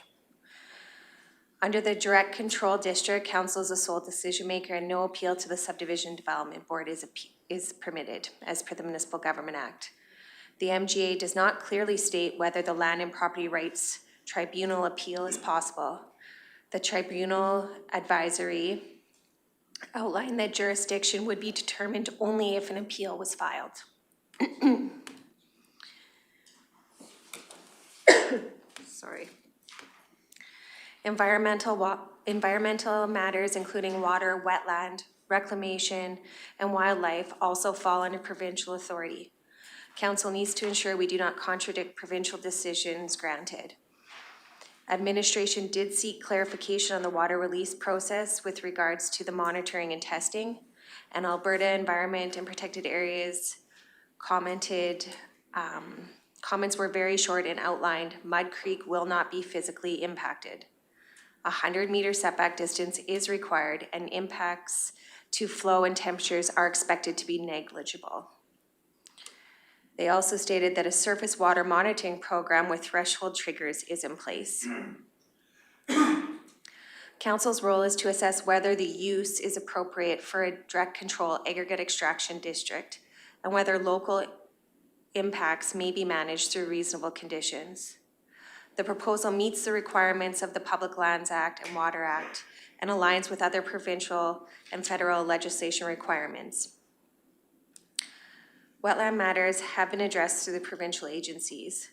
Council may wish to consider conditions related to operations and access and should determine how the use fits within the surrounding lands. It is important to recognize that the development of this nature resides with the land. A decision should therefore be based on whether the proposed use aligns with the land use district and is suitable in this location, rather than an operator's reputation. Administration did contact Brazeau County and Athabasca County regarding the operators at council's request. Both municipalities reported issuing approved peat harvesting projects with no significant concerns. Hours of operation in Athabasca County were 6 a.m. to 8:30 p.m. 7 days a week. Brazeau County's approval was appealed to the Subdivision Development Appeal Board as it was granted under an agricultural district. This appeal was in regards to condition wording and no additional mitigation measures were required once operations were commenced.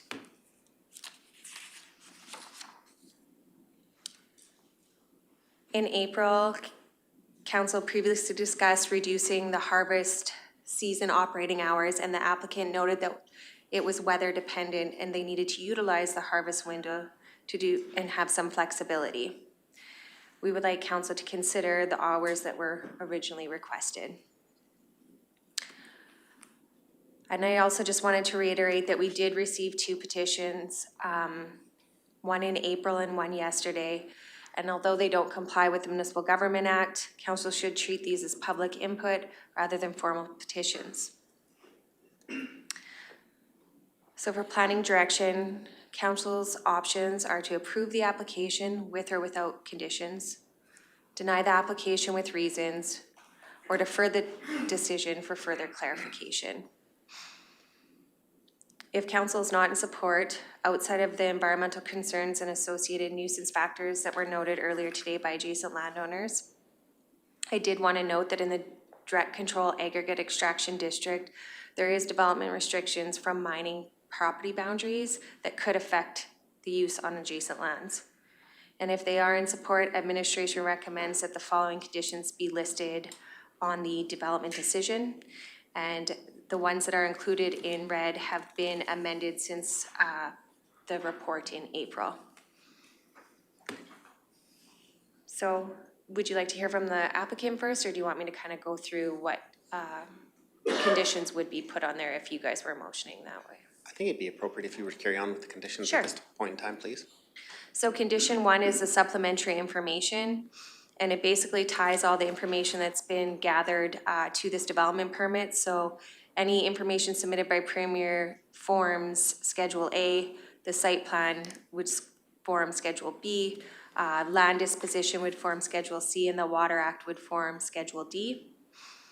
And it just outlines that the yard site associated with the project would be located in the northeast corner of the southeast of 237-7. It would be complete with a shop, office, diesel and waste oil storage tanks, battery and generators, staff parking, and equipment storage. Any dangerous goods shall comply with regional fire and any other provincial regulations. The permit is subject to revocation if, in the opinion of the Development Authority, it becomes disruptive in any manner to the area in which it is located. Any additional operations or development not addressed in this permit not addressed in this permit requires additional development approval. The permit does not approve any additional industrial storage not directly related to the project, so there's no rig racking or RV storage. Condition 2 is the resource mining area, which would be restricted to the surface material lease property boundaries and contains 119.9 hectares. The development would occur in 5 phases over 5 quarter sections. It would commence in the east central portion, continuing east before it progresses or proceeds to the west for phases 3, 4, and 5. And in there I've tied the parcels or the size of each phase of development.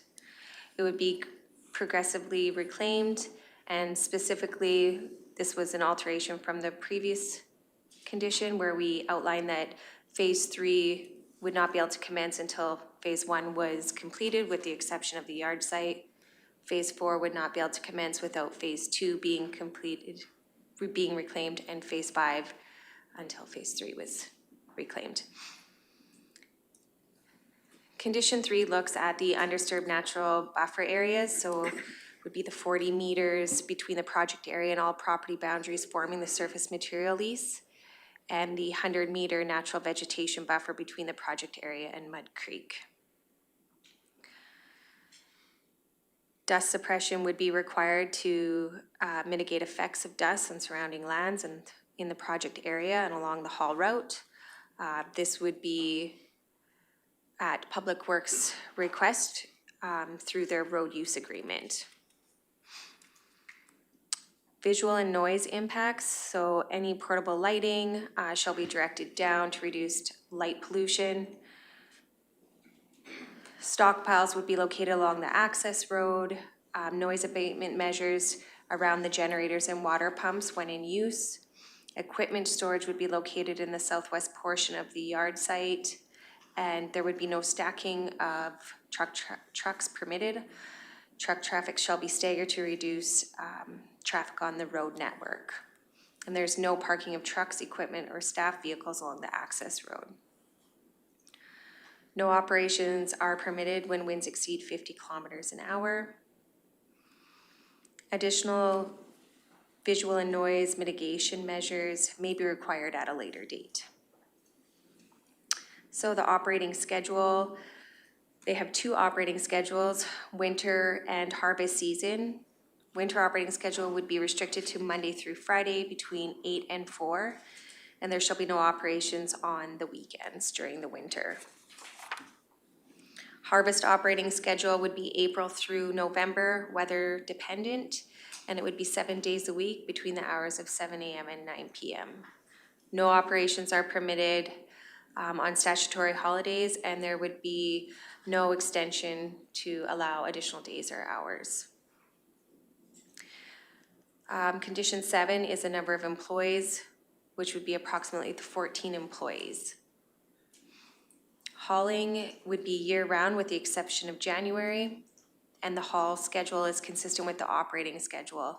So winter would be Monday through Friday, 8 to 4, no hauls on weekends, and Part B would be the harvest haul schedule, which would be April through November, weather dependent, be 7 days a week between 7 and 9, no hauls on statutory holidays. Truck traffic, we outline their access egress, which would be Range Road 7-1 south to Township Road 36-5A east to Highway 22 and then proceeding south. Condition 10 would be signage and site security. So the property will have a gate at the entrance. There's no gate permitted on the municipal road allowance. That would have operational signage outlining the contact information and phone number and warning of possible and operational hazards.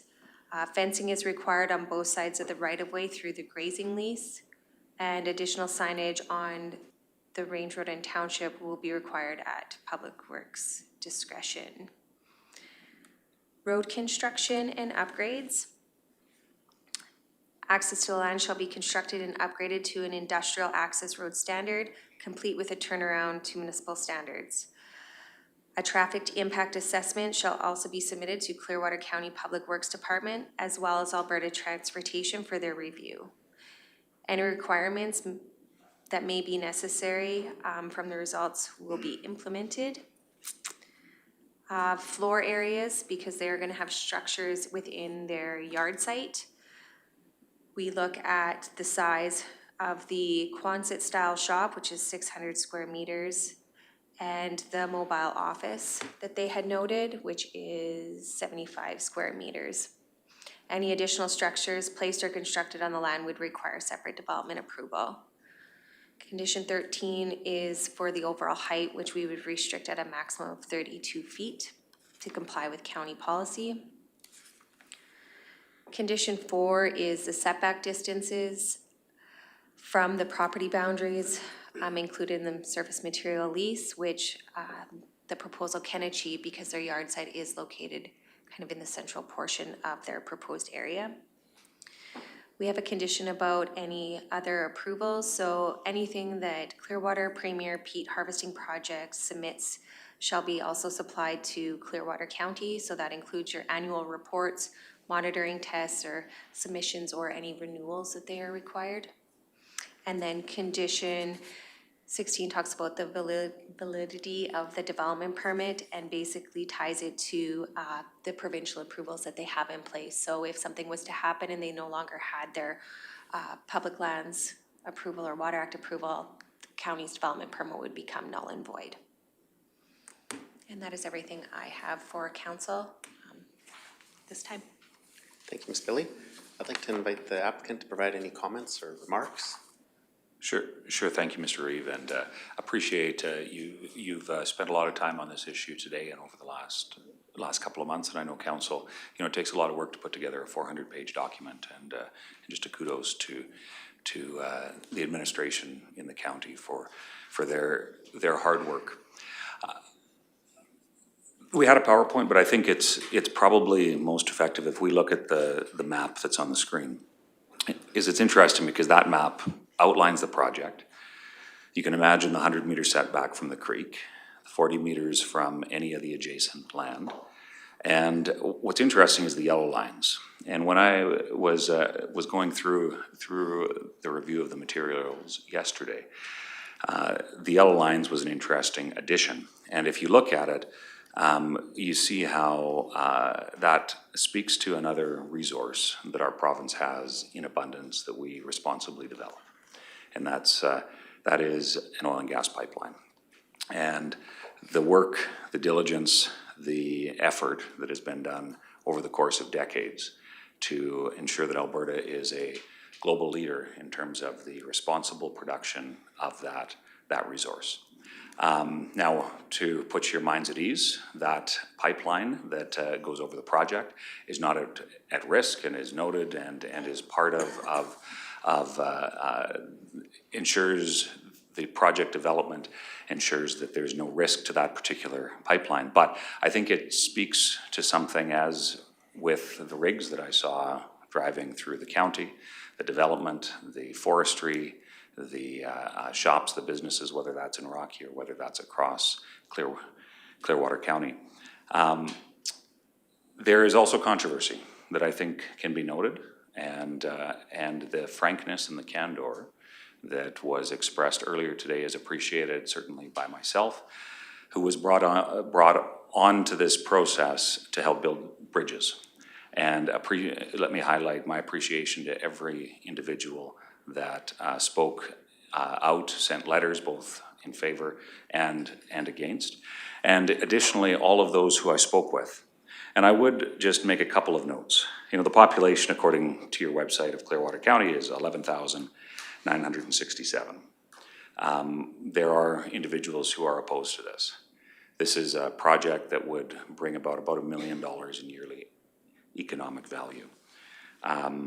You have before you not a question of whether you agree with the environmental merits. It's not a question about the permits that were granted by the province, the land use, the resource. It's about whether Clearwater County sets the standard for that being a part of this region's future. And you have a tough decision. And as a former elected official, I'll be very frank with you. I've sat in a chair not unlike those ones, and it's not an easy position to be in. But I would suggest the decision that you have before you is one that, when taken into the whole, you have a responsible developer that is willing to partner with your county. And when I speak with municipalities across this province, that is something that is desired. That is something that is sought after. And Premier has indicated its commitment to Clearwater and its commitment more generally to Alberta. And I won't go into the specifics of that. I would just offer that if there is any further information that is needed, any technical specifics, if there is details that can be provided, we'd be happy to get whatever information is needed to emphasize the importance of what this partnership means for both Premier as a proponent, but also the potential of that being a long-term relationship with this county. I'd hand it over to my counterpart. Do you have anything you want to add in terms of the technical side of things? Not really, no. Okay. Not really. We remain open, willing, and happy to engage.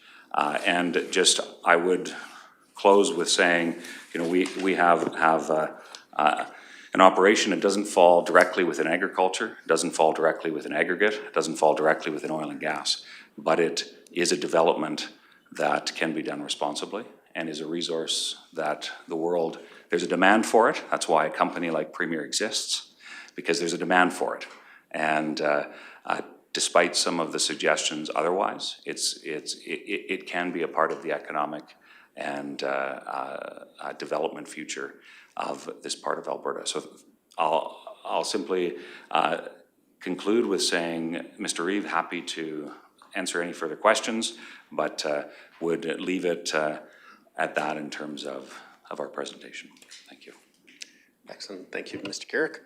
I have one question for Miss Billy, under conditions, is there, and maybe I missed it, but for the suggested conditions, is there anyone anywhere in here, if this application was to be approved, that there could potentially be a review annually of those conditions, and if needed, if there was any problems that arose that need to be addressed, could there be an annual review of those conditions and potentially additional conditions placed? We could wordsmith that into either the supplementary information, or there was this portion where I talked about, let me just find it.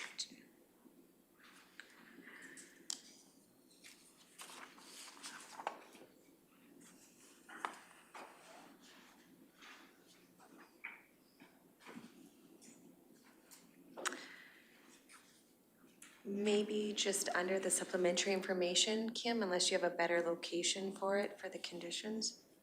Not sure. We could definitely add in that you would like to reevaluate the permit on and whatever yearly or how, not yearly, but whatever council is wanting.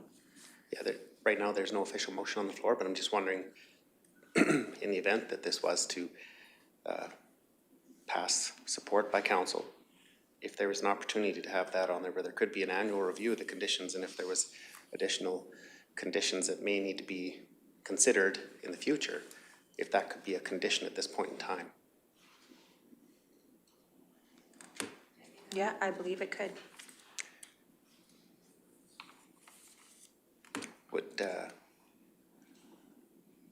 Is there a motion required by council, or what would be needed to have that added as an additional condition? I think when the motion was made for, you could recommend that it be an amendment to condition number 1 to be included. Okay, we'll just make a note of that. At this point in time, I'll open up the floor for conversation or motions from council members. And I do see that Council Member Powell from Ward 1 has indicated that she'd like to speak or provide comments. Please go ahead, Ms. Powell. I just have 2 quick things to start out with before I start talking. During the break, I did speak with some residents in the gallery, and they just wanted to, I don't know why this is ringing. They wanted it to be recognized that there was 36 marked opposition in the gallery on the sign-in sheet, and also that one of the women in attendance was opposed, and she had submitted a letter. So they just wanted to make sure that they were recognized. And then I want to give a big thank you to everybody in favor and opposed for all the various letters, the various emails, all the phone calls, the 201 names that wanted to be recognized in the form of a petition, and all the effort that has gone in for research points and their heart and soul poured into this application. I thought I was going to have to sit in here and give a big debate on my what I'd heard from residents, but it really is not about my opinion. It is about the voice of the residents, and I can't say it any different than what everybody else said in here today. So just thank you for everybody who's participated. Thank you, Councillor Powell. Councillor Humphrey, the floor is yours. So when I was looking at through this, and it was on the timeframes, the hall, I gotta go back and find it, hall schedule, and your work operating schedule, and it has that there's no operations are permitted on stat holidays, but then the rest of the 7 days a week through the summer operations would be Saturdays and Sundays, and operating 7 to 9, and it seemed, I understand that it's fairly quiet out where you're, from what you were saying, you're harvesting equipment. But then your haul hours, and I know we've discussed that with other aggregate haul times and stuff, on whether it needs to be, if there's only gonna be 3 trucks a day, or more even, but whether they would need to be running from 7 till 9 p.m. If that could be on Saturdays and Sundays, or for shorter times. I turn to the applicant if they would be willing to change.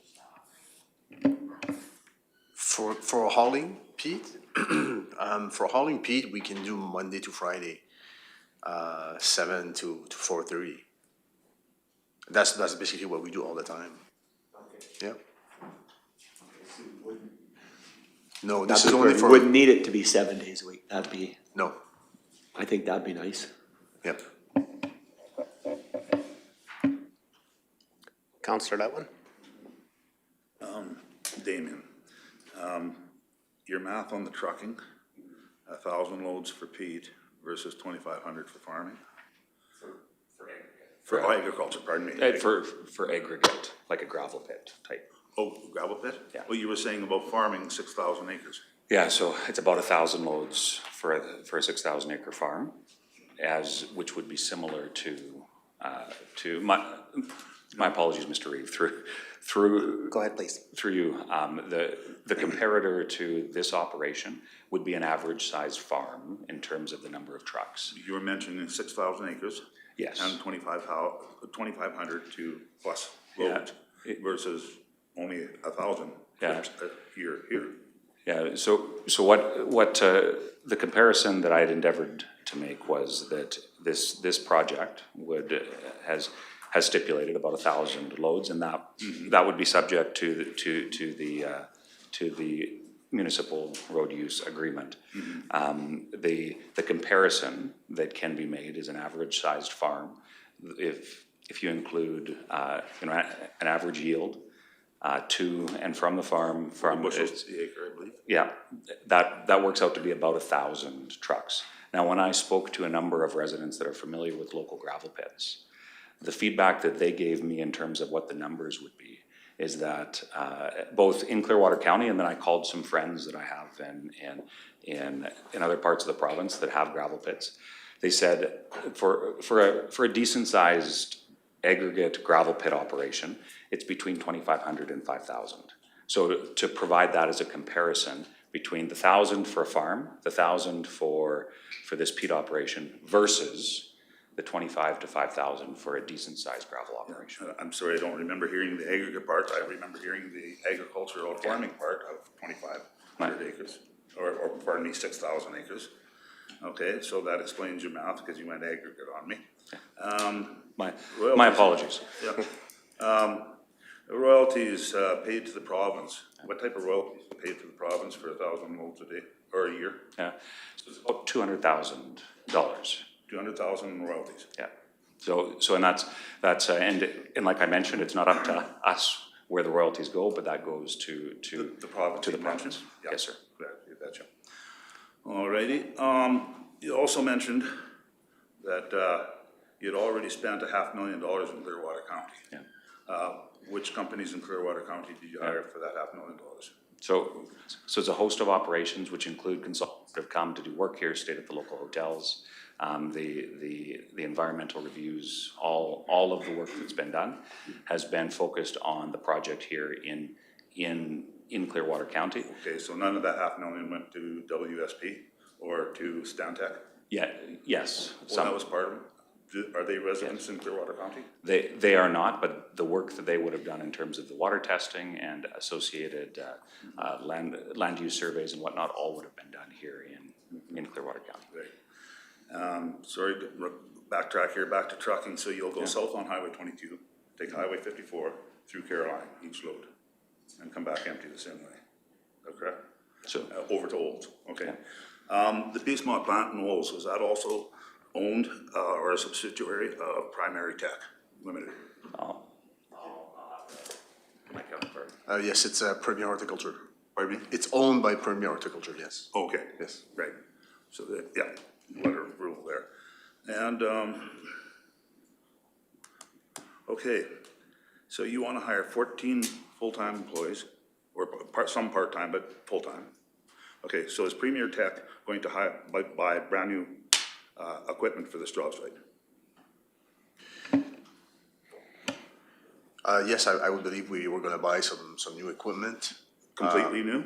There should be new, there should be some new loaders, some new harvesters or vacuums, that we call them, yep, some tractors. There could be some transfer if we slow down on one site somewhere, but mostly, it will all be new equipment that will be purchased for this site. So there'll be a lot of training going on. There will be lots of training. We do spend a lot of time training our team members when they come aboard. We will spend at least 2 days going over safety training, all kinds of stuff like that. No, but Fire teaching people how to run this equipment, teaching how to run the equipment, absolutely. drive it correctly, and so they don't get Yeah. stuck in one thing or another. Yes. Yeah, okay. See. I think that's all for the moment. Thank you. Okay, thank you, Councillor Letwin. Deputy Reeve, go ahead. Thank you, Reeve. First off, I'd like to echo everyone else's comments and thank the public for showing up today and taking the time to stand up and say how you feel about this particular project. I've been on the other side of the microphone. I know what that's like. That said, Mr. Kirk, you mentioned that this is a project that doesn't really fit anywhere. It doesn't fit with aggregate, doesn't fit with agriculture. So what regulatory board would oversee these types of projects? In the oil and gas industry, we have the AER, renewable energy has the AUC. Who does Premier Tech report to? That is a great question, because I think it emphasizes why this is a 15-year process. Because it doesn't necessarily fit cleanly within one type of operation. It's not aggregate, it's not just agriculture. And for those, and all of you as county councillors would know the latitude that is given to an agricultural operation in terms of development and the construction of commodity handling systems and all of those sorts of things. There's latitude given to agriculture that is not given to this, despite the similarities that it has in terms of looking like with harrows and whatnot to an agricultural operation, but it doesn't have the same allowances. When it comes to the water management side of things, it's subject to the applicable acts from the province when it comes to the land use acts, the water act, all, and I have a list of I think there's 18 different parts of different pieces of statutes and legislation that all fall within what a peat project applies to. Now, when it comes down to where that leaves a development permit, this is the step to being able to start getting to work. It's not the automatic, just make things happen, but the 15-year process was strenuously taken to make sure that each and every step, because peat harvesting is not in itself a unique operation, but how it fits, because it's not a mine, right? You're taking 6 inches of peat, right? It's not, going deep underground, removing gravel like aggregate. So that's where I say it doesn't just cleanly fit anywhere. That's why the 15 years and meticulously ensuring that every step of the process was in fact followed is done. So as a result, you have a project that is incredibly well reviewed when it comes to the comparisons for a similar sized investment in the oil and gas sector. Exempt some of the big projects that take decades and whatnot, and some of the controversy associated with that. I won't get into that. But when it comes to a local project that would be of equivalent value, it's often done within a matter of a year, because there's a very clear-cut process within the AER, for example. And it's the same thing when it comes to the AUC with the different types of projects, whether it be renewable or some of the more traditional forms. This fits within a whole host of things. It includes Indigenous consultations. There was significant Indigenous consultations that were done. The criteria was met and exceeded, and that was all part of this process. So it's a good question. It's not a clean fit, but it does, I think, speak to Premier's commitment to not just this project, but to working with orders of government to ensure that all of the I's and all of the I's are dotted and all of the T's are crossed. Hopefully that answers your question. Unfortunately, no. Okay. So there is no governing body that would monitor Premier Tech's operation while it was operational. There's a host of them. But there is not one. Not in the sense of... So that if there is not one, then there is none. I fully understand how regulatory bodies operate through the NRCB, the AUC, the AUR, et cetera, if there is not one dedicated, then there is none. There is no oversight for this project once it becomes operational, So is what you've just told us. with respect. Because every Yeah. single regulatory board and governmental organization will go out of their way to avoid a project that does not fit cleanly within one set of guidelines. That's not up for debate. I'm sorry, but that just clearly has, I guess, stated that this project is open for a lot of environmental interpretation and possible future damages. Am I able to? Absolutely, please go ahead, Mr. Carrick.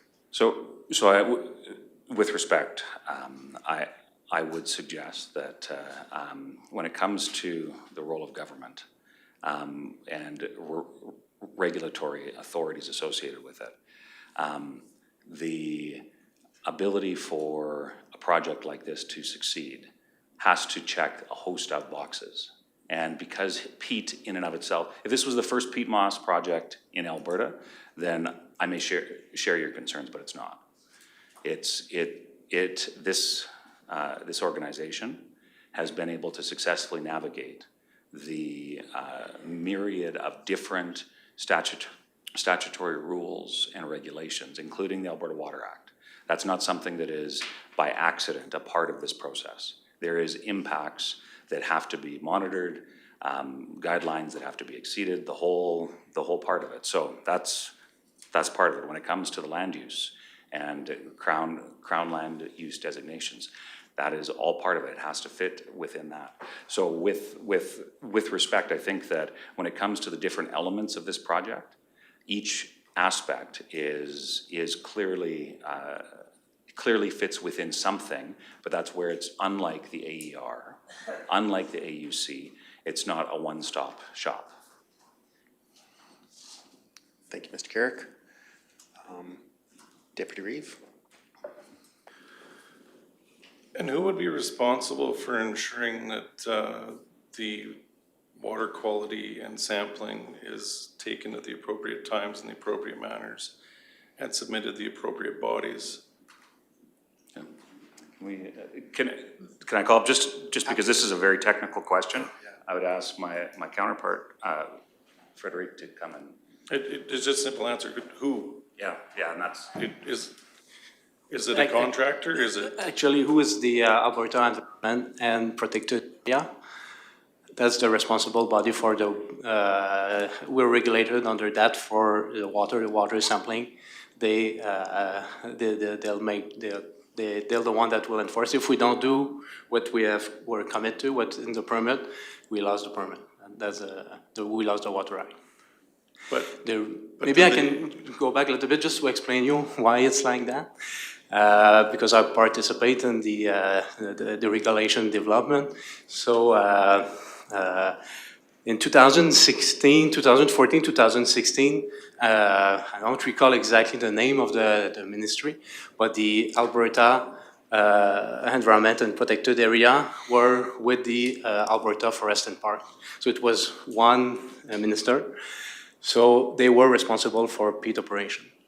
Now these two are split. So the Water Act is managed under, so everything related to water is managed under the Environment and Protected Area. And everything related to the land, so that we stay within the buffer, it's managed by, it's regulated under the Forest and Park. So that's to your first question. To your second question, it's environmental and protected area. Great, thank you, but who physically comes and takes the sample? Who's responsible? We have the responsibility to do it. You're self-patrolled, you're self-monitored then? No, we have to report to Alberta Environmental Protected Area. And they are the one regulated it. We don't regulate it ourselves. No. But there's no, unlike other industries, there's no governing there's no board that can come out to ensure that the process that you're using is done properly if you're self. I'm not sure which type of industry, because like we're not putting anything, we're not putting anything in the soil or in the, so it's the water channel that goes there. So there's peat and peat sediment, that's it. So there's no chemical, there's no, so it's not an industry. No, we cannot compare it to an industry that. But with equipment, there's fuel and oil, and with peat, there's sediment that could get into the waterway. So as, for an example, as an agricultural producer, the NRCB would come out to take water samples if someone so suspected or so requested. In this case, In the peat operation, we have to, there's the regulation under the environmental and protected area that outline how it's being done. And we've been through that process. We have a rigorous water sampling plan, but in peat operation, it's peat operator that takes their water sample. Okay, thank you. I think if I'm getting Deputy Reeve, the question is if there would be an independent agency that would collect that that water sample independently as a third party. I'm sorry, I think it is. So they're asking instead. Actually, we're open to, if it's an issue, we're open for sure. It will be the same, it needs to be the same sampling protocol that the government is asking us to follow the sampling protocol. How we do it, we're open to work with the county to see what's best and what can answer the need. Yeah. Miss Billy, go ahead, If please. I may, so Alberta Environment has issued their Water Act approval with set conditions on when and how they have to submit their samples. So Premier does go out and do their samples. There is no third-party agency that comes out. They take their water samples and submit them into Alberta Environment as per the conditions of approval, but there is no governing authority other than Alberta Environment and Protected Areas. Yeah. So, on that topic, if council, for a condition on the development permit, could that be a condition that there could be a third party collect that water sample? Deputy Reeve? With that, I'm just looking for path forward to find as a condition on the development permit in the event that it was approved. Could that be a condition or an additional condition on the development permit that a third party would collect that water sample or water samples? Go ahead, Deputy Reeve. But I suppose that does solve part of the problem so that it eliminates any lack of transparency there, but it still doesn't solve the issue that there's no dedicated body to oversee the project if there was an issue. Even if it was an operation, the process would still be the same. They would submit their samples. There's no governing agency that comes out to do that testing for them. They, like Paderni's or Border Paving, would take their own samples and submit them into Alberta Environment as well, just so you're aware. Because it's in oil and gas and agriculture, it's different. There's the governing body will provide someone to take those samples. Okay. Councillor Cermak, the floor is yours. Okay, I'm gonna change on the speed here a little bit. Premier Horticulture Limited, your head office is where?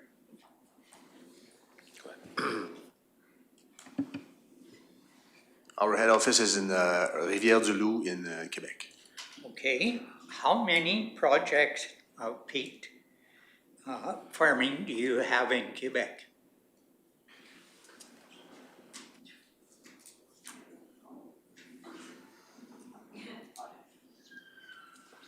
We have 5. We have some in Manitoba, Saskatchewan, New Brunswick.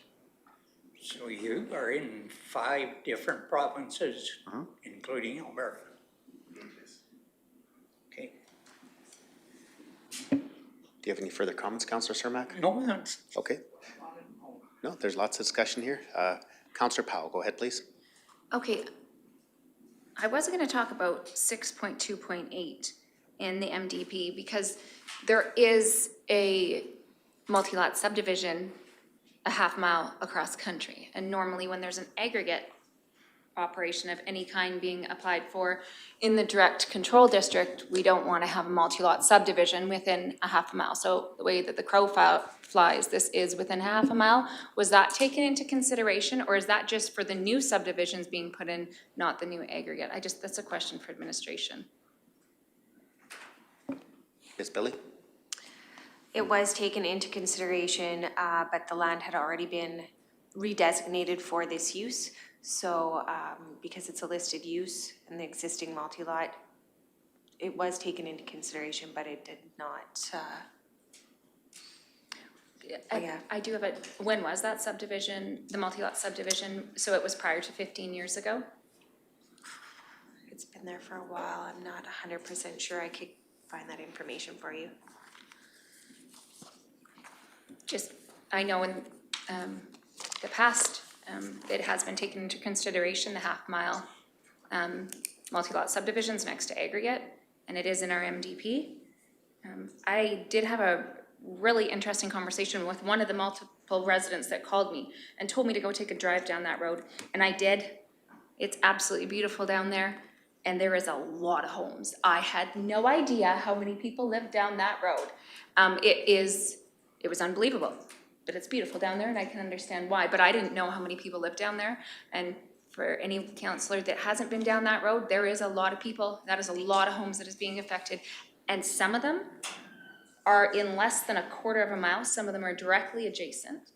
Even the access road going in, you are affecting residents in a direct matter. I know we're talking about permits and I know we're talking about those things, but these residents, some of these residents are adjacent, like they're sharing the same fence line. Thank you, Councillor Powell. Councillor Letwin, go ahead.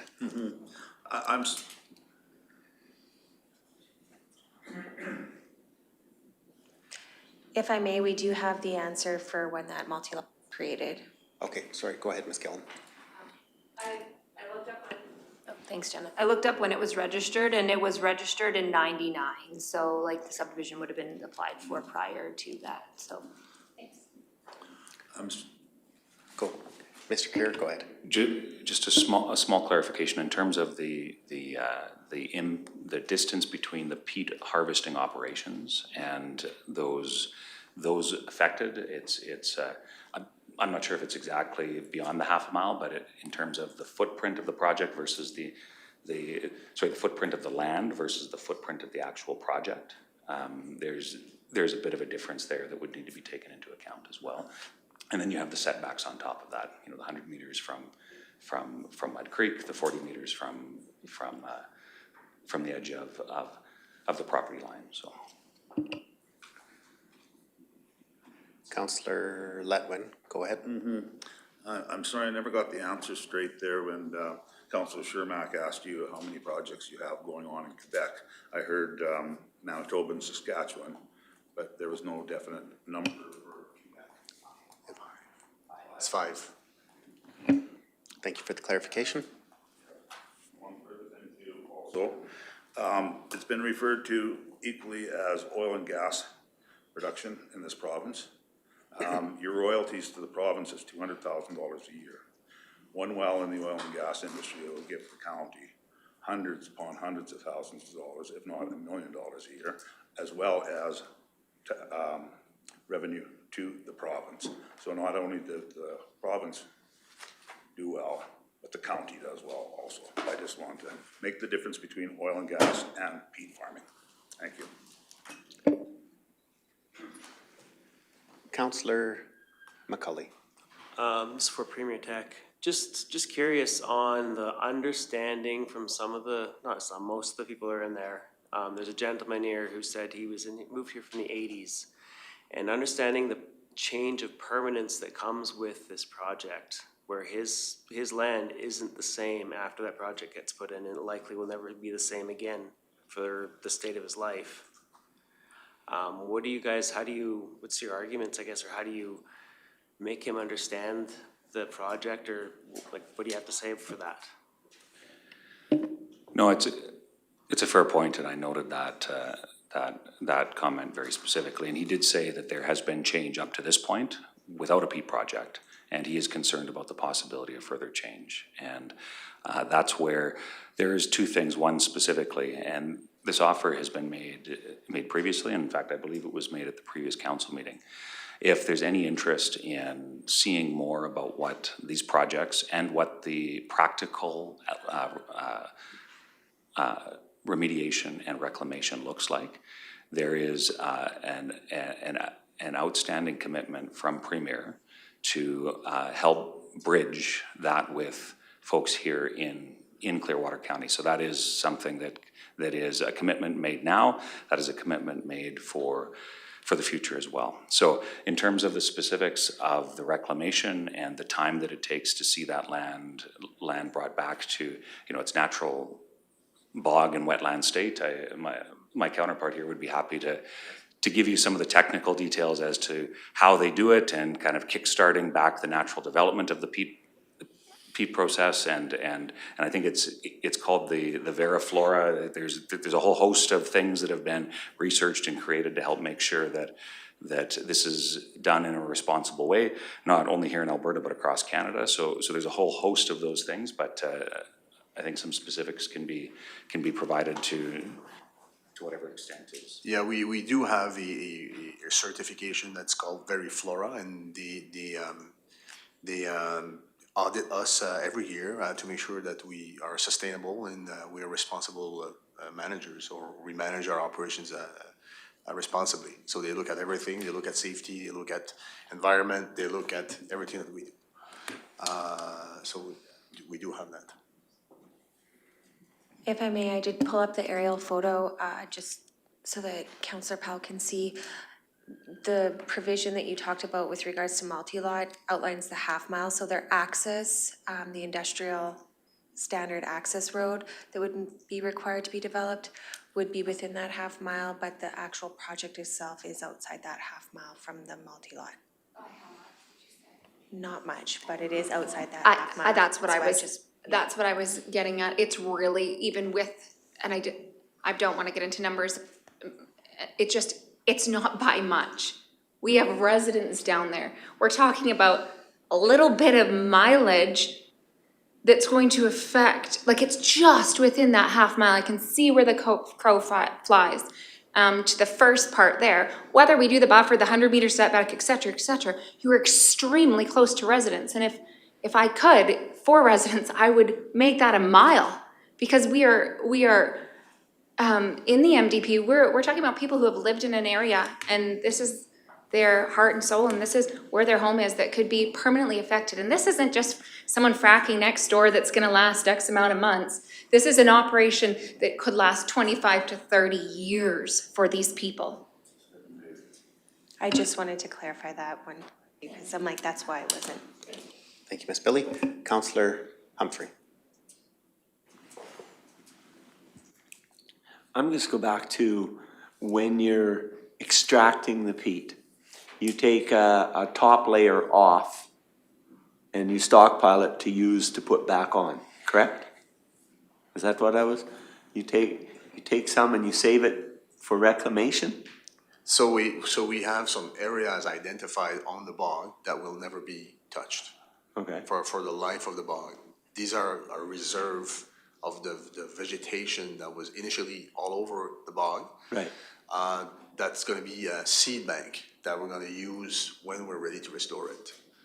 The 1/8 of an inch is on what we've opened, and we harrow the field so that we have a very small or layer of dry peat that's dry enough, which would be 45–50% moisture that we harvest and that we put in piles, and that's what we process at the plant.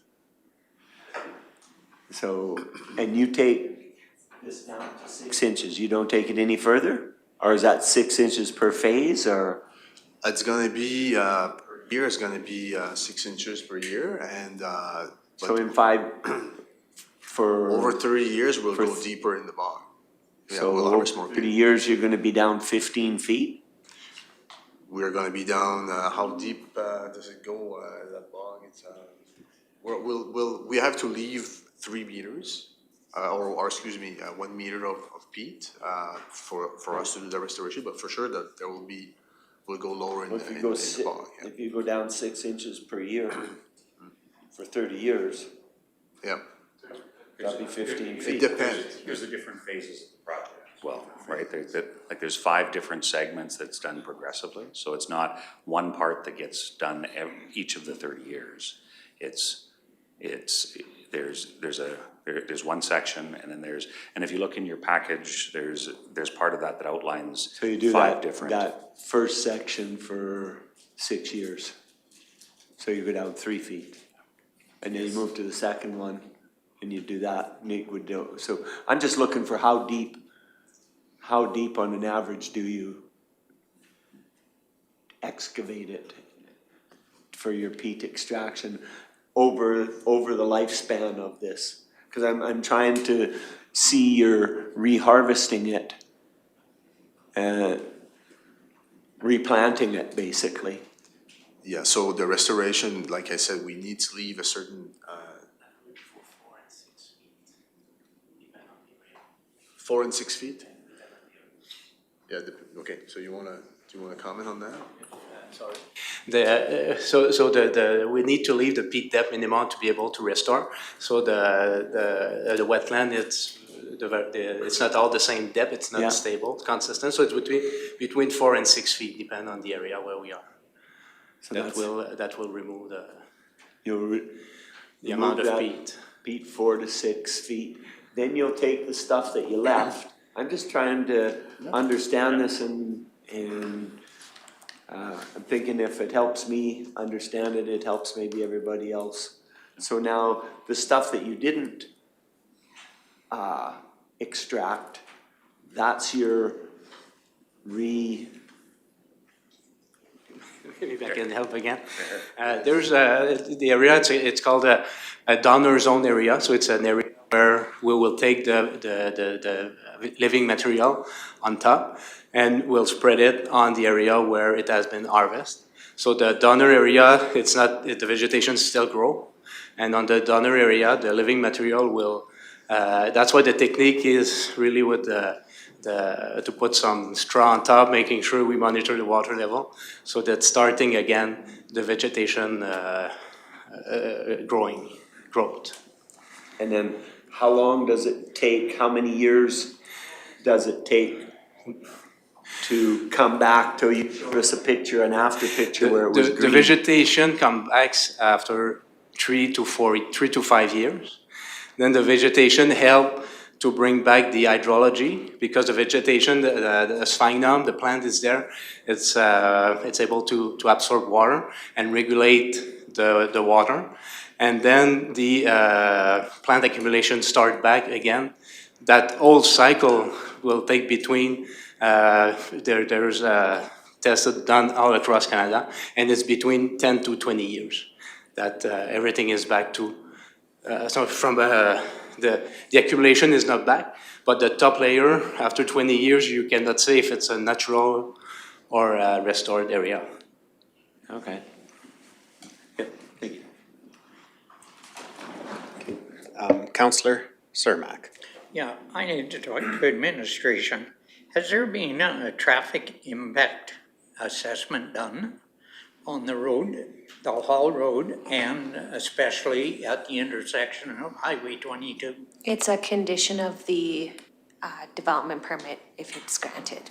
So then if it's granted, then that will be part of the agreement. That's correct. There hasn't been anything done as of yet. That's right. Because that approach kind of comes in on a hill there. Off the highway? On the 22. I drive that road lots every day, and there's been a few close calls there. Go ahead. Just that there's been an assessment done by WSP. I don't have the number with me, but in the environmental application, there was one section on the road assessment. That being said, we'll have to do another one, but there has been one done. Oh, I must have missed it. Oh, okay. Yeah. Thank you. I do have one question myself. I've witnessed high water events and severe flooding in Clearwater County, specifically in 2005. I've also witnessed very dry conditions over the last number of years. So my question would be that these wetlands act as natural infrastructure to store water and help mitigate flooding. During high water events, they help reduce impacts to highways, grid roads, bridges, homes, and downstream properties. And during dry conditions, they continue to provide value by slowly releasing water, supporting groundwater levels, maintaining stream flows, improving water quality, and also storing carbon.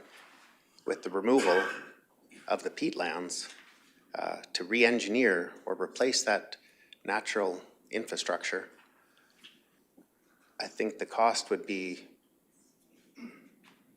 I don't know if you could ever re-engineer or have enough money to reconstruct that as a piece of natural infrastructure. Please. Yeah, that's why it's important, and that's the reason we need to keep 1 meter. So that 1 meter plus and sorry, we're talking in feet and meter, but let's say that 3 feet plus the 4 or 6 feet we are removing, then it's slowly going down. So when we drain the bog to harvest the 1/8 of an inch, we want to keep the water in the bog, so except for the top layer. So the water there stays. It's going down slowly, but the sponge effect and the accumulation function, it's still there. And something that is unique to that project is with the 100-meter buffer and the pumping, it's not the nature that will decide when the water goes out. So it will be pumped slowly. So that's why in the document they mentioned it's maximum 1.8% more. Because yes, you're losing some capacity when you harvest that 1/8 of an inch, but it's not a major impact. So that's why there is no flooding risk with that project. Not sure it's good, but the sponge is still active. We're not destroying the sponge is still there and it's still active, reducing slowly, maximum 1.8% per year. It would be safe to say that peatland would be significantly reduced with 1,000 loads of peat removed annually for potentially 30 years. In the bog, there's, and don't want to be too technical here, but there in the peatland there's catotherm and acrotherm. So what it means is there's a level of water, the catotherm, which never move. So and the acrotherm is where when you have the dry period, it's going there. When you have the high rain season, it's going there. So it goes up. So that's where the water level varies. Dry, wet year, it never go below that area. So that layer still exists. Slowly, it's going down. So it's not like we bring it down at one. Over 10 years, we bring it down slowly. So the capacity is going down slowly, but the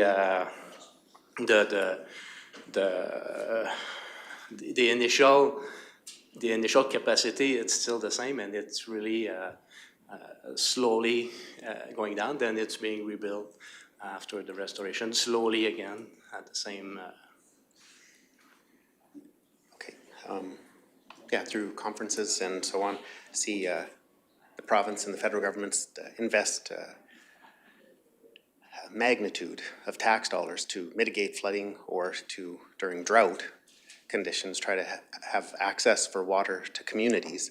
And we have a natural asset right here in Clearwater County. Please go ahead. Because just to be sure, maybe I was not clear, one of the reasons, there's a few reasons why they ask us for a buffer and the pumping, it's to make sure there's no risk for flooding. It's even not a potential risk that we minimize, like usually. The fact that to put the barrier, it's to eliminate the flood. One of the reasons is to eliminate the flooding risk. Yeah. Okay, thank you very much. So council, the applicant, the community has put in a significant amount of time and very much due diligence in this council meeting here today. And we will continue to have questions and comments and potentially a motion on the floor. Councillor Letwin. I probably heard this, but I forgot what it was. We asked about how many peat plants you had in Quebec. How many do you have in Alberta at the present time? We could pull up the map of the current projects. It's slide number,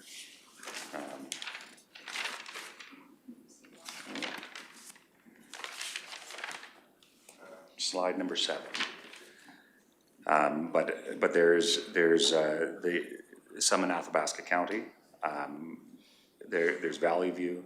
There is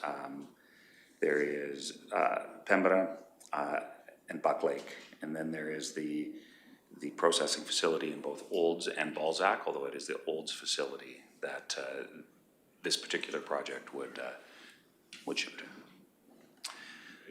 And what does that add up to? And so there is the five current.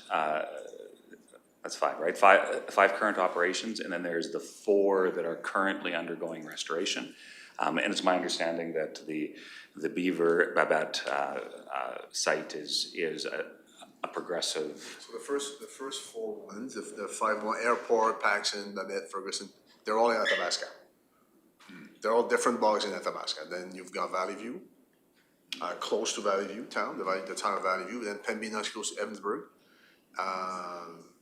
and Buck Lake is another bog. Edmonton is a depot.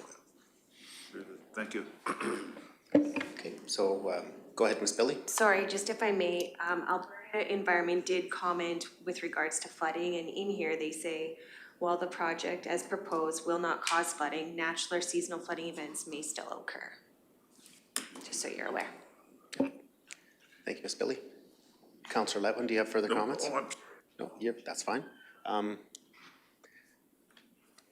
Motions are made in the positive. Is there any further discussion or a motion to approve the application with conditions as amended?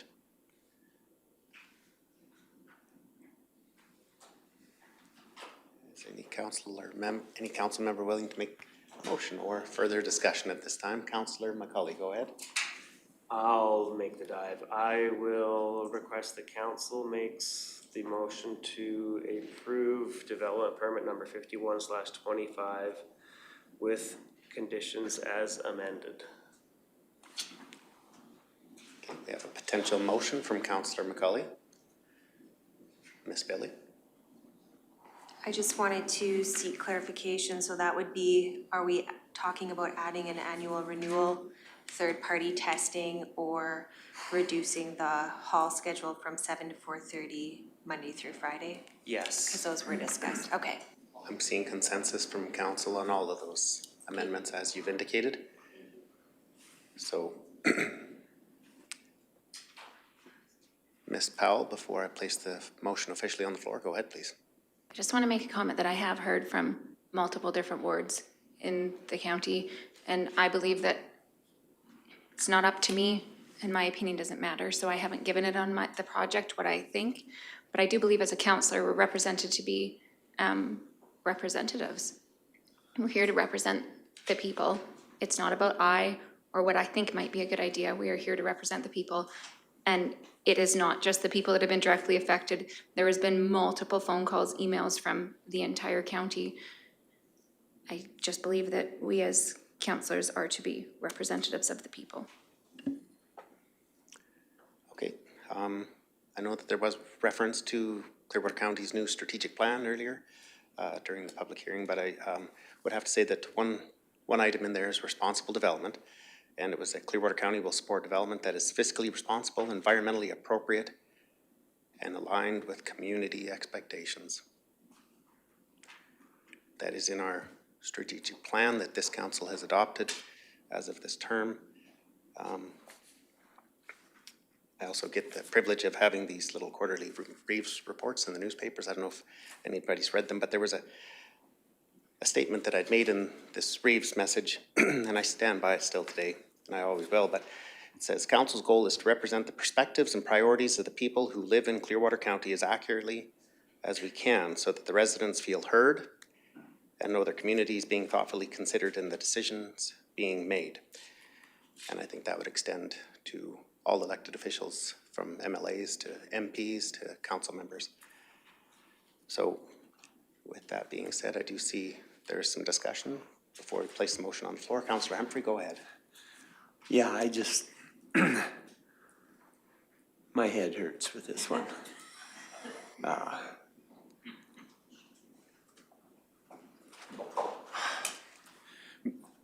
All of what you've said, and to be,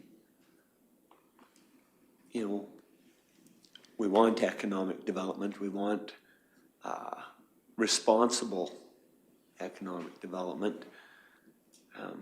So yeah, this is really, really rough, and I don't know if anybody wants to switch chairs, fill your boots, but yeah, I feel like I don't have enough time to wrap my head around this. I see from both sides, and it's I guess we'll see in a minute, because I wish I could just say, yeah, I know I feel this way. I'm trying to see from both sides, and it's tough because I see a business that is operating in the province and does bring jobs and stuff to our community, that is going and doing it right, but I also see people opposed to it being there, and I get that. I'm just, if it's done properly and it's out of sight and it's not noisy and it's not making the dust, if all these things are followed, then how does that not fit into what we want for Clearwater County? And if it's properly governed and sustained. So if, yeah, somebody can fill in some gaps for me there, it'd be great, but. Okay. Deputy Reeve McKay, go ahead, the floor is yours. Thanks, Reeve. Just one final comment, I guess. Being on this side of the table, it's very difficult to come to the understanding that your personal opinions, as Councillor Powell stated, they're irrelevant.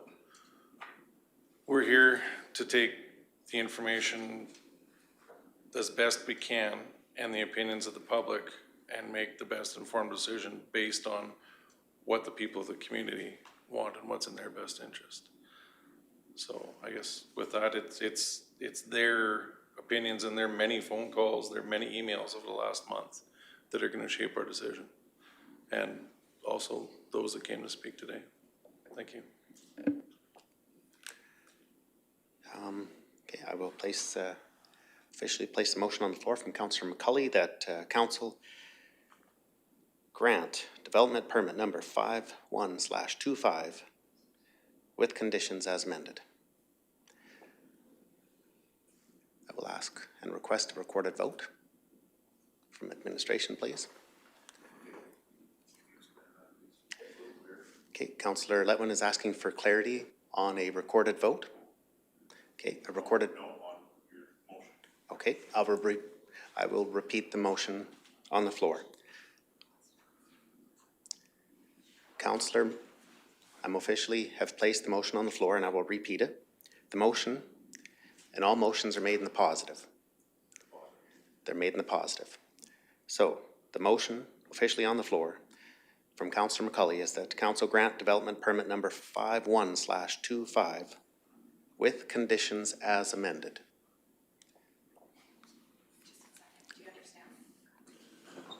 granting the motion? No, he's putting the motion on the floor in a positive, because we have to always vote in a positive, so we're putting the motion on the floor, and then we are gonna vote. If we want the development permit to go through, we put up our hand. If we don't, we don't Okay. raise our hand. It's just with the amenities there, that's Yeah. included in it. That's right. So I didn't know if we're voting just for the amenities and then moving forward, or if it's all in one package. It's the development permit Okay? with the amendment, or the conditions. Oh, okay, gotcha. Thank you. It's one. Clarity? So there will be a vote in favor of the project, and there will be a vote for the council members in opposition, if there are any. Okay. Is there any further clarity needed on the motion on the floor? I will repeat the motion one more time, that council grant development permit number 5125 with conditions as amended. That is the motion. Seeing Councillor Letwin, your light is on. Do you have comments? Nope. Okay. Seeing no further discussion, I will call the question. All those in favor? And those opposed? The motion is defeated. I would like to thank Premier Tech for the due diligence and the time that you've spent with council here today and the community. That motion was defeated, and at this point in time, we will take a 10-minute recess.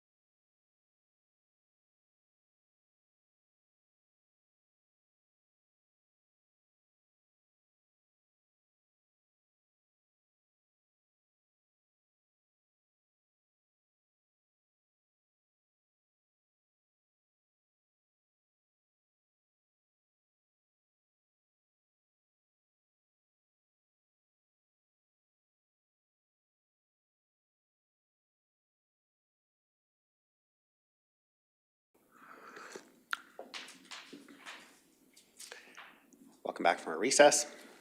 Moving into agenda item 6.2, emergency services, 6.2.1, SAR CRFRS, transfer of asset unit 203 to SAR. Page 163, and I'll invite the Chief Hemrick to. Perfect. Good afternoon, Reeve, Council. Before you here is a request for decision pertaining to the transfer of an asset from Regional Fire to SAR. So this request is on behalf of SAR. I'll start with the background. In 2017, Clearwater County Regional Fire had transferred asset 503, which was a 2002 F-550 rescue truck, to Rocky Search and Rescue at zero cost for additional response capability out of the Nordegg Public Services building. This asset was a fire services asset that was being replaced and still had some usable life remaining. In 2026, CRFRS, so Regional Fire, took delivery of a new Rescue Unit 203 stationed in Condor. And as a result, the old Rescue Unit 203, which is a 2008 F-550 rescue truck, asset ID R12-1, was to be dispersed of according to county policy and associated fleet management plan. On May 20th, 2026, Rocky Search and Rescue submitted a letter to Regional Fire asking if Clearwater County and Regional Fire would consider the transfer of the old Unit 203, the 2008 F-550 rescue truck, to Rocky Search and Rescue, citing that the addition of the unit would significantly enhance their operational capacity, and as a volunteer organization, they rely heavily on community support, partnerships, and opportunities such as this to maintain and improve their capabilities. I think attached to the last page of your agenda item is their actual request.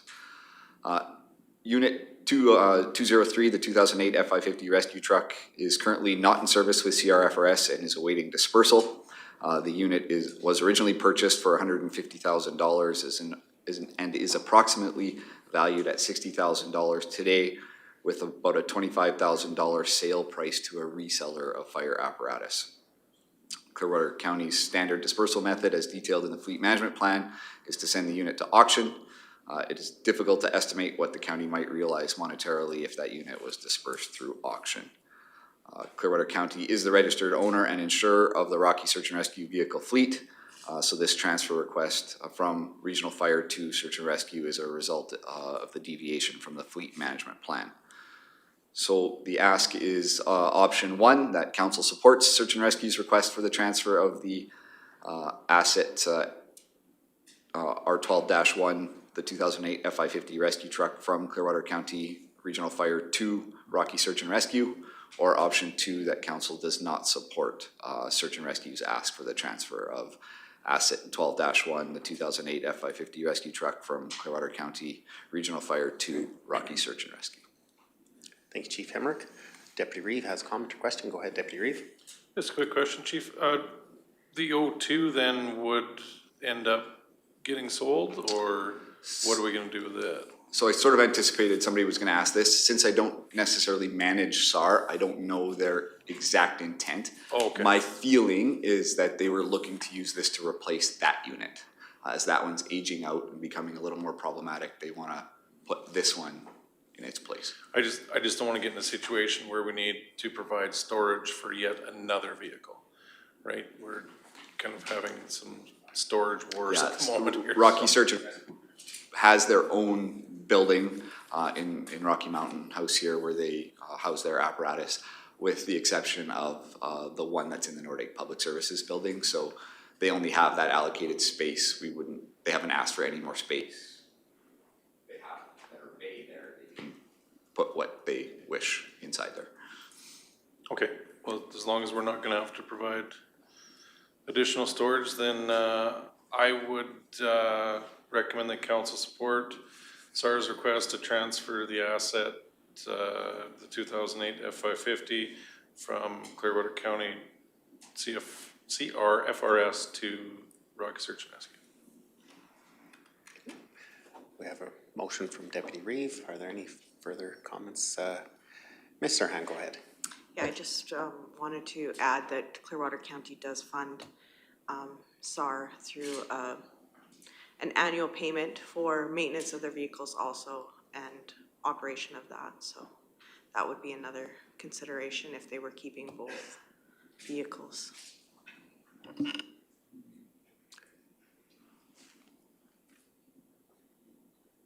Ms. Serhan, just to refresh my memory, what was that amount that is allocated to SARS for the maintenance of vehicles? Well, it's an annual grant for their operations, not just for the vehicles, but I believe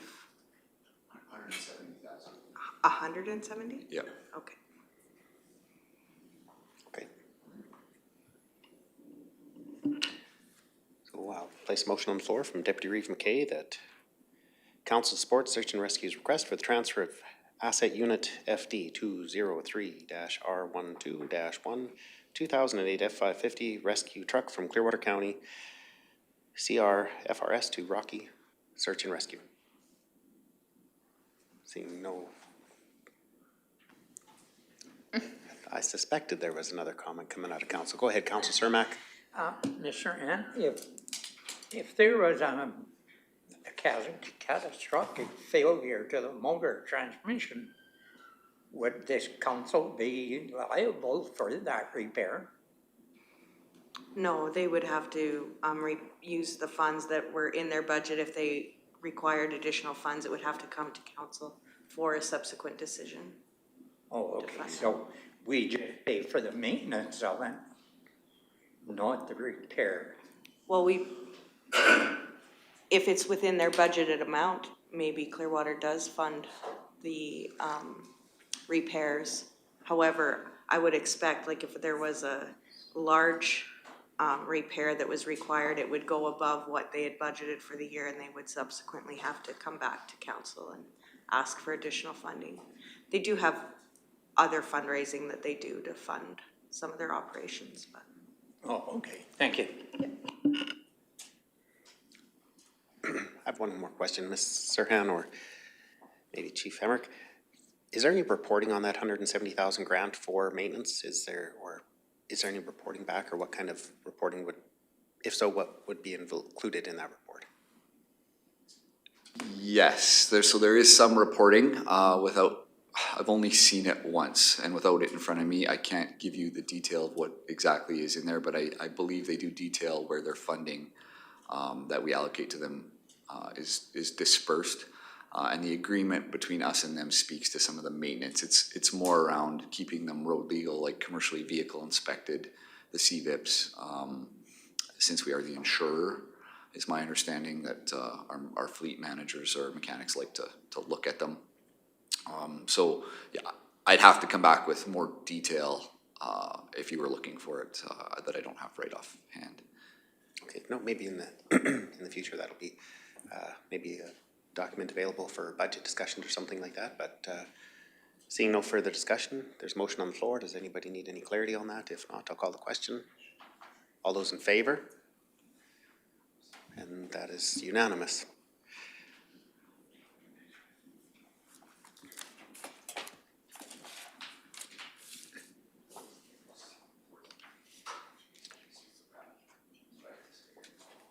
We'll move into corporate services, item 6.3.1, draft policy revisions, additional named insured on page 166 of the agenda. And I'll pass the floor over to Ms. Serhan to present this item. Thank you. Good afternoon, Council. So before you is an updated policy. Maybe just to summarize, we're going to ask that Council rescinds the original policy and puts into operation the new policy that's been drafted. How this came about is that in January of 2025, Clearwater County added the Caroline Library Board as an additional named insured. Subsequently, in June of 2025, that board was created to be the Clearwater Library Board. So now to have liability in that Clearwater Library Board name, that they have to be added also. And as an additional named insured, we will be removing the Caroline Library Board because it no longer is in existence. So it's just a replacement of a name essentially for that library board. However, in going through the policy, we realized that there was some things that needed to be looked at. So I'll just maybe briefly go through the background. Revisions to the Clearwater County's additional named insured guidelines policy have been made to retitle the policy, update formatting to be the new format of policies, and to include the library board due to the establishment again of the Clearwater County Library Board in the policy. Additional revisions were made to remove administrative procedures into a separate document, add clarity, and improve readability. While making revisions, it was noted that the current policy is redundant as the A&I policy includes community hall associations and clubs. Consequently, administration asks that when council adopts the A&I policy, that the community hall insurance policy is rescinded. Attached for council's review and consideration are the current policies, draft revisions to the additional named insured, guideline policies with strikeouts for deleted wording and red bold font for added wording, and a clean copy is attached. And actually, I would ask that since we're asking you to rescind the former, you can refer to it for what was previously there, but we should just go through the new policy to ensure it's in compliance to what council feels is the appropriate use of this additional named insured benefit for organizations. So the policy statement is that Clearwater County is committed to supporting community organizations that enhance the well-being, recreation, and cultural vitality of the community. To support these efforts, Clearwater County may, at its discretion, extend its insurance coverage to eligible organizations by adding them as an additional named insured under the county's insurance policy. So it goes through what an additional named insured is, and it's an organization identified as an insured under the insurance policy declarations or added to the policy after it's issued with the status of named insured. And liability insurance means insurance that protects an insured organization from financial loss resulting from claims of injury or damage to people or property. This includes legal costs and any payments required if the organization is found legally liable. And when this practice was put into place, it was to ensure that volunteers that were doing business on behalf of Clearwater County were covered for the decisions that they made on behalf of that organization in the event that they were sued for something for a decision they made on behalf of that club or organization. So there's different types of organizations that the county has allowed on their policy. Active community associations or clubs operating within the boundaries of Clearwater County on land either owned by the county or by the organization. Rec boards that provide programming on behalf of the county or county-owned lands or facilities. Societies that provide cemetery services within the boundaries of Clearwater County. And library boards that deliver services on behalf of the county and county-owned facilities. So again, it's really a niche type of organization that fits within these policy guidelines that would be added to the county's policy, insurance policy. That being said, it isn't without risk because if one of these organizations makes a claim on that insurance policy, of course, that goes against the county's claim history. Yeah, and again, the purpose of the policy is to allow eligible organizations to obtain liability coverage under Clearwater County's insurance policy for the same limits purchased by the county, to ensure that they have appropriate liability insurance for their operations, support safe and accessible use of facilities by the public, and promote sound risk management practices for activities conducted within Clearwater County. There's some principles attached, accessibility and support, risk management and due diligence, and accountability and responsibility. Is there any questions on the policy or the practice of this policy? Thank you, Ms. Serhan, for going through that and all the diligence put into this. Yeah, are there any potential amendments suggested from council or a motion to adopt the revised additional named insured benefit for organizational policy, CRPS-1001. Councillor Humphrey.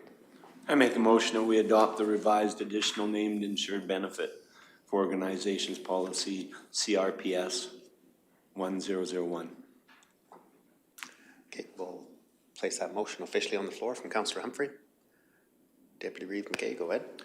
Just quickly before that, I just want to ensure that the changes to this policy aren't going to affect current community organizations and halls that are insured through the A&I.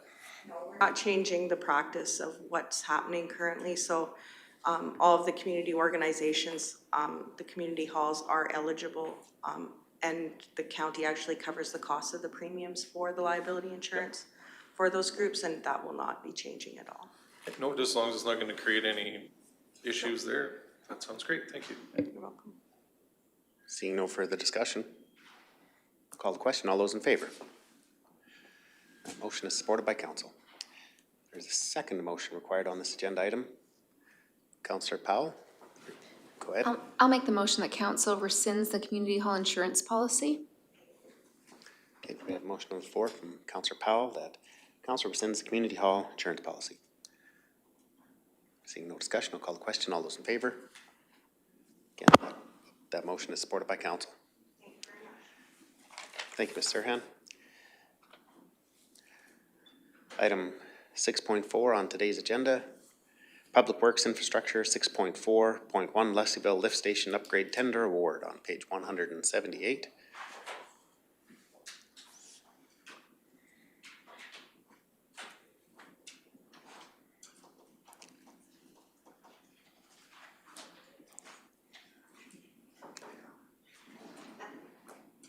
And I'll pass the floor over to Director Hansen to present this agenda item. Well, good afternoon, Council. I'm going to have Kate Reglin there walk us through the agenda here today, the tender award. So just a reminder to Council, typically we don't bring tender awards to Council provided that they're not over budget. As Kate's going to walk through this agenda, you can see we're significantly over budget on this project, and we can speak to that as well. So we'll get Kate to go through the balance, and we'll open up the floor. Excellent. Thank you very much. Please proceed, Ms. Reglin. Good afternoon. So on June 9th, the tender closed for the Leslieville Lift Station Upgrades project. So the project is located within the hamlet of Leslieville, just off Highway 61, kind of in front of the school field. The community's wastewater is collected from the hamlet into this lift station wet well, which is then pumped to the wastewater treatment facility. The upgrades include, but they're not limited to, installation of a new pre-packaged wet well. So there's including pumps, grinders, flow meters, safety ladders, grates, etc. So all the accessories within that wet well. The current wet well and the associated parts are beyond their lifespan and require upgrades.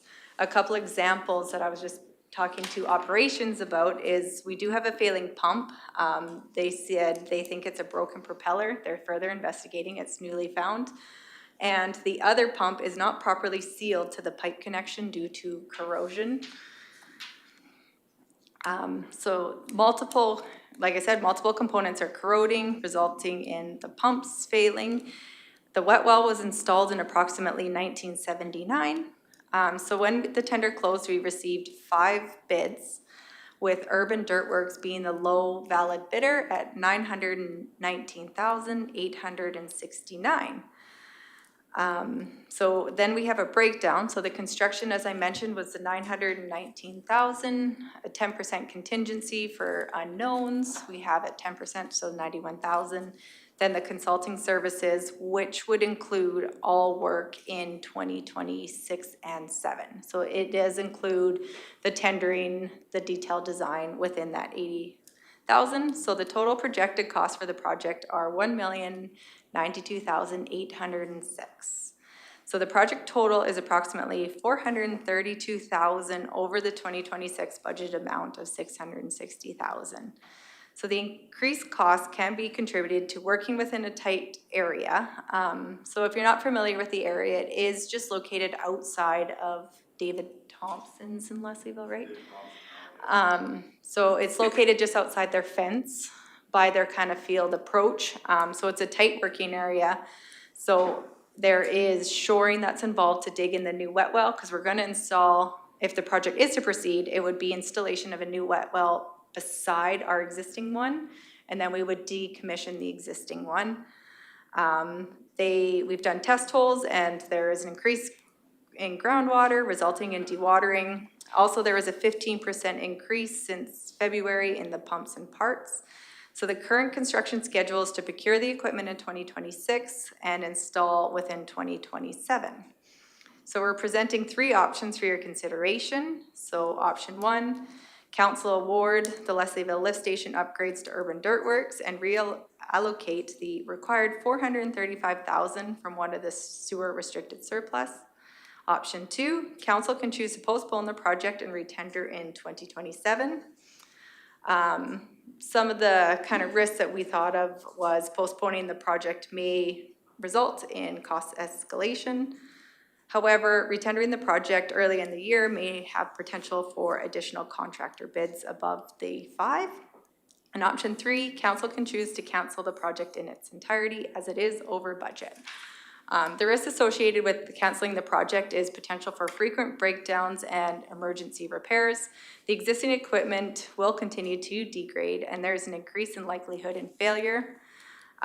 We've also noticed there is water infiltrating into the wet well, whether from an old connection. We were trying to look at the drawings, and I did write in here 79, and then I later found it was 76. So the drawings were a little hard to see if that was an old pipe. However, there is active water coming into it with the increased wet season.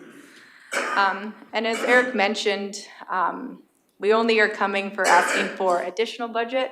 We don't typically come and let council know when we are under budget other than in the capital status report, but we have had cost savings in asphalt, bridges, the Cicerin, and the erosion projects.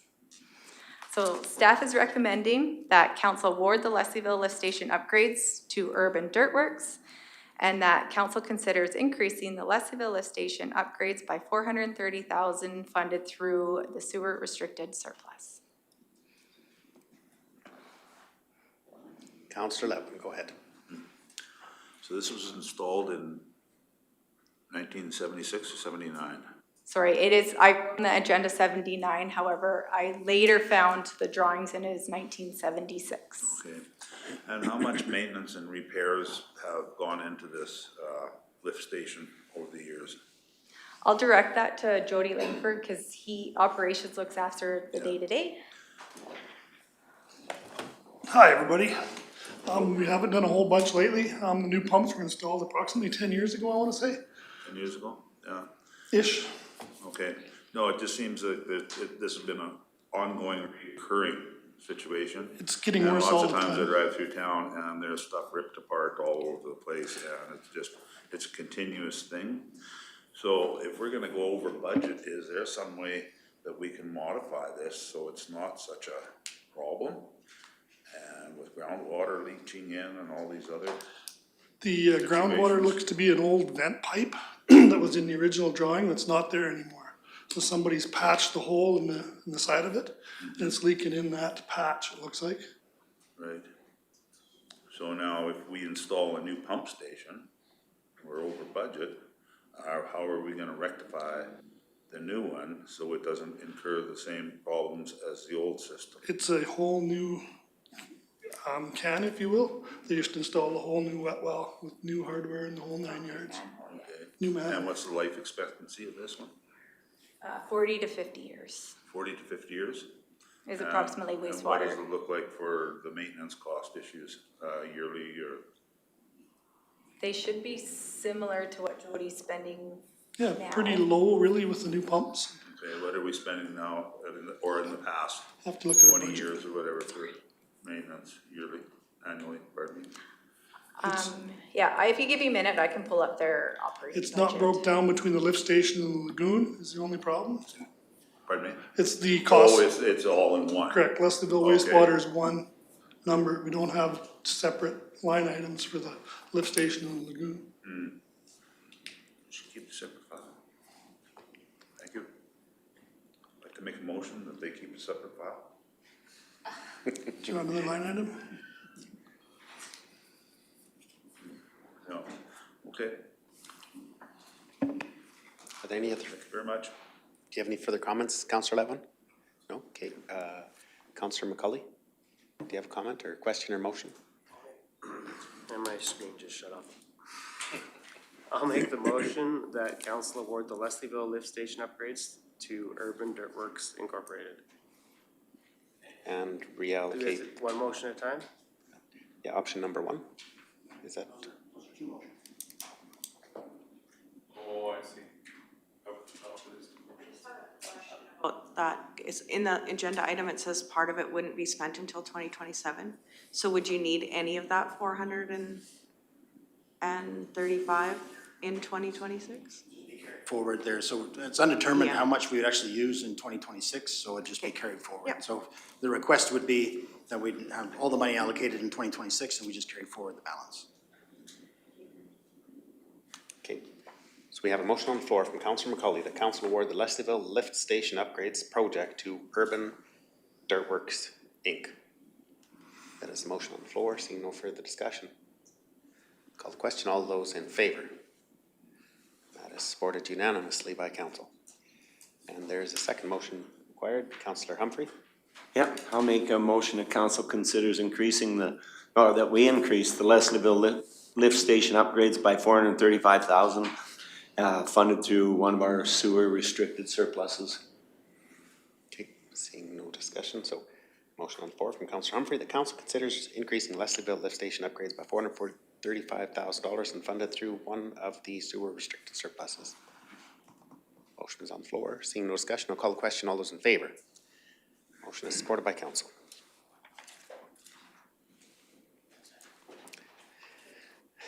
Item 6.5, Office of the CAO. Adoption of the revised Welcome to Rural Clearwater County Resident Guide. It is on page 181. Mr. Emmons. Thank you, Reeve Northcott. Good afternoon, council. So this item is back before council as directed on your June 9th. The updated Welcome to Rural Clearwater County Resident Guide has been revised and amended as to reflect council's previous discussion to include expanded section on industry and the expanded section on tourism along with maps of various locations. Administration is looking for council's recommendation to formally adopt this document as updated and retire the 2010 version. That document is attached for council's review. If council has any questions, I will do my very best. Okay. So I do have a few comments and a few thoughts on this. Welcome to Rural Clearwater County Resident Guide.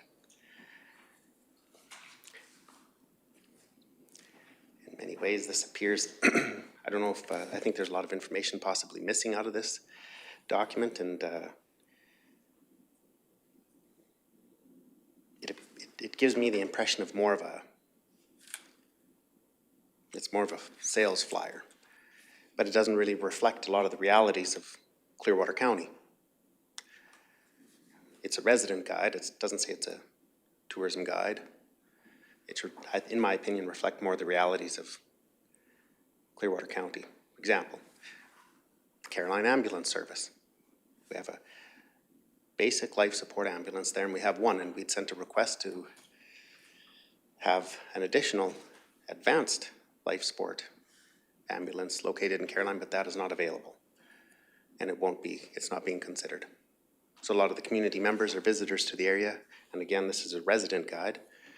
A lot of residents do not know that. For angioplasty or cath lab, so when people have if there's a heart attack, closest is Calgary or Edmonton.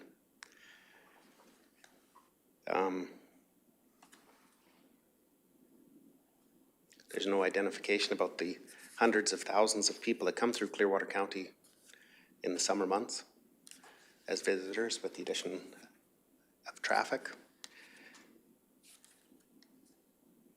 There's no indication of any of the social programs in here. So if people are in need of food banks, social programs, that's not indicated in here as well.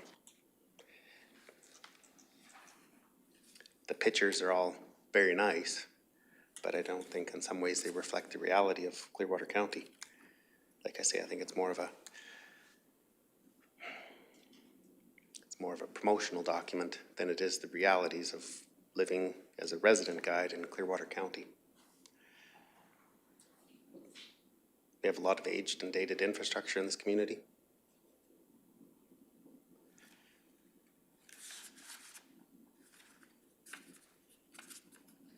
Those are a few of my thoughts. I'll open up the floor. Are there any other comments from council members?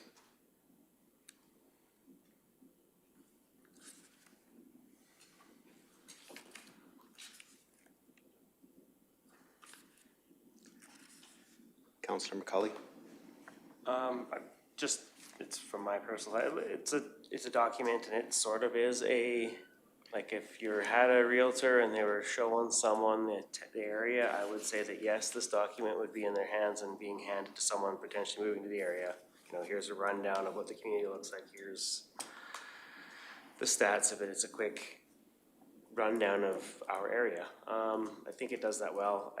Going into other things like where we get certain parts of medical care, I don't know if is that what this document is meant for? I don't know. For what I thought it was used for, I think it does it well in the updates they've had. Just my thoughts. No, excellent. That's everybody's opinion. The way I see it, it's welcome to rural Clearwater County, and if it's a promotional guide, then maybe the title needs to be changed from a resident guide to more of a promotional document. I see so many other organizations that promote, whether it's tourism, they have their specific avenues of promotional literature online, and Travel Alberta, millions of dollars that promotes areas throughout the province, including Clearwater County. Deputy Reeve McKay. Thanks, Reeve. I'm not real certain where we want to go with this, but I believe when this came to strategic planning, we as strategic planning committee requested the document to contain additional information on tourism. So I don't know. I think we also asked for additional information on industry, which seems to be lacking. But it appears at first glance, I will admit, we've been inundated with several other issues. This was not at the top of my list of things to go through in detail. But at first glance, it appears that administration added most of what we asked for, or am I off base? I don't know. Yeah, there was, no, you're absolutely correct, Deputy Reeve. There was discussion about industry, tourism, but agriculture was the other one, which has been expanded. But we have 26 pages, and I would just, if we're adopting a resident guide, I just had the thoughts that it should reflect more of the realities of Clearwater County, more rather than a promotional document. It was just my thoughts. I guess. Go ahead, Deputy Reeve. I guess it comes down to the question of then, do we want our resident guide to promote the county? Or do we want it to point out what shortfalls we have? I guess I don't know what do we call it then? I guess is the question. I don't know if it needs to identify, shortfalls, but I think more of the realities is like, that's what I was looking at more of, you know, rather than roses and rainbows, something that's actually like reflects the real life of living in Clearwater County, the amenities, the social programs. It's really easy to make fluff and make a document that's 26 pages look pretty good, but times have changed. I think this was originated in 2010 and it's brought forward for, you know, things are different than at that point in time.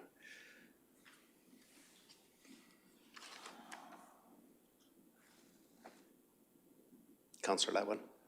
Some of it seems pretty good, but some of it seems mumble jumble that you're, yeah. What little I've read of it here. Sorry, Councillor Letwin, do you have further comments? Detail. Thank you. Councillor Cermak, go ahead. I really have to appreciate what they wrote in the Agricultural Center. I think whoever wrote that hit the nail right on the head. That when you come to an agricultural area, you gotta expect some certain stuff when you're buying a piece of property next to a farm. You're gonna have smells, you're gonna have noise. You gotta expect that. So if you have an acreage next to a farmer that has 300 head of cows, you're gonna expect to have some bawling cows when he's separating his cows from his calves for probably 48 hours minimum. I really appreciate how they wrote that section. I think that really hit the nail on the head.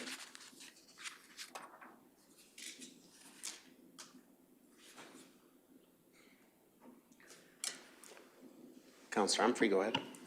Oh, and again, we've had a lot of big issues, but I skimmed over this a few times now and skimming again while we're talking here, and I think it's got some good information in it. Even if you just, you know, right at some of the stuff at the beginning, you know, tells about government, tells about your property, just gives people, hey, here's a little reference guide. I don't think we want to get too deep into it. Seems to have a lot of, you know, like I said, considerations for rural emergency management preparedness. Has a bunch of information in it, and it's just a handout. If seems not too bad to me. Okay. There's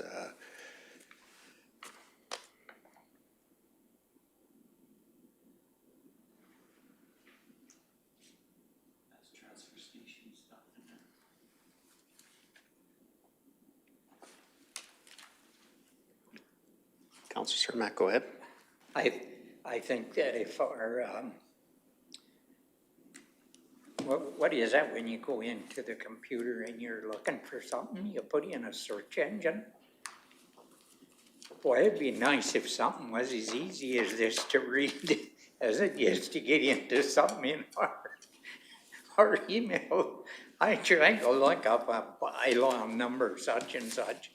Well, I spent hours trying to get into it, and I finally phoned Janet to get me into it, because you got to go from this one to that one to another one and back again. It took her about two seconds to get me all straightened out. But is there not a way that we can get a search engine that if you put something in it, just pops it up? Mr. Emmons? I could definitely pass that comment on to communications, and next time they redo the website, Councillor Cermak, that can be a priority. But yeah. Because, I mean, it's not only me, I've heard that from a lot of other people too. That they find it quite frustrating trying to get through it all. I'm not very computer techy, so I get pretty frustrated, and then I just phone. So thank you, gentlemen. Deputy Reeve. Just quickly, there is a search function on the county website. I've used it a fair bit. I took it up, put it in the number. Oh, okay. Something to take up with IT. But just back to this document.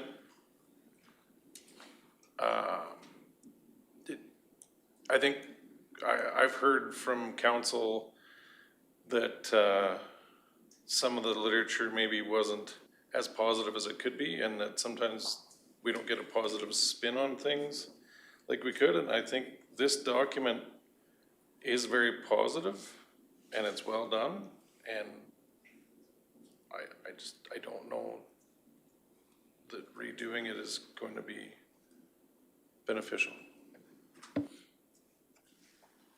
I couldn't agree more, Deputy Reeve. It's excellently written as a promotional piece of, as a promotional document, absolutely. If it's used for sales that way, my opinion, it's well written that way, but if it's to, you know, to show the realities of Clearwater County and the life here, I don't know if it's, in my opinion, but we can put a motion on the floor and, Councillor Powell. Well, when you look at it that way, it makes it a little bit more confusing. Because we shouldn't be building a document for a realtor to use. We want to build something for residents to come to. You got my brain going now. I wasn't expecting it to have to be. Well, my thoughts are, if there's going to be something, if I'm going to have, you know, build something, I'd like to build it for the purpose and do it right. This is, I don't know if it's a well-done document. If it wants to be for a sales flyer, sure. It's 26 pages long. There's so many other organizations that offer advertising of Clearwater County in so many aspects. If we want to add one more to that promotional category, I think this meets that thing, but I don't think it's a real document of reality. So we could. What would you suggest doing? If you don't mind me putting you on the spot. No, absolutely not. I think it needs to be shortened up a little bit, and I think it needs to just be more reflective of the realities of Clearwater County with the real services that are here. In some of the previous comments that I've made, whether with healthcare, your ambulances, your social programs, you know, the number of visitors to the region. Mr. Emmons. Thank you, Reeve Northcott and Council. And if I may, I believe I am absolutely hearing the conversation accurately. If this doesn't meet Council's objective, administration would just look for Council's direction as to what it would like reflected in the document. If I may, just to provide a little bit of history, this document has exponentially grown as well. When it started out, it was a descriptor of here's what you can expect when you move to rural. If you move on a gravel road and it's sunny, it'll be dusty. If it's rainy, it'll be muddy. You're welcome to rural. Not every road is paved. And it was that pointed, and I actually took a lot of positive out of it because we're rural. Something to be proud of. A lot of criticism came back out of the community because it was portrayed and received as negative. And I would just offer that history for reflection purposes, because that's what created what you see before you today. I recall the bravery of Red Deer County. Their first document actually said, it was so pointed to say, if you live in Red Deer County and you need to get to town every day, sell your Honda and buy a 4x4. Because you're rural, you know. I'm not suggesting we'd be that pointed, but again, I guess I would just look to Council's intent of the document with that history, and we'd gladly try our best to draft something that reflects your intent to meet your objective. Thank you, Mr. Emmons. Deputy Reeve, go ahead. I guess I just keep circling back to what is the intent of this document, because it's a document that took place long before most of us have ever set foot in this room. And in the considerations for rural living in that portion, it does get into the fact that emergency response time cannot be guaranteed. It does get into the fact that fire stations are not staffed. It does get into the fact that the roads are gravel and that they are dusty and that they do not always get graded and et cetera, et cetera. So I guess maybe council needs to take this back to a strategic planning session and decide what the purpose of this document is, because if it's to describe the typical day in the life of a person in Clearwater County, well then this isn't what that's doing. This is a document that would attract somebody to come to Clearwater County. Right? If we want something that says that you literally can't drive your car down Range Road 5-4, like you can't right now, then this isn't that document. So, yeah, we need to take this back and decide what we want to do with it. Councillor Levin? Yeah, you can't take your car down a mile of road either. I'm in four-wheel drive doing about 3 kilometers an hour yesterday. But that's the way it is. That's the reality. You know, there's no pictures of our schools here. There's no pictures of the county office explaining Clearwater County, what we've got here for supplies and stuff. And, you know, it talks about power lines and sewer lines and other things, like how to identify them. And you can't trespass, because if you go across the fence, you could be on somebody else's property. Like, some of this is almost juvenile, but it gets the point across, so that, you know, but, you know, like electrical services, and we've got, you know, 3 lines of high voltage towers. Somebody's spinning donuts out in the rapeseed field. Thank you. Thank you. And I don't mean to bring this forward in a, just if it's going to be a resident guide, I think that it's more of a promotional thing. I don't mean to put any additional workload on council, but could have just taken the easy path, made a motion and adopted it as is, but I don't know, for some reason. Go ahead, Councillor Powell. I just agree with Deputy Reeve McKay, just with the conversation that's going around the room, that this may just need to be brought back to a strategic plan and have the discussion there, because there seems to be just differing comments coming out. So I go with what Deputy Reeve said. Okay, so then we could have a motion to defer this Welcome to Rural Clearwater County Resident Guide to a future strategic planning committee meeting. Actually, I'll put that motion on the floor. I move that council defer the Welcome to Rural Clearwater County Resident Guide to a future strategic planning committee of the whole meeting. Seeing no discussion, I'll call the question. All those in favor? That motion is supported by council. Reports, item 7.1, CAO report. Mr. Emmons, the floor is yours. Thank you, Reeve Northcott and council. The June 23rd, 2026 CAO report. The RMA Post-Secondary Scholarship Program is back in recognition of the importance of an educated population to the future well-being of rural communities. The Rural Municipalities of Alberta, RMA, established the RMA Scholarship Program in 1995. The RMA Scholarship Program is designed to encourage young rural Albertans to pursue further education and enhance the ability of these young people to make meaningful contributions to their communities in subsequent years. A scholarship in the amount of $1,500 will be presented to 6 applicants. Application is open May 15th, and the deadline is August 28th.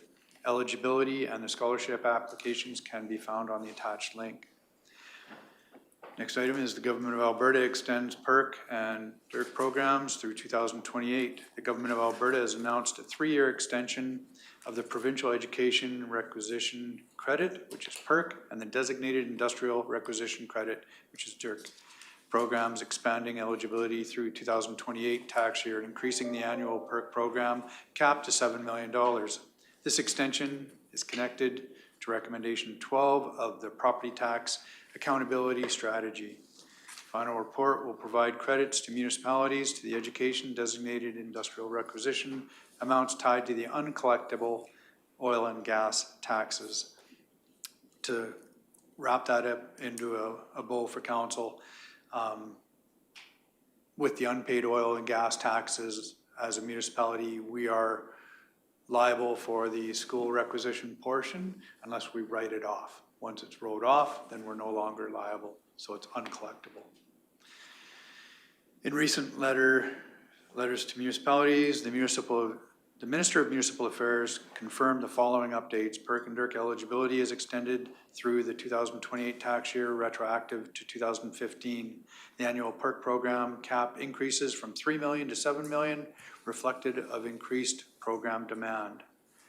Municipalities may continue to apply to the programs through a single application process. The government intends to explore opportunities to streamline a program delivery as part of its broader response to the PTAs.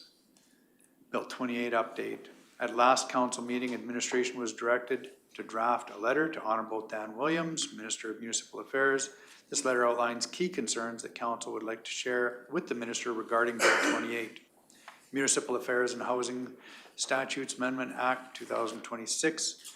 The mayor and council of Red Deer County have reviewed the letter and are showing their support by adding their support to their mayor's signature on the letter. The approved letter to be signed is in the correspondence section of today's agenda. Below you'll find the fact sheet that were provided by the Deputy Minister to all municipalities regarding a few sections of the Act. And finally, lastly, Reeve, members of council, colleagues and friends, I'd like to thank you for the many rewarding years in serving Clearwater County. First and foremost, I want to express my sincere gratitude to council, both past and present, for your trust, leadership, and commitment to this community.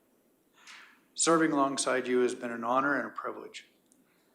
To the staff, this organization is strong because of all of you.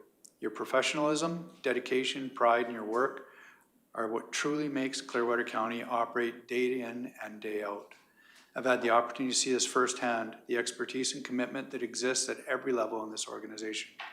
You're the backbone of this municipality, and it's been incredibly rewarding working alongside all of you. Being CAO is a unique role. It sits at the intersection of governance and administration, strategy, service delivery. It requires trust, communication, and shared vision. I've always believed that when council and administration work closely together with respect and clarity of purpose, good things can happen. And I believe that's been demonstrated here at Clearwater County. I know Michael Simpson, as Clearwater County's next CAO, will have the support of staff and council that will set him up for success.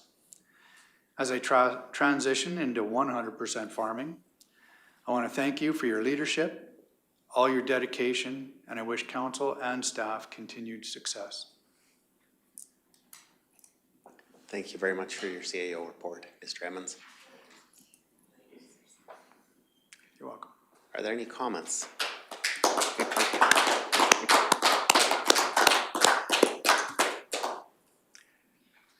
Yeah, it's a unique day. It's officially our last regular council meeting with CAO Emmons after a number of years of service with Clearwater County. There'll be a lot of knowledge and background information that is going to leave with you, but council has enjoyed the time that we've had with you as our CAO. So thank you very much for everything you've done for council, Mr. Emmons. Are there any comments or questions from council? Seeing none. Moving into reports, we'll look for a motion to adopt or accept reports for information as we've went through them. Are there any questions on any of the reports in section 7? Councillor McCauley. On the broadband project update, I did have my broadband installed actually last week. I was wondering, because it was been asked by my kids, when it was being turned on. I haven't actually heard anything, so if there's an update, like when is the first neighborhood going live on the project? Thank you for the question, Councillor McCauley. I've asked the same question, actually. I will bring that back to the broadband team, and we will get an answer back. I haven't had a definitive time. but maybe I've been looking for too much definition, even if I could get it fall of 2026 or spring of 2027. Just to say to the installation team, I had them come through, they flagged my whole yard. There was, honestly, there was stuff everywhere. There were flags all over the place. There were holes for that installation price that I paid and what they did and how it looks when it was done. It's well worth the money. I can't believe the work that was done afterwards. It's all cleaned up. It doesn't even look like they were ever there. So I was very impressed with them and their professionalism. Okay, thank you, Councillor McCulley. Are there Deputy Reeve McKay? I better not on that, because that $400 that you paid, the rest goes back to the rest of the taxpayers, but I digress. My question is regarding the EDO report. I noted that there was only 2 businesses visited in the last month. And I don't know how to communicate that to administration, but I believe that our EDO needs to be more active within the community and bringing forth more information from businesses to council so that we can help support the businesses in our community. So I don't know if there needs to be a change to a bylaw that there's X number of visits per week or per month, or if it's just a suggestion, but any insight on how to proceed with that would be great. Mr. Emmons? Absolutely, if I may, administratively, that can be direction given. What I would ask of council actually is to define council's priority of that economic development. And if I may, my perspective, and which is irrelevant, I'm just sharing it to see if it mirrors council's, to be honest, is in economic development, the stats and the demographics are important, but what's more important is the whys behind that. So, you know, for example, half our calving numbers are down. Is that because it's market driven? We have record high prices. Because from my experience, it's not a reflection of farmers have gotten lazy. But if you can call out an animal, now's the time to do it. So the whys are important. And behind the whys, what can we do to support the priorities of council? Ag. What can be done from a policy or a land use planning perspective through an economic development lens to maybe attract an animal auction here so that we don't have to ship further away, or those type of amenities, I'll call them, a tractor dealership. What can happen? The whys. And why did we have these businesses and they left? What can change? Is it something within our control as a municipality? And those are just my thoughts. But that type of priority-based discussion from council would then arm your new CAO in giving clear direction to that position for priorities, would be my suggestion. Deputy Reeve.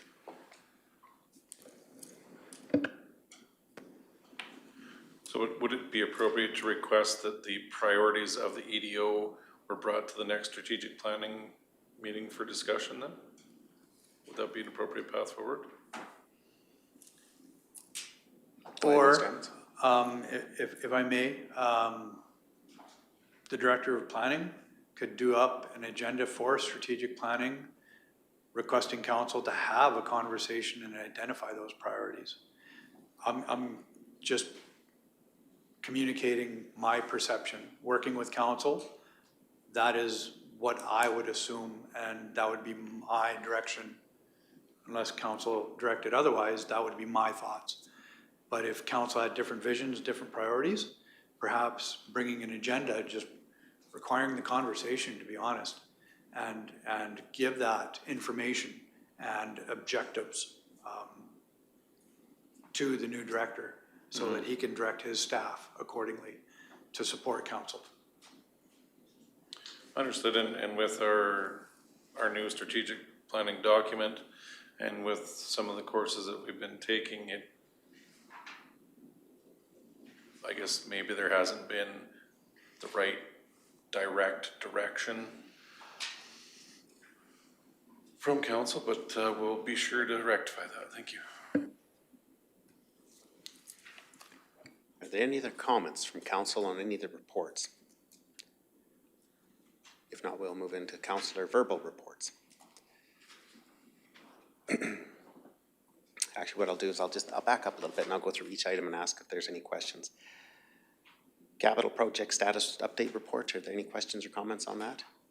Seeing none. Clearwater Regional Emergency Services report for May of 2026.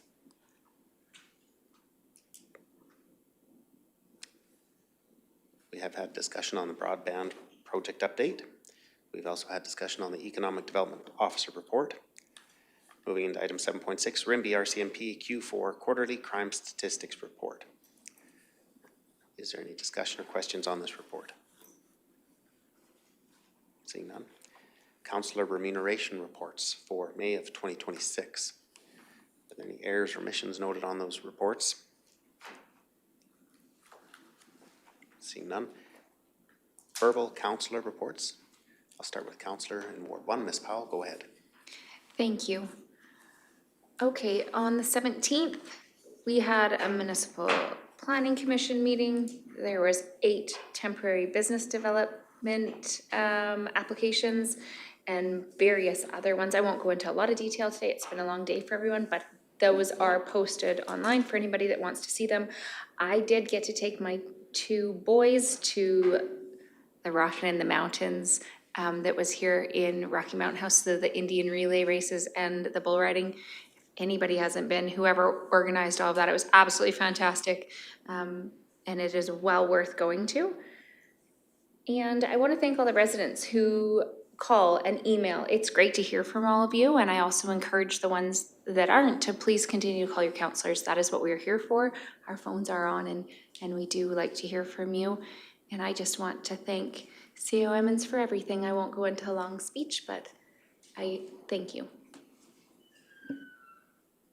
Are there any questions for Councillor Powell? Seeing none. Councillor Letwin, go ahead. Yeah, we've been busy, very busy, but it doesn't seem like a person does much some days. But attended the EDA meeting that we had over here at Community Center, or the subway room, I guess. And it was interesting, you know, how to try and attract businesses to our county and attract things in here. It was very informative.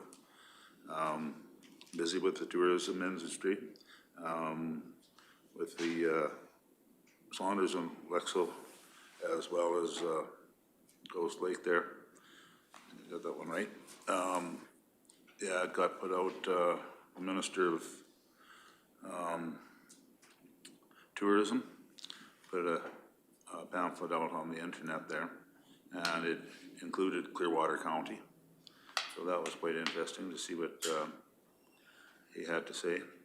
And other than that, not too much. That's about it. Thank you. Thank you, Councillor Letwin. Are there any comments or questions for Councillor Letwin from council? Seeing none. Deputy Reeve, go ahead. Thank you, Reeve.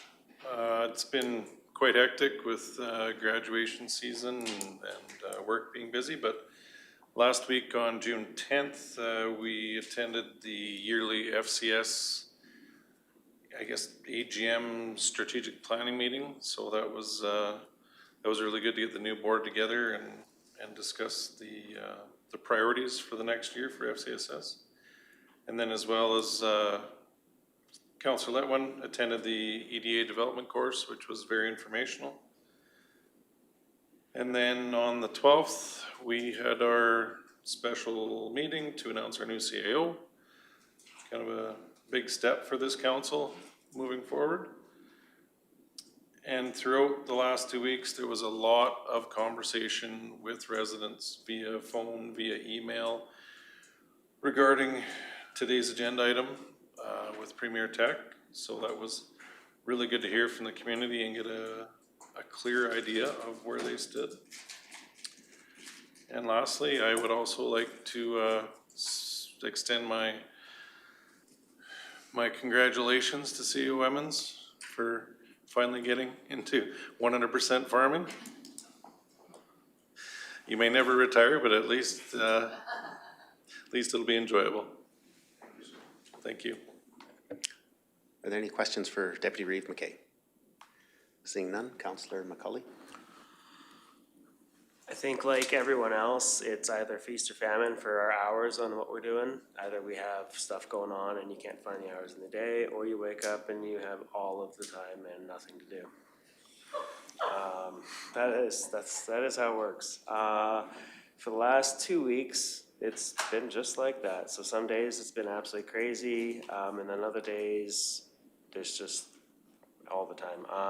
So the big things I think that we went to last week that maybe weren't mentioned so much, we had a EDO training session, I think on the 11th, and it was fantastic with just listening to different opinions or different viewpoint on economic development in the province of Alberta, ways to attract it, and ways like things we should try to attract, and strategies for staying away from things like there's regions of the province that are purpose-built for attracting businesses and major like manufacturers, and sometimes communities get that idea that they can compete in those areas, and we're throwing money away and it's not really beneficial. Like business is gonna go to where it wants to go and where it makes most sense for them. Aside from that, we had the special meeting on the 12th, and then yesterday we had our strategic planning session. And for the next 2 weeks, it's pretty famine-y, but I am in Nordegg tomorrow night for the community association meeting. So if you want to come bend my ear, I will be there. Talk to you guys later.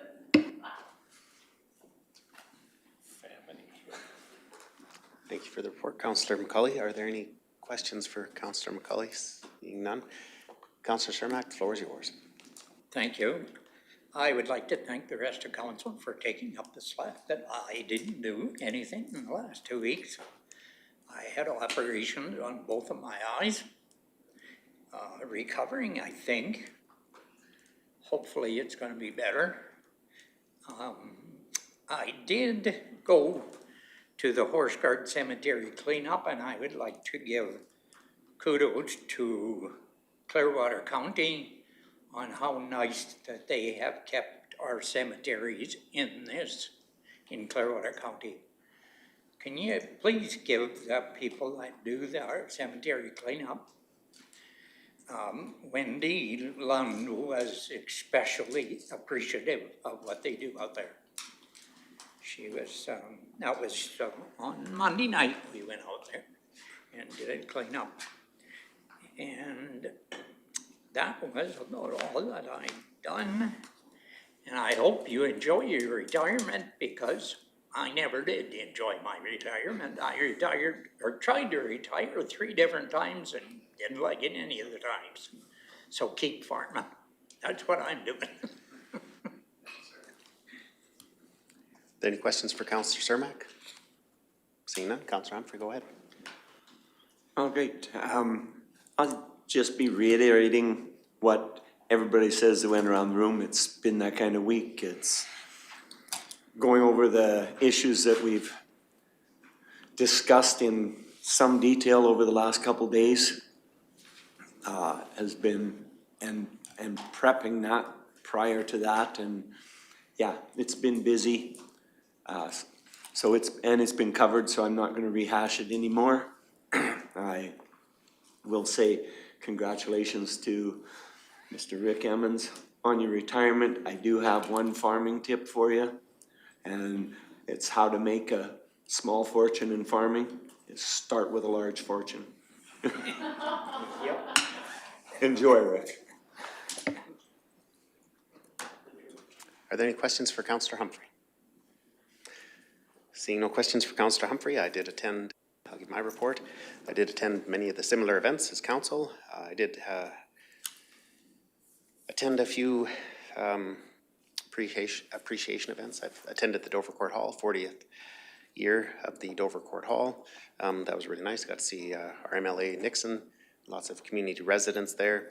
They had a lot of history books, and Mr. Bob Bancroft has been involved with that community hall for many years. There was receipts back into the 50s, so that history was very neat. I also attended the Mount Rose Women's Shelter Appreciation event there. After 15 years, Miss Cindy Easton is retiring or going to move on to another stage in her life. It was a very nice event. The mayor was there from Rocky Mountain House, Mr. Shane Boniface, and it was a very well done event. I did a short interview with CBC regarding the Caroline area structure plans and municipal infrastructure upgrades in the hamlet of Caroline. It was a short interview, but we had some discussions about the area structure plans and whether they're going to have, immediate impacts on residents' lives, which I don't think they are because they're just a high-level planning document. I did have a lot of phone calls about roads and potholes and wet conditions. That was so there was lots of phone calls from residents about roads. There was we attended had a municipal planning commission meeting. There was a lot of really good debate and a lot of discussion about policy, the bylaws, and it was a really productive meeting among the committee. I also attended the Central Alberta Mayors and Reeves meeting in Red Deer. It was a nice little meeting. Mayor from Penhold had hosted it. There was roughly 15 attendees. Some of the discussion was regarding the Lacombe Agricultural Research Facility. There was a lot of lobby efforts put forth to have the federal government to continue to fund that facility. It turns out that all those lobby efforts were unsuccessful. So that facility will be, I don't know when it'll be being shut down, but it will not be funded going forward by the federal government, and I'm not exactly sure for how long, but so that was slightly disappointing. There was also some discussion about the upgrades, roughly a $1.8 million upgrade to the Red Deer Hospital. The previous mayor, Ken Johnson, says might as well just round it up to $2 billion. But no, there will be a cath lab there. There'll be 2 cath labs there, and I think the construction of the upgrades will be done in roughly 2031. And I think it said roughly 3,500 people will be employed in addition with the additional upgrades there. What else? That sort of concludes my council report. Are there any questions? If not, we'd be looking for a motion to accept item 7, reports as information. Councillor Cermak makes a motion to accept item 7 in the council agenda as information. I'll call the question. All those in favor? The motion is supported by council. Correspondence, item 8.1, letter to Minister Williams regarding Bill 28 to the Municipal Affairs and Housing Statutes Amendment Act 2026 on page 297. Is there any discussion on this item? Councillor Cermak says that's a good letter. Agreed. Thank you for that, Councillor Cermak. Would you like to make the motion to accept the correspondence as information? You bet. Okay, Councillor Cermak makes a motion to accept letter to Minister Williams regarding Bill 28, the Municipal Affairs and Housing Statutes Amendment Act 2026 as information. Seeing no discussion, I'll call the question. All those in favor? The motion is supported by council. Notices of motion. I'm not seeing any. Councillor Cermak, go ahead. I do. Okay. I would like to make 2 motions, actually. Okay. One for the new electoral boundaries so that we get our boundaries back into the proper population. Okay. And the second one is that we get rid of wards and go back to divisions like most rural municipalities are in Alberta. Over 80% of them are divisions. Ward is a urban terminology. Okay, if I may offer a little bit of my opinion on it? Oh, go ahead, Councillor. I know that previously we were supposed to take it to administration, but I didn't want to put any more work on administration until this council had a chance to vote on it. If we voted to approve these two, then let administration do some work. Not do work and then bring it back for a vote for us to see if we want to do it or not. Okay, Councillor Cermak, actually after amalgamation, that was one of the requirements that there would be an electoral or boundary review to be completed, but I do believe staff does have background information and they will be working to bring that forward to council for consideration. I don't know if there would actually be a formal motion required as that was in the conditions of amalgamation, but Mr. Emmons, please go ahead. Thank you, even council, and if I may, hopefully provide Councillor Cermak some comfort. Absolutely true, and administration has met on the topic already, Councillor Cermak, and the process will come through in this council's term, which will require public engagement, because it will involve, of course, community, and bring that feedback back to this council and what some new boundaries would look like.